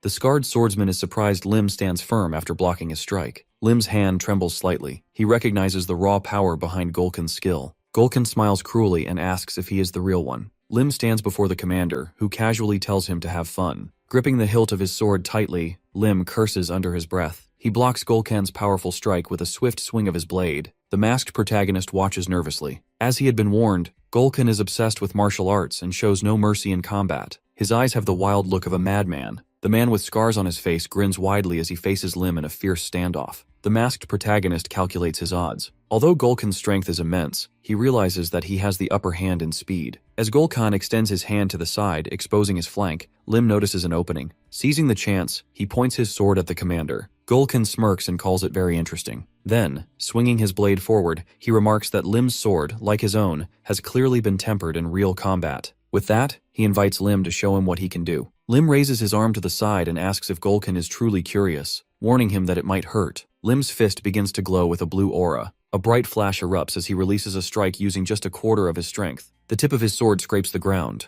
Gulkin grips his blade with both hands and says, with surprising sincerity, that thanks to Lim, he feels alive for the first time in a long while. Holding his sword defensively, Lim replies coldly that it's a shame. He was hoping Gulkin would feel dead instead. The commander steps forward and declares that since he started this, he should also finish it. Lim wonders aloud if the man is insane. He detests fights that bring no benefit, and notes that the carriage should have reached the fortress gates by now. Perhaps he thinks it's time to leave. Lim stares ahead in confusion when Lily's voice calls out to him. The girl appears in the air, confidently facing forward, and shouts that she will help him. Lim is shocked to see her and asks why she came back, especially when he's here risking everything to buy them time. Lily stands beside Lim and declares she couldn't abandon him. Not after what Shock said, and not when everyone else came back too. A carriage approaches with their comrades. Alan quickly checks if Lim is safe, and the princess insists she couldn't leave without her comrade. Lim mutters that he was wondering why things had gotten so quiet. At that moment, he notices a large number of knights behind the commander, and it hits him. This place is completely surrounded by military forces.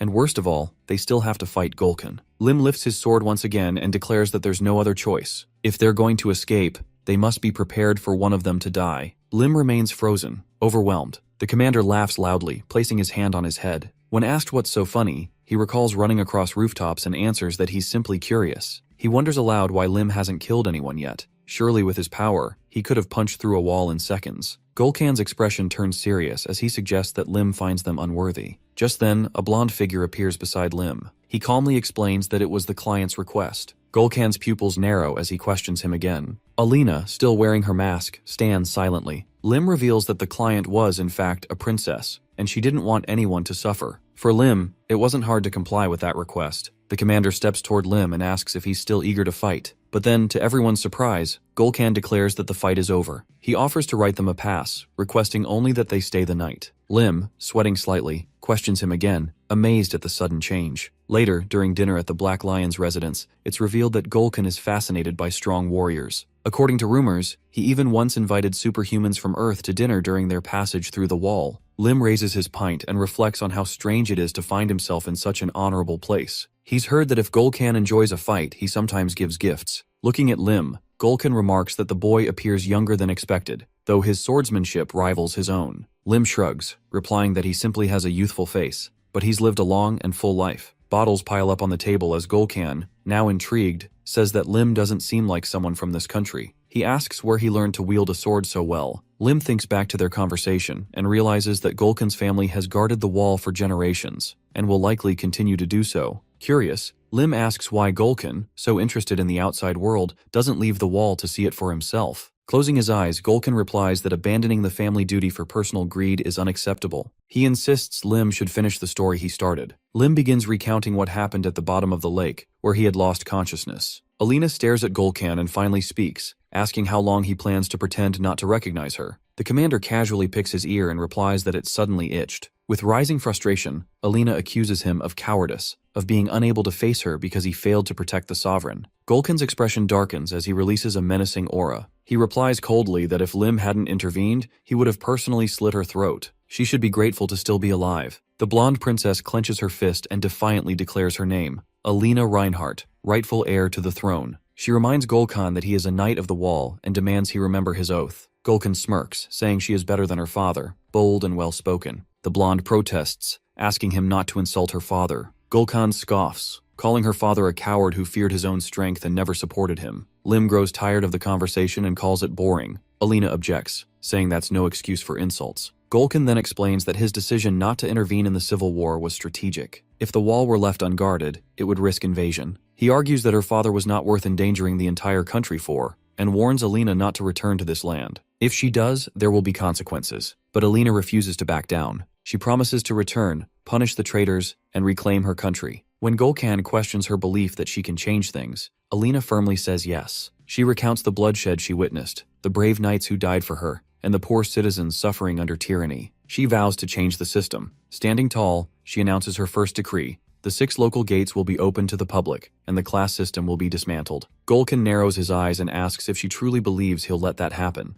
Alina responds without hesitation, This is the will of the Empress. As tensions simmer, Lim simply turns his head, thinking about finding a place to nap. Gulkin laughs again, and the men near the wall continue their duties. One insists he's on an urgent mission, but is told to wait. It will take time. As Gulkin walks along the wall, he orders Ormond's dogs to stand at the gate a few more hours before being sent away. When asked what to do with the princess, he replies that he'll wait and watch. One day they will meet again at this wall. The scene shifts to the central mountain range, where the sun illuminates the elven forest entrance. A voice says they've been waiting. An elf steps forward, placing a hand on his chest, and introduces himself as Garand, a researcher from the Seafar's elven forest. He explains that the Supreme Elder sent him to escort them. Lim stands behind Alina, who urgently asks to be taken to her grandmother. Lim reflects on the Elder's gift of foresight and feels relieved. They can safely proceed to the village. Lim stops as an elf approaches and questions him about a demonic presence. Surprised, Lim asks for clarification. The group stands near a carriage as the elf explains he senses corrupting demonic energy, making Lim unfit to enter the village in this state. Lim wonders if it's just elven prejudice against humans. Garand reaches out for the blade, confirming it's a demonic sword. Lim suggests it's probably his fault and offers to take the weapon. Lim calmly replies that the matter is settled and proposes they move on, but the elf disagrees. Holding the sword out, the elf accuses Lim of being a vile devil. Lily gasps in fear, shocked by the accusation. Lim approaches Garand and asks what he's doing. Garand, visibly disturbed, exclaims that his eyes aren't deceiving him, that the girl is the devil. Worried, the girl looks ahead and pleads with him, insisting that she isn't like that at all. But the elf, sensing terrible demonic energy, explains that he can feel a great evil within her. He accuses her of suppressing a deep, burning desire to kill, calling her utterly disgusting. Lim steps in, standing behind Garand, and urges him to stop. Garand calls Lim ignorant and demands to know if he even understands who he's protecting. The elf then points his sword at Lily. Lim, unfazed, calmly replies that he does understand, and that's precisely why he's asking Garand to stop. He explains that although the girl appears to be an ordinary child on the outside, inside she has undergone a demonic baptism. Garand grimaces at Lim's words, insisting that the girl must be destroyed immediately. As he raises his hand in front of Lim, the boy stops him, asking if he even hears himself. In a flash of anger, Lim punches the elf researcher and warns him never to say such things in front of the child again. The elves behind Garand draw their weapons, demanding that Lim step aside. They question how he dares to attack one of their own, but Lim remains calm and silent despite their aggression. Dark energy begins to emanate from Lim as he orders them to deliver a message to the High Elder. They are not allowed to enter the elven forest. He adds that if she does not come to them personally within 2 days, he will burn everything to the ground. Under the night sky and among the trees, Lim advises the mage to rest in the carriage if he feels tired. The mage responds that he's fine. Lim then sits across from Alan, who admits that he's ashamed to look Lily in the eyes. He reflects on the outrageous claim that she underwent a demonic baptism, noting that even healthy adult men usually die from the ritual. 9 out of 10 don't survive. Lim, listening carefully, says it seems Alan knows a little about it. Alan explains that he once read about the baptism in a book, and that only high-ranking sorcerers can perform such a ritual. He adds that it demands a tremendous amount of money and magical materials. Most importantly, the pain is unbearable. Nearly no one survives. Lim clenches his fists in anger, silently vowing to finish off the bastard in the goblin mask who did this. Later, as they sit by the fire, Lim ends the conversation, urging everyone to sleep. Lily, hugging a stuffed animal, tells Lim that she can't sleep. He suggests she switch places with the mage to feel more comfortable. Clouds drift over the treetops as Lily sits by the fire. She turns to Lim and asks softly if she will become a demon. Lim, sitting opposite her, replies honestly that he doesn't know. Lily then asks what she should do if her mother ends up hating her. Lim exhales, opening his mouth before speaking. He says half-jokingly that she does resemble a devil because she never listens, eats a lot, and has a difficult personality. Lily looks at him, seeking more clarity, so he continues. He admits that he was exactly the same at her age, never listened to anyone, didn't study, and only spent time goofing off with friends. His parents probably thought he was a devil too. Lily tightens her grip on the toy as Lim says her mother is probably just as worried about her as his parents were about him. Lily nods, agreeing that her mother isn't any different. In the center of the clearing, Lily suddenly suggests that the three of them live together once they find her mother. Lim laughs and asks if she really intends to block a decent bachelor from getting married. He jokes that he'll buy an apartment near the guild and live there, with just her. Lily then innocently asks where he would live. As she lies next to young Shin, Lim comments that she's very clingy. Stepping down onto the grass, Lim suddenly hears someone approaching. A blonde elf appears silently before him. Despite having expanded the range of his senses to avoid a surprise attack, Lim is stunned. He didn't sense her presence at all. Sweat forms on Lim's brow as he realizes only one person among the elves holds that much power. He wonders aloud if she's the Supreme Elder. The elf bows respectfully and confirms his guess. She adds that she has heard her children behaved rudely toward him and offers her sincere apologies. Placing her hand over her chest, the Supreme Elder thanks them for saving her granddaughter and changing her fate. Lim stands before her and replies that he isn't the one who deserves the apology, though he still accepts it. He then brings up Alina, asking whether the Elder was informed of the conditions under which he agreed to bring the girl there. The Elder confirms that she has already contacted the dragon. Lim then asks about the response. She tells him that the answer hasn't come yet, and it may take a few days. Lim, deep in thought, considers whether they should check the kingdom of Teru in the meantime. The Supreme Elder asks if they wish to wait for the dragon's response in the Elven Forest. As buildings come into view under the forest canopy, she formally invites them to Seafers, the heart of the Elven Forest. Looking away, she privately reflects on Lily's tragic fate. The carriage pulses with dark energy as the Elder resolves to purify Lily from the effects of the demonic baptism, fearing the child could become a disaster for the world. In Seafers, elves gather near the carriage, alarmed by the demonic sword and aura it emits. They question why the Supreme Elder would bring such dangerous things to their sacred land. Just then, Alina smiles brightly and rushes over, relieved that everyone arrived safely. Alan runs toward her, thrilled to see her again. Lim nods and says he's glad to see her doing well. Alina admits she felt uneasy for not traveling with them. Lim mentions that the old woman accompanied her, but is now nowhere to be seen. Alina explains that Leonard's condition worsened, and she stayed behind to care for him. Lim suggests that when time allows, they should visit him. He then hands Alina a sealed object. Recognizing it, Alina clasps her hands together and declares that their contract is complete. She promises to repay him one day for all he's done. Lim smiles, showing the coins she gave him, and tells her to think carefully over the next year. Perhaps something like giving the White House Guild a monopoly over the Principality's magical goods. Alina asks if he will visit her after that year. Lim responds seriously that it's possible. Pleased, she vows to achieve her goal within that time. She envisions clasping hands with the others, using the royal seal to uncover her ancestors' relics, and forming a pact with the 6 elven families. Once she gains Golkin's support upon her return to the wall, her preparations will be complete. Lim asks again what she plans to do officially. Alina only smiles and says that she never promised anything specific. Meanwhile, Lily, now resolute, announces that she's ready. The High Elder sits beside her, gently warning that the purification may hurt, but promises everything will be fine afterward. Lily, her eyes calm, says she isn't afraid. She's used to pain. The Elder acknowledges her courage. Lim appears and asks if the preparations are complete. The Elder confirms, and Lim draws a sacred sword from its sheath, which will be used in the ritual. They stand beside a sacred spring as the purification begins. Elsewhere, in a dark dungeon lit by torches, a man approaches the bars. Gordon holds a glowing sphere, remarking that despite everything, the man is lucky to be alive. Inside the sphere, an image of the carriage and the group appears. Lily opens her mouth as if casting a spell. A dark-haired man stares forward in shock, recognizing her as the Child of Fire. When asked for confirmation, he's told that she's the one he missed. Alan and Lim wear masks as the man grits his teeth in fury, recalling how he became a test subject after that day. Grabbing the bars, he's told this is his last chance. With trembling hands, he reaches for a red mask and is ordered to correct his own mistakes. Lim and the elf watch as Lily steps into the water, moving slowly. The Elven Elder raises her hands and begins chanting a green energy spiral around her fingers. A magic circle forms around Lily, and water rises, enveloping her. Suddenly, a surge of dark red energy bursts from her, and she screams in pain. Monica watches, concerned. She had expected this outcome but is still shocked by the intensity of the demonic energy radiating from Lily. She warns the ritual will be difficult and urges patience. Dark energy pours from Lily's stomach. She cries out in agony. A red cloud of mana erupts, echoing with tormented screams. The elf collapses, gasping that something must be done. Lim charges forward and places himself in front of Lily. The elf warns that the baptism can only be broken by defeating the demon within. As she speaks, the swirling red energy solidifies, and a monstrous insect-like creature emerges. Lim releases his blue aura. He leaps back, then launches into the air toward the demon. The creature flees, leaving a trail of red smoke. Lim slashes through it, trying to close the distance. While chasing, he mutters bitterly that he's tired of fighting demons. Meanwhile, Lily collapses into Monica's arms, trembling. Monica gently asks how she feels. Lily averts her eyes and asks about her uncle. Watching Lim fight, she senses his rage. Monica explains that when someone dear is harmed, anger is a natural response. Lily listens quietly, comforted by the thought that she matters that much to him. Back on the battlefield, Lim pants, facing the injured demon. Though it's weakened and slower, it still tries to escape. Drawing his sword with both hands, Lim activates his autumn energy. He runs through the heaven-destroying mind technique, a sequence he knows by heart.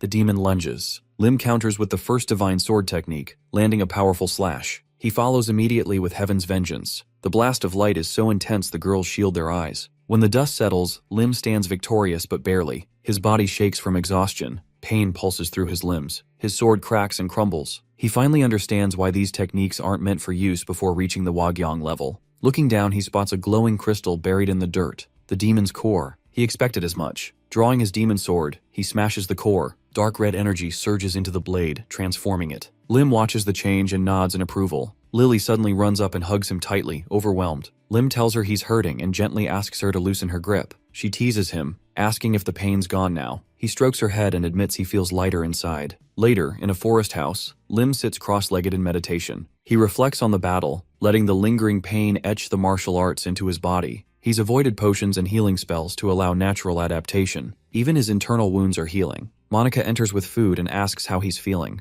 Lim thanks her, saying her care helped. He asks about the baby. Monica replies that the baptism's effects linger, but recovery will be swift inside the sacred tree. Lily's appetite has exploded. Lim simply says she's always eaten a lot. After finishing the meal, he sets the tray aside and thanks the elf for her help. Monica says it was repayment for saving her granddaughter, Alina. Lim explains their deal with the princess is separate and insists he'll repay the favor in his own way. Monica tells him to focus on getting stronger. She expects nothing in return. With a smirk, Lim offers to explore the foggy forest for her. Monica is surprised he knows about it. He admits to overhearing a conversation. Thinking about the forest, Lim recalls that its fog is lethal to elves, but harmless to others. He declares confidently that he'll go. The elf's voice carries into the room, saying if he's serious, she'll prepare an official request and reward. Lim waves it off, saying he wants to repay their kindness and doesn't need the money. Elsewhere, Leonard quietly admires the forest. Lim approaches and asks how he's doing. Leonard smiles, saying he heard about the demon's defeat from the excited princess. He notices the familiar book in Lim's hands and chuckles, asking if he's reading it again. Lim flips a page, remarking that it's full of self-praise but still worth reading. Leonard reminisces about the border wall battle. He poured out all his strength and mana and saw his limits. He wonders how things might have gone if he'd realized that sooner, a year earlier, or even 3. Leonard gazes at the huge mountain wall before him and reflects, there is a different world sword skills beyond this wall. He once thought he could overcome this wall and reach a new world of sword skills. Lim continues reading the ancient martial arts book from Murim. He reads out loud even though his body feels shriveled and his mana core empty. With a serious expression, he continues that his appearance is more corpse than human. The old man beside him, puzzled, asks what he means. Without looking up, Lim keeps reading. His first day with a sword, near-death experiences, and how he had forgotten why he even started. All he sought now was mastery of martial arts. Leonard, moved, begins to cry. He says that although the words come from a different world, he understands Lim completely. Leonard then asks if he might be allowed to show his swordsmanship. Lim rises, unsheathes his blade, and says he's not good enough yet, but he'll show him once, so watch closely. Lim positions his sword and freezes. Then, in a burst of motion, he begins executing precise movements. Leonard, inspired, grabs a stick and mimics him, smiling as he repeats the boy's technique. Their training emits a bright light. Lim shields his eyes, realizing he must push past his limits. Looking at Leonard holding his sword confidently, Lim remarks that he can't even be called an old man anymore. The scene shifts to a foggy forest. Leonard swings his blade through the mist, loudly telling enemies to come at him. Lim warns that monsters could be drawn by the noise. Leonard is confident he'll handle them all with his aura blade. Seated on a log, Lim adds that the deeper they go into the forest, the thicker the fog becomes. Alan agrees, saying there are no monsters nearby but wishes they had a golem for safety. Lim recalls young Shin sitting by a tree, refusing to move until his girlfriend wakes. There are rumors that this fog had been a pain in the ass for the elves, as well as for goblins too.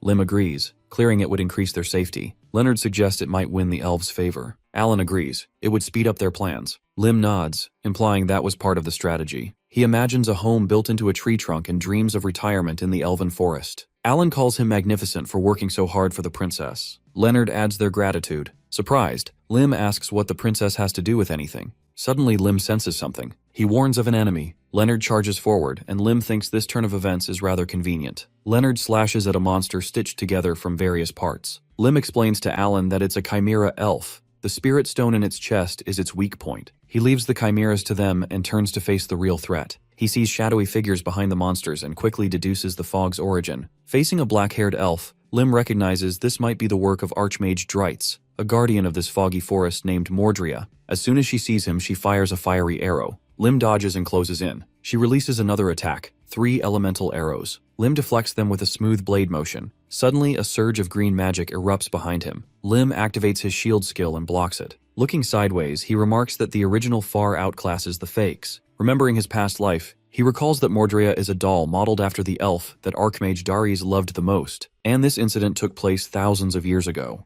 She was killed by superhumans long ago. Later, the production method was leaked that allowed many copies of her to be made, but none matched the original. Lim knows capturing her will be difficult, but it must be done. So he uses his skills to vanish. Mordrea is stunned. In an instant, he reappears behind her and strikes. Wounded, she tries to counter, but fails. Lim delivers a fist strike directly into the magic stones embedded in her body. Standing before the defeated elf, Lim admits she was tough. Alan and Leonard finish their battle. Leonard realizes the problem was the doll. He asks if Lim really plans to take her. Lim affirms she's too valuable to leave behind. Lim suggests as they are done here, they should pay a visit to the Guardian's place. The group heads to Archmage's wooden hut. From the outside, it looks like a small shack, but inside, its basement holds great treasures. Alan rushes to the bookshelves, marveling at rare magical ingredients and lost manuscripts. Lim tells him not to fuss. They need only the essentials. Lim opens a small chest on the table. Inside is Archmage's second greatest legacy besides Mordrea, spirits of various elements. They burst out and surround him. Lim thinks they'll be useful if he can harness their power. The spirits ask if they can live with him. Lim agrees, but demands a high rent. They happily merge into his hand. There's no outward change, but he feels their energy inside. Leonard asks what just happened. Lim downplays it and urges them to collect what they need. Then they must destroy the fog's magic circle. Night falls and the fog dissipates. The group treks through the forest. Leonard notes the clear weather. Suddenly Lim halts, noticing a strange reaction from a purple orb in his hand. He signals silence. Covering his mouth, he tells everyone to stay quiet and not come any closer. In the glowing surface of the magical sphere, a figure wearing a goblin mask flickers into view. Lim is confused because he's got no clue who this guy even is. The voice from the magical sphere speaks again, asking who he is and demanding to know the whereabouts of Goldmary. Lim is frustrated and wonders if he is the one the lady had warned him about. He shifts his focus back to the glowing orb. The man in the goblin mask narrows his eyes and asks what Goldmary might have said about him. Lim responds to the magical glob, introducing himself as Ansel and claiming to be a member of the Randall Thieves Guild. Acting under Goldmary's orders, he explains, he is tracking the group responsible for destroying the guild headquarters. He continues, reporting that the fleeing enemies crossed the border using the last surviving steel carriage. The man with goblin mask questions if that carriage could really be the one in question. Lim confirms, describing its unusual structure, something not easily found elsewhere, and mentions that it is pulled by a massive iron horse. Hearing this detail, the man in the goblin mask recalls that the Thieves Guild had burned to ashes. This confirms to him that the report is accurate and that it was wise to maintain contact through a magical link. A moment later, the voice from the ball asks directly if Lim is traveling with a girl who has red hair. Lim thinks to himself that, just as he suspected, the man is looking for Lily. Goblin Mask speaks again, asking for the group's current location. Lim scratches his head and explains they are somewhere in the central mountain range, though he cannot provide exact coordinates. He hurried out without a map or compass and simply traveled as quickly as he could. The man in the goblin mask grows irritated and reminds Lim just how massive the central mountain range truly is. Despite his annoyance, he instructs Lim to continue the pursuit and states that he will make contact every day at the same time. Lim hints that a problem may prevent further communication. Curious, the goblin mask asks what he means. Lim squeezes the magical artifact tightly until it begins to crack. He calmly claims the crystal was damaged during the pursuit and says he cannot guarantee he will be able to receive the signal tomorrow.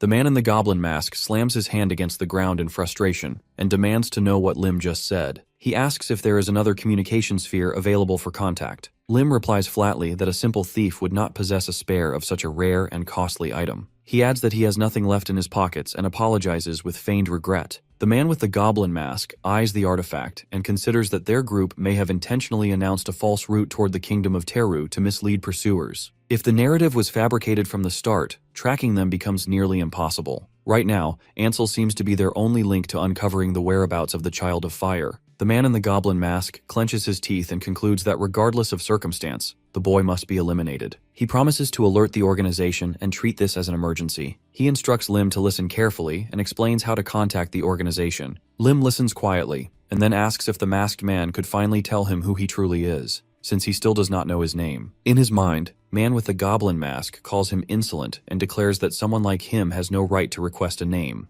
He then decides the boy's eventual death will be especially painful. The masked man eventually speaks again and says his name is the Red Goblin. That alone, he insists, should be sufficient. Lim repeats the name back to him. With that, he crushes the artifact in his palm and calmly announces that he will make contact next time. Moments later, Lim has awakened Mordrea using the tattoo spirit retrieved from Archmage's hut. He asks her to accompany them to the elf settlement through the shortest route. Upon arriving, a grand elf festival is going on. One elf approaches Lim, beaming with gratitude. He thanks Lim for waking his daughter and allowing him to see his son's face for the first time in over a century. Another elf expresses her thanks for saving her husband. Lim waves them off, saying they should enjoy themselves because he is too tired and wants to rest. The elves present Lim with countless gifts, and he stares at them in confusion, unsure of what half of them are. As he examines the items, Monica walks toward him with a knowing smile. Monica remarks that this is simply how people react after the foggy forest has been cleansed. Lim sits next to her and says he owes her for saving the little girl. Monica admits this is true, but also reminds him that he has altered Alina's fate. Lim agrees and reflects that Alina would never have reached this place without his help.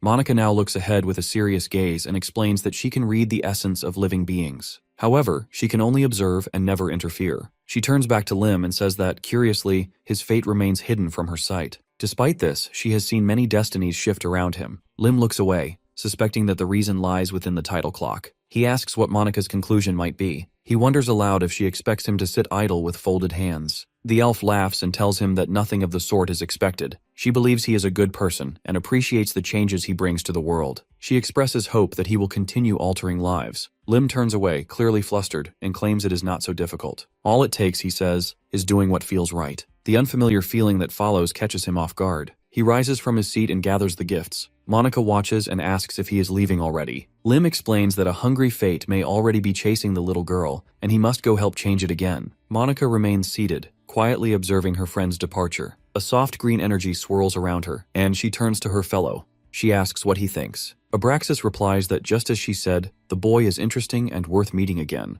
Moments later, Lim is lounging on a deck chair, noting that they have lingered in the elven forest for far too long. He imagines the elves constructing a treetop villa based on his wish list, and decides he cannot leave without seeing the result. Mordria stands nearby, and Lim remarks that he must return to his world within a month, disrupting all his plans. From outside the window, Lily's cheerful voice echoes as she shows off a painting brush in hand, proud of mastering a technique. Lim steps outside and compliments her neat work. He tells them to clean up while he loads the luggage. Someone notices the state of the carriage wheels and suggests finding another one. A sorcerer nearby wonders if folding the carts by size might help, but Leonard explains that the cart is already overstuffed. Behind them, the princess declares that even more luggage remains. An elf hands him a bottle of family-made alcohol, explaining its importance. Another elf insists he take the spirit stone as well. Lim expresses his thanks but says there are too many gifts. He promises to accept the rest next time he visits. Lim then tells his team to unload half the luggage. The group reacts with shock, protesting that they packed everything with great care. As the sun dips beyond the horizon, Lim announces that they can finally depart. The princess stands with her subordinates and says it is unfortunate they must part so soon. Leonard shakes Lim's hand and promises they will meet again and settle their debts. Alan bows and expresses deep gratitude. He hopes that their paths cross again when he has become a greater magician. Alina reminds them of the promise to meet her again in 1 year. Lim glances awkwardly at Monica, who still looks serious. She says she hopes he will return one day. Then, with a steady gaze,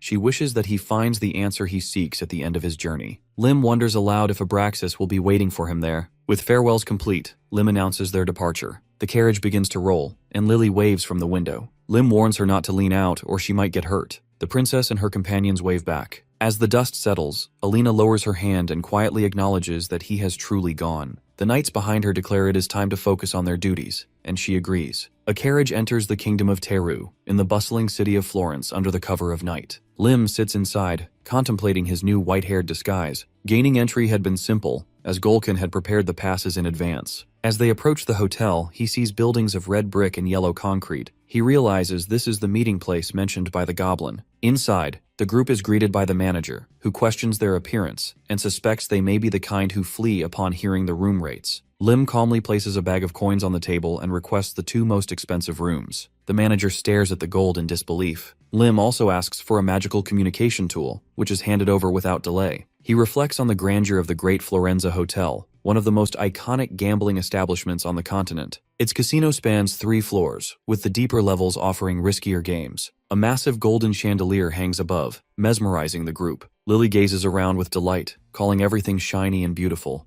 Yongxin promises to craft similar treasures once they return. Lim hands them a pouch of gold and tells them to enjoy themselves. If they grow tired, they should return to their rooms and sleep. They agree without hesitation, Mordrea is assigned to watch over them and report back if anything happens. With a nod, she joins the others. Lily leads the group toward food, and Lim, watching them disappear down the hallway, wonders if it is time for him to enjoy himself too. He flips a gambling chip into the air and decides to have fun while he still can, before he reaches the hidden 4th floor. Lim walks into the casino while voices murmur around him about losing bets and bigger risks. This is the 3rd and lowest floor of the Grand Florence Casino. The entrance looks open and unguarded, but Lim senses that the stakes here are more dangerous than above. Though no one stares at him directly, he feels the shift in the room. The managers have started paying attention. He doesn't recognize any faces, and they likely don't recognize him. Near one of the gambling tables, Lim pauses. His senses pick up on the presence of a skilled swordsman, a mage, and a couple of assassins blending into the crowd. There's also a magical barrier here, one that suppresses spellwork. This is no casual gaming den.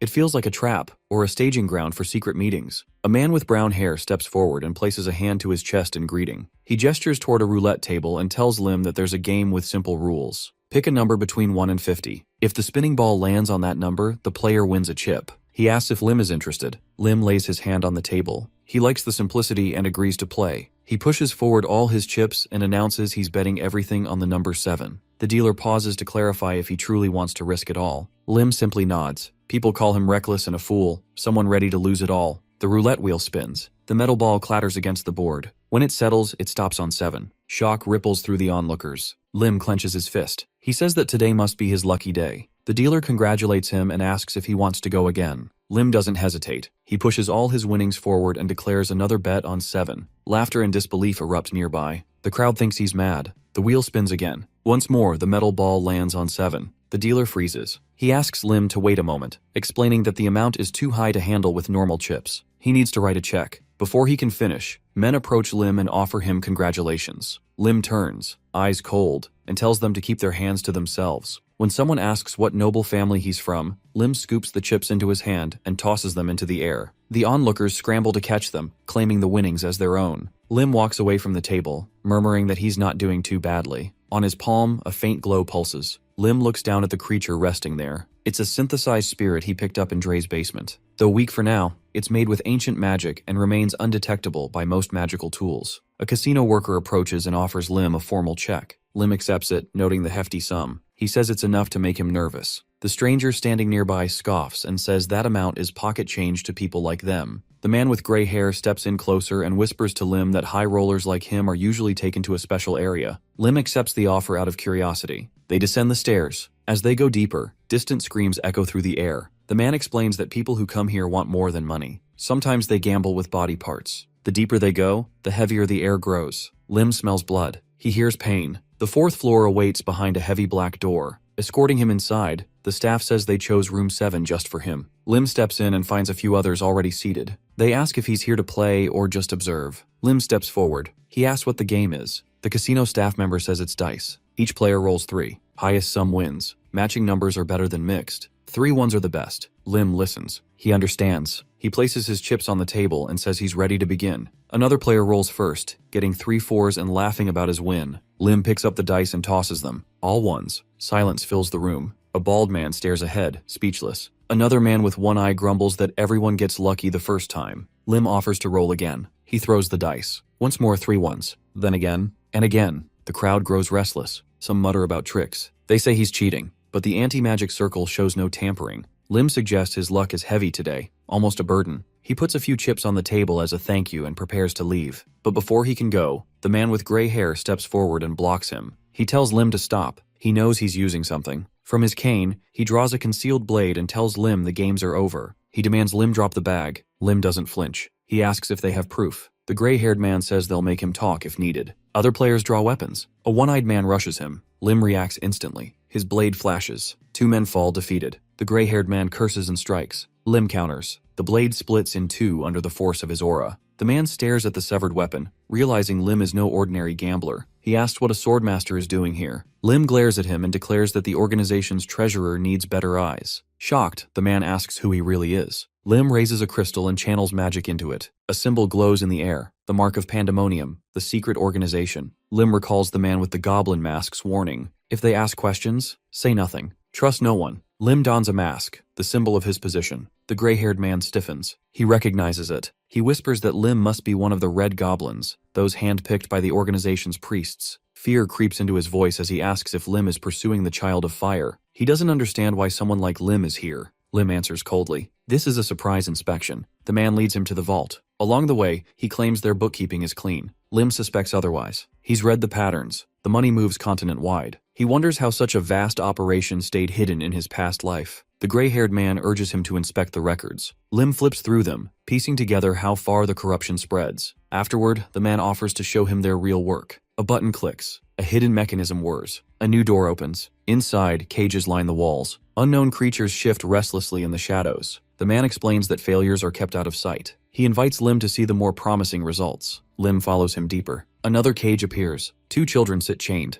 The man claims these are the successful ones. He says they look ordinary, but once stressed, their monstrous traits emerge. He says he will now demonstrate what these children really are. At that moment, red fur begins to ripple over the girl's skin, and Lim watches closely, recalling his original plan. In a blink, the child transforms into a massive wolf, and the boy observing this figures out that the goal was to disguise themselves as red goblins to gather intel on the organization. Along the way, they could also pick up a few spiritual stones and artifacts. A casino worker turns and asks what Lim thinks of the idea, and standing just behind him, Lim silently concludes that this scheme would more than suffice to stir trouble for the red goblin. Placing a hand on his chest, the man with gray hair admits that there are still complications, but if they solve those, mass production could begin. At that moment, the girl shifts back into human form, and the casino worker offers to show Lim the other children. He calls out to Hannah, asking her to come forward. She trembles at his words. Looking at the man with disgust, the girl declares that she has already displayed what was required of her. He tells her to be quiet since they have an important guest, and she must fully prove her value. Lim suddenly snatches the whip from the man's hands and says he should give it a try himself. The man agrees without hesitation, but as Lim stares at the trembling Hannah, he realizes this girl must have experienced the same horrors. Gripping the whip tightly, Lim says he has changed his mind. With a swift motion, he unfastens the metal collar from her neck. The casino worker watches in disbelief, warning him that removing the collar will cause problems. Lim dismisses the concern, saying the girl can function without the device. Lim says he will also remove the collar from the other child, but the man with gray hair interjects, urging Lim to stop, warning that if they continue like this, it will become difficult to catch and control all the children later. Lim tells him to shut up. He wraps the whip around the enemy's neck and, with a sharp pull, decapitates him. Lim turns to the side with a dark glare, knowing well that his actions will bring serious consequences. Just then, figures appear out of a cloud of purple smoke. The shadowy figures are generous enough to give our boy a chance to explain his horrible actions. He swings the whip and says he simply does not like any of them. His blow lands and he wipes out the stranger in one strike. Another boy with purple hair steps forward, accusing Lim of betrayal and attacks. But suddenly he winces in pain and drops his blade. Lim snatches it midair and swiftly dispatches the second guard. Without pause, Lim keeps fighting off the attackers. The children huddle in the corner, fear etched on their faces. After a fierce battle, Lim stands victorious and declares that they must escape together. He smashes the bars of the cage and approaches the opening. One child asks why he is helping them. Lim replies that there is no time for questions, and if they prefer to stay, they may. But he cannot protect them because he must continue fighting. The girl stands and says she will leave because she wants to see her mother. Her brother agrees. Lim suggests they must stop talking and get moving. With powerful sword swings, he cuts through the nearby wall. Suddenly, more casino workers appear, and their leader demands that Lim surrender. Lim activates his mechanical arm and admits he does not like charging through obstacles without thinking. But this time, brute force is the only path. The guards prepare for combat and charge. In a blink, Lim disappears from view and reappears in front of the red-haired man, striking him with his fist and sending him flying. In response, enemy sorcerers cast fireball and ice spear spells. Lim raises a magical shield to deflect the incoming spells. Watching his barrier begin to crack, Lim realizes he cannot defend like this forever. A nearby enemy snarls that they face only one person and must push him into a corner. Lim suddenly takes a hit on his arm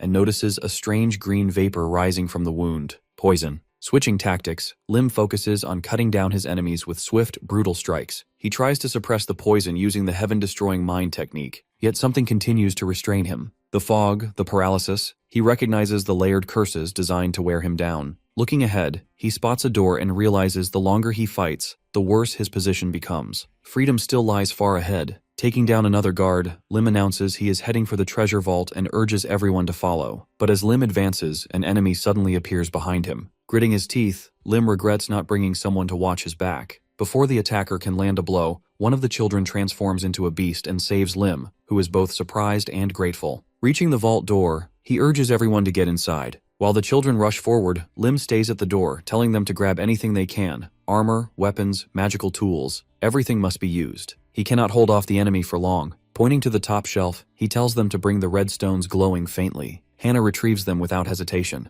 Lim takes the stones with his mechanical hand and a red light bursts from it. He watches this and calls it excellent. But then the mechanical hand freezes. One of the children asks what is happening. Before Lim can respond, a massive blast of fire slams into him and throws him across the room. Shaken and trembling, Lim struggles to rise. His body aches, and he curses the movement-restricting spells that still cling to him. A man enters, standing tall above Lim, and announces that everything is over. He mocks Lim, saying he should have just walked away since he clearly could have escaped alone. The casino worker barks an order to arrest only the successful test subjects and kill the rest. Lim, lying on the floor, thinks bitterly that he cannot let that happen. Suddenly, to everyone's shock, the ceiling collapses. Lim's allies burst through the wreckage. Lily sits on top of a massive golem and shouts that she has found her uncle. Lim looks up in disbelief and asks how she discovered this location. Lily shows her bracelet and says it has a lost child tracker. Lim lets out a relieved laugh and says she should have just washed up and gone to bed. Still, he is grateful she arrived just in time.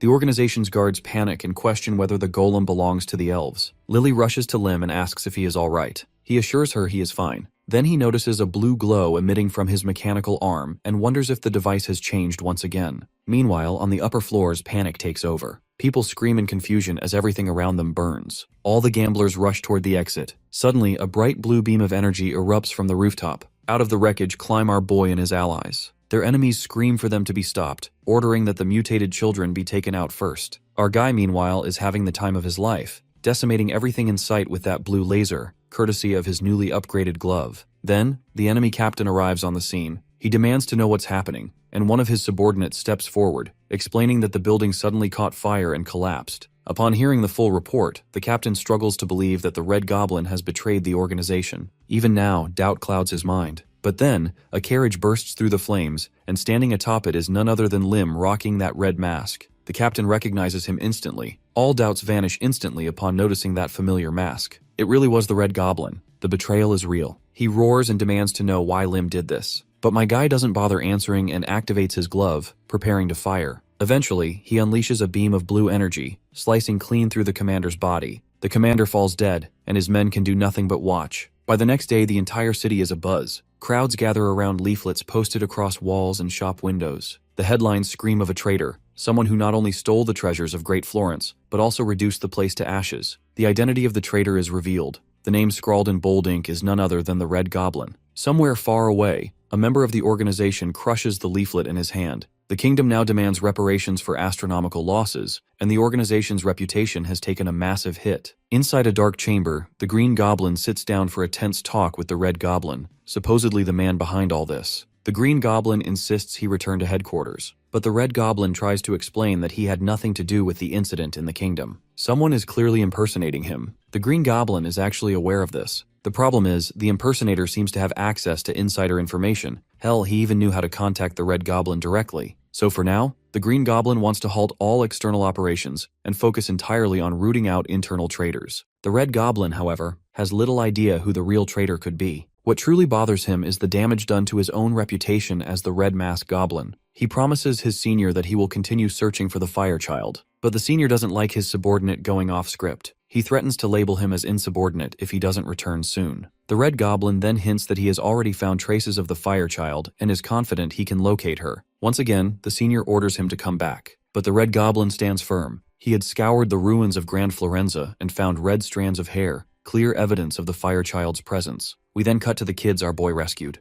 They're skeptical about this mysterious man showing them so much kindness, feeding them, treating their wounds. It seems too good to be true. Suddenly, one girl's leg starts hurting, and our boy quickly pulls out a potion to heal her. He even makes sure they're all properly bathed and dressed in clean clothes. One of the kids even suspects it might be a trap. Too much generosity always comes with strings attached. A short while later, that same kid, Zoe, is finally reunited with her mother. Lim advises them all to leave quickly before the organization's agents catch up. Meanwhile, Zeke, one of the rescued kids, watches everything from the carriage, still suspicious. The Fire Child overhears and assures him that Lim is trustworthy. In her eyes, he's nothing short of an angel. Zeke isn't fully convinced, but he decides to trust him, at least a little. Night falls, and they decide to camp in a nearby village. Lim promises the children that he'll help find their families and reunite them with their loved ones. But their reactions say otherwise. They don't seem eager to return. Lim understands. Not every family will accept these mutated children back, so instead he decides to take them to the elf forest, a decision that brings joy to the kids. With the plan in place, it's time to cook some good food and fill their bellies. Zeke insists on cooking before Lim can volunteer. Nobody trusts Lim with a ladle. Apparently, he's a disaster in the kitchen. Soon, a delicious stew simmers in the pot. The firechild can barely control her hunger, drooling at the smell. As she runs off to play, Zeke stays behind to finish cooking. But he's ambushed by the red-masked goblin, who seems to have taken control of him. A while later, as Zeke continues cooking, he secretly adds poison to the stew against his will. The poison works wonders, and everyone is knocked out cold after eating the stew. With Lim unconscious, the masked goblin returns and knocks out Zeke as well. He quickly rushes toward the Child of Fire, only to be ambushed by our boy. It turns out that ever since our boy began his journey, he knew very well that he was being sneakily followed by the enemy, so he stayed sharp and alert at all times. He was also aware of the mind control placed over Zeke and how the stew was poisoned. Lim cradles a battered enemy, telling him to open his eyes. They have much to discuss. The goblin begins glowing red, casting a mind control spell. Lim notices and immediately counters it with his own ability. He drops to the ground, muttering something. The goblin leaps up, eyes burning with hate, and accuses them of stealing the Child of Fire and starting the fire in the gambling house. My guy cracks his knuckles and punches the bastard for objectifying the girl as if she is some sort of property for this bastard to exploit. The goblin flies sideways from the blow. Out of nowhere, Mordrea appears. The man glances at her, surprised, and instructs her to stay and protect the children, sending a signal if anything happens. Meanwhile, Kim notices this weird green aura surrounding the bastard. It's as if he isn't harmed at all. It doesn't even feel like mana reinforcement. It's something else entirely. It is then that Lim suspects that this red bastard is likely a test subject too. The goblin reacts with fury to the accusation. Roaring, he launches forward, flames erupting from his hands. Lim observes how the fire reminds him of Lily's magic, though it's far less refined. He dodges,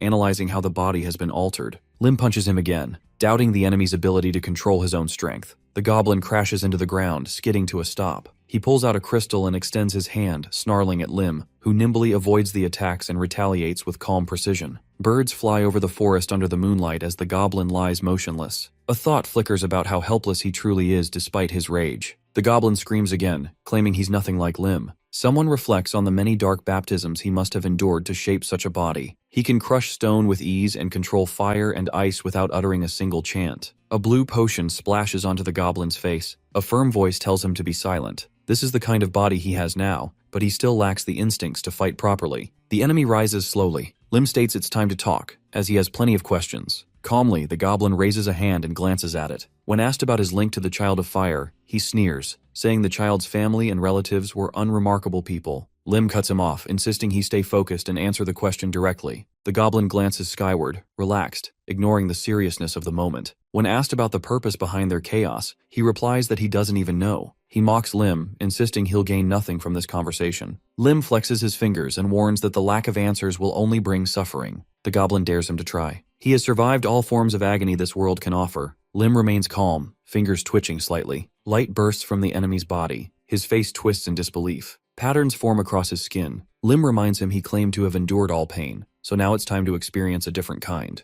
The enemy collapses in pain, groaning. Lim lifts a hand, speaking of the art of joint manipulation, something he has mastered to such a level that no one has endured his interrogation for long. He wonders aloud if Blade is stronger than them. The enemy howls in agony. Dragging him across the dirt, Lim reaches the carriage where Mordrea stands nearby. He checks if she was the one who transported the children and thanks her, asking her to stay with them. Inwardly, he notes how she made the decision without being told and silently approves. Lim moves over to Lily, brushing his hand across her face with a spell to clear the sedative. He tells her to wake up. She rubs her eyes and asks how long she has been asleep. Lim gestures for her to come with him. There is something she needs to see. They reach a tree where the red goblin is tied, beaten, and immobile. She looks at the goblin and asks who he is. One of the men answers grimly, calling him the enemy tied to the Child of Fire. She stares, remembering how she had once escaped him. The goblin sneers, saying that since she now has a protector strong enough to defeat him, she must think she's safe. But this, he says, is far from over. The goblin taunts her, promising to haunt her even in death. Lim stands focused, hand resting on the child's head. He considers the consequences of killing the goblin here. If he ends him now, Lily may never fully understand what tormented her. She may live on afraid of a shadow with no face. He turns toward her and urges her to look closely. She must see for herself the cause of her fear. The goblin is bound. He can no longer hurt her. Lim reassures her, and someone near him tells her she can do whatever she feels she needs to,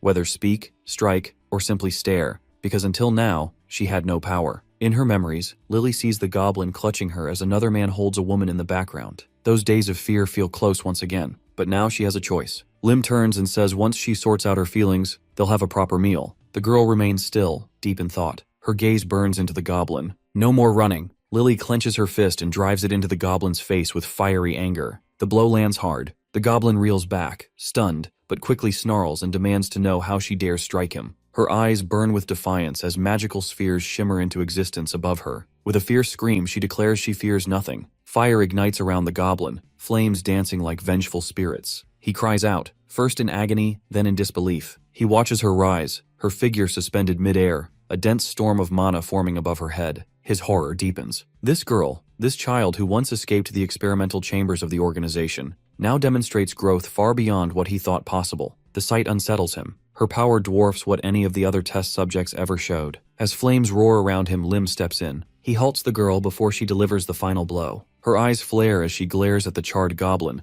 but she complies and turns away. The goblin now lies defeated, alone with Lim. Lim kneels beside him, silently contemplating how little information they've extracted. His thoughts swirl around pandemonium, the answers that keep slipping through their grasp. Time is ticking. Endurance only lasts so long. He pours a green liquid onto the enemy's wounds and mutters that this is where they pause. For now, Lim casts a glance over his shoulder and states plainly that they are off to have breakfast. When they return, they'll talk again. The streets lie empty as the morning fog lifts. Time shifts. A new day begins, and they arrive at Lily's homeland. A carriage rolls to a halt as curious villagers gather. A bag is dragged from the vehicle, sparking whispers. Some wonder who these people are. Nobles, perhaps, visiting such an isolated place. Others question the weight they drag, the reasons for their journey. Lim narrows his eyes and confirms that this is the right location. They only need to follow the street a little farther. Lily fidgets nervously. She asks Shock what to say to her mother and whether the woman will even recognize her. He assures her she will. Lim remains silent but uncertain. His instincts caution him. The organization never lets go of loose ends, and if Lily escaped, her mother could have become leverage. They reach a modest wooden house. Lily stops and quietly announces that this was once her home. She knocks on the door. Nothing happens at first. A small group watches them. Lim points out the silence. Then a voice emerges from within, cautious, asking who is there. Lily shouts her name in response, trembling with emotion. The door slowly creaks open. A blonde woman holding the handle peers out and gasps. Her eyes land on the girl and widen in disbelief. Lily has grown, she says. Tears well up as Lily steps forward, asking if she is recognized. The answer is clear. They embrace, and Lily sobs into her mother's shoulder, confessing how deeply she missed her. The air smells of grilled meat as the village prepares for a feast. Lim surveys the scene with quiet contempt. They have emptied their stores for this celebration. Still, seeing Lily happy makes it bearable. Sacrifices, he muses, must be made sometimes. A mustachioed man approaches the family and confirms that the daughter has returned. He comments that Lily is her mother's mirror. They thank him with kind words. Lily begins recounting how she met the group. Her mother listens, visibly shaken by the dangers her child faced. Lim hands Amanda, the mother, a small toy chicken. She accepts it with a grateful smile and says she's heard of his friendship with her daughter. He introduces himself, keeping his expression guarded. Lily, glowing with joy, watches him. To her, her brother figure is invincible, a dependable force.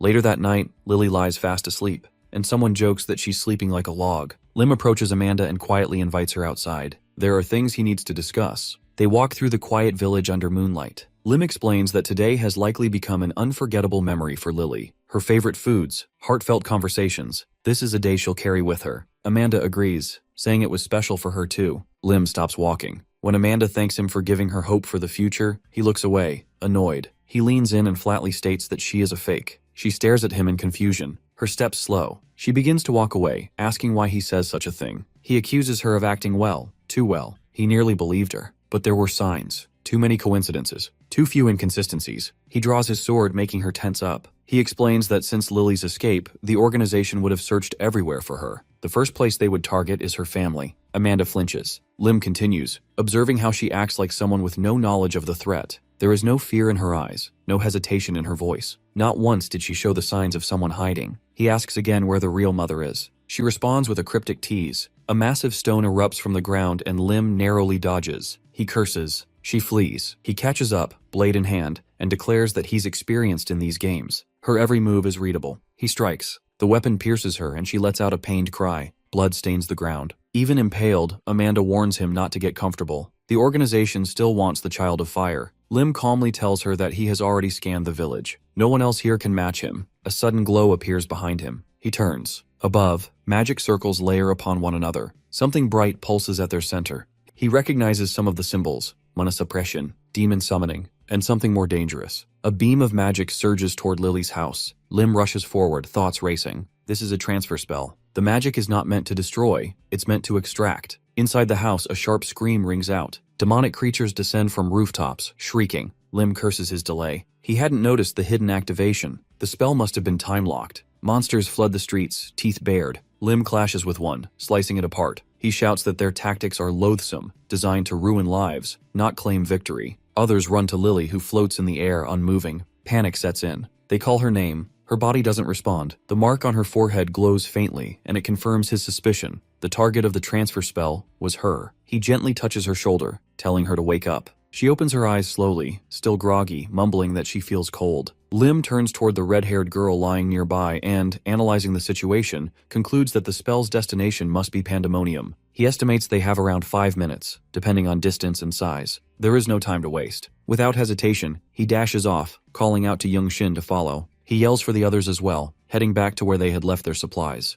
Within 5 minutes, they must leave the village and find a way to break the spell. Magic gathers in the sky above like a storm brewing too quickly. A shout echoes as someone points to the rooftop. Turns out, it's the Red Goblin behind all of this, who somehow got free. He is shooting down fireballs at our duo, while my guy is dodging them left and right. The bastard then orders his demons to strike, and they promptly follow the command. The sky churns as a massive magic circle ignites above. Below it, Lim tightens his grip on his weapon. He's within a mana sealing zone, but there's no time to hesitate. He channels energy until his veins feel like they'll burst. Pushing his limits, he launches a spell, Heavenly Demonic Cut, the first technique of its kind. Monsters swarm toward the goblin, who quickly casts a shield to deflect the blow. Lim remains composed. He leaps in the air, then catches that bastard off guard and smashes him down in the ground like a goddamn meteor. He pins the enemy down, but a sudden noise makes him turn. People and beasts standing near Lily begin stepping back. Someone yells for everyone to duck. A blinding beam of light cuts through the air, grazing the goblin. My guy rushes to do what he can to get the Child of Fire out of the danger, telling the wolf children to keep the enemy occupied.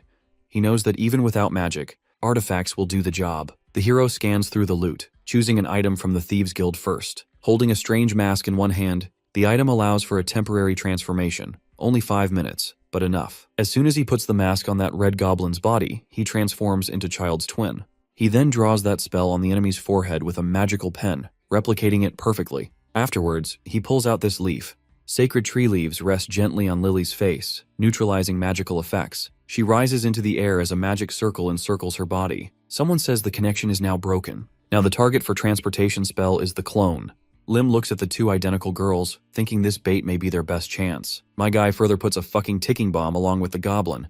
A little souvenir before this bastard is transported back to his turf. He confirms everything is ready and tells the goblin to deliver a gift to his comrades. Focused and unshaken, he says that if the enemy survives, they will cross paths again. The clone groans behind the tape, trembling at Lim's words that next time, he'll visit them himself. Back in the goblin's base, someone shouts that the Child of Fire has arrived. The goblin tells the red-haired girl to bow before him or face the consequences. He reminds her how long it's been, and that she surely has a lot to say. He rips the tape from her mouth, expecting sweet surrender. Instead, she screams. Her voice cuts through the noise as she warns everyone this is a trap. Everyone needs to run away. The clone panics, yelling that he is the real Red Goblin. The man bursts out laughing, calling it a cute lie. Before he can say more, a massive explosion tears through the area. Hundreds of elite soldiers vanish in flames. 5 pandemonium leaders fall. Research data and experimental materials are lost. Everything is reduced to ash. The city is engulfed in fire. The streets glow orange, and the skies are stained with smoke. Lim gazes at Lily and senses her heartbreak. This is not the city where demons were meant to appear, but if nothing changes,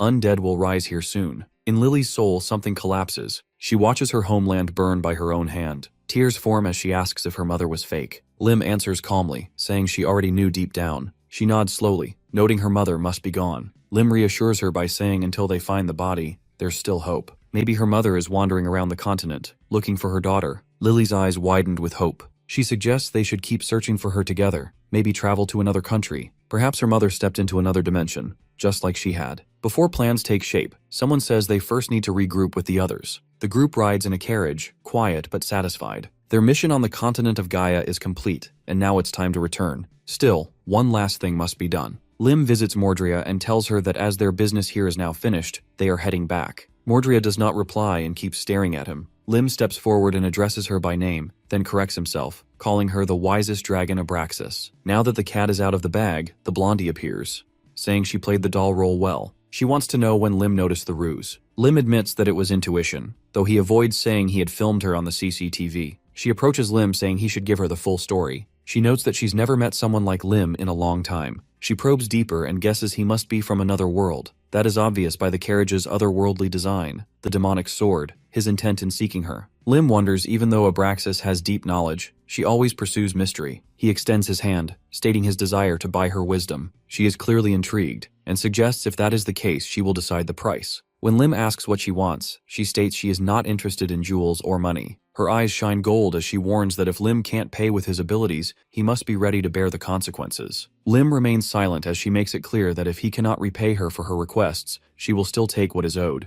Lim, serious and composed, tells her that he won't disappoint her. Abraxas is liking his confidence and looking forward to what's to come. Nearby, Lily gasps and screams that the woman in front of them isn't Mordrea. She quickly hides behind Lim and insists that something is wrong. Abraxas considers Lily's reaction a natural one. With a casual snap of her fingers, she tells them to relax and assures them that she is indeed Mordrea, the same one who traveled with them before. Since they're all here now, she invites everyone to her place. Soon they arrive at a towering castle. Abraxas remarks that it's been centuries since she had guests, not since 500 years ago. The group takes in their surroundings, and Lim reflects that while many interdimensional travelers have met Abraxas before returning home, none ever said they visited her castle, which makes them the first. His gaze lands on a beautiful fountain and then on a unicorn, and he wonders if the water there might be a magic elixir. Abraxas notices and casually tells him to take whatever he likes. Lim laughs in delight, remarking that her first words are more valuable than the second offer. Abraxas snaps her fingers again and suggests they eat first. They sit down at a large table overflowing with food. Lily eagerly begins eating, claiming it's the most delicious food she's ever tasted. Sitting beside Lim, she asks him to talk about the world they came from. Lim agrees and begins to speak, starting with the most ancient civilizations: Mesopotamia,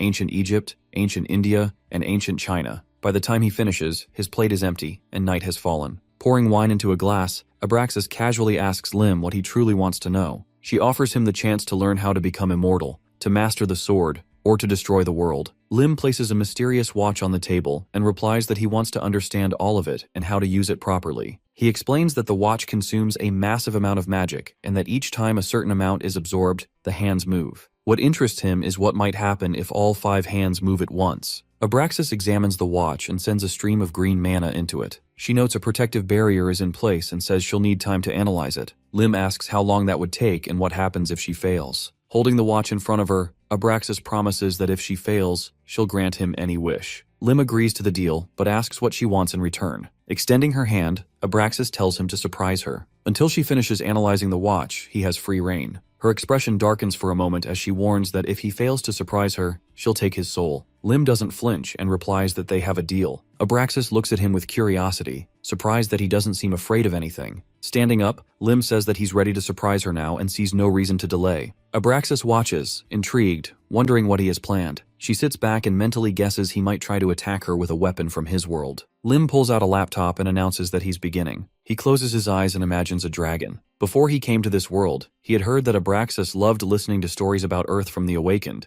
but people became greedy and demanded too much from her. Eventually, her patience ran out. Although she didn't change outwardly, many who tried failed to impress her. Still, a few succeeded. One awakened Englishman created something remarkable. As music from Earth begins to play through his device, Hang's eyes widen. She's surprised that Lim didn't resort to force or tricks. The next day, Abraxas places her hand on her chest and begs him to take her with him. Standing firmly, Lim replies that she already knows he cannot. He recalls seeing the end of a world when a dragon crossed through a gate. The red dragon of the apocalypse once reached Earth, nearly wiping out the planet. Only when it was captured and killed did the world begin to recover. He closes his eyes again, knowing that Abraxas is even more powerful than that dragon. Letting her cross would guarantee disaster. Abraxas, eyes gleaming with excitement, says it would be dangerous only if her true form passed through the gate. Since her power is sealed and she's in human form, there shouldn't be any issues. Lim calmly refuses again, reminding her that even in her sealed state, she must ask his permission before doing anything. Smiling brightly, Abraxas agrees to his condition. She hands him jewelry as a token of her promise. Just then, a voice echoes from a loudspeaker.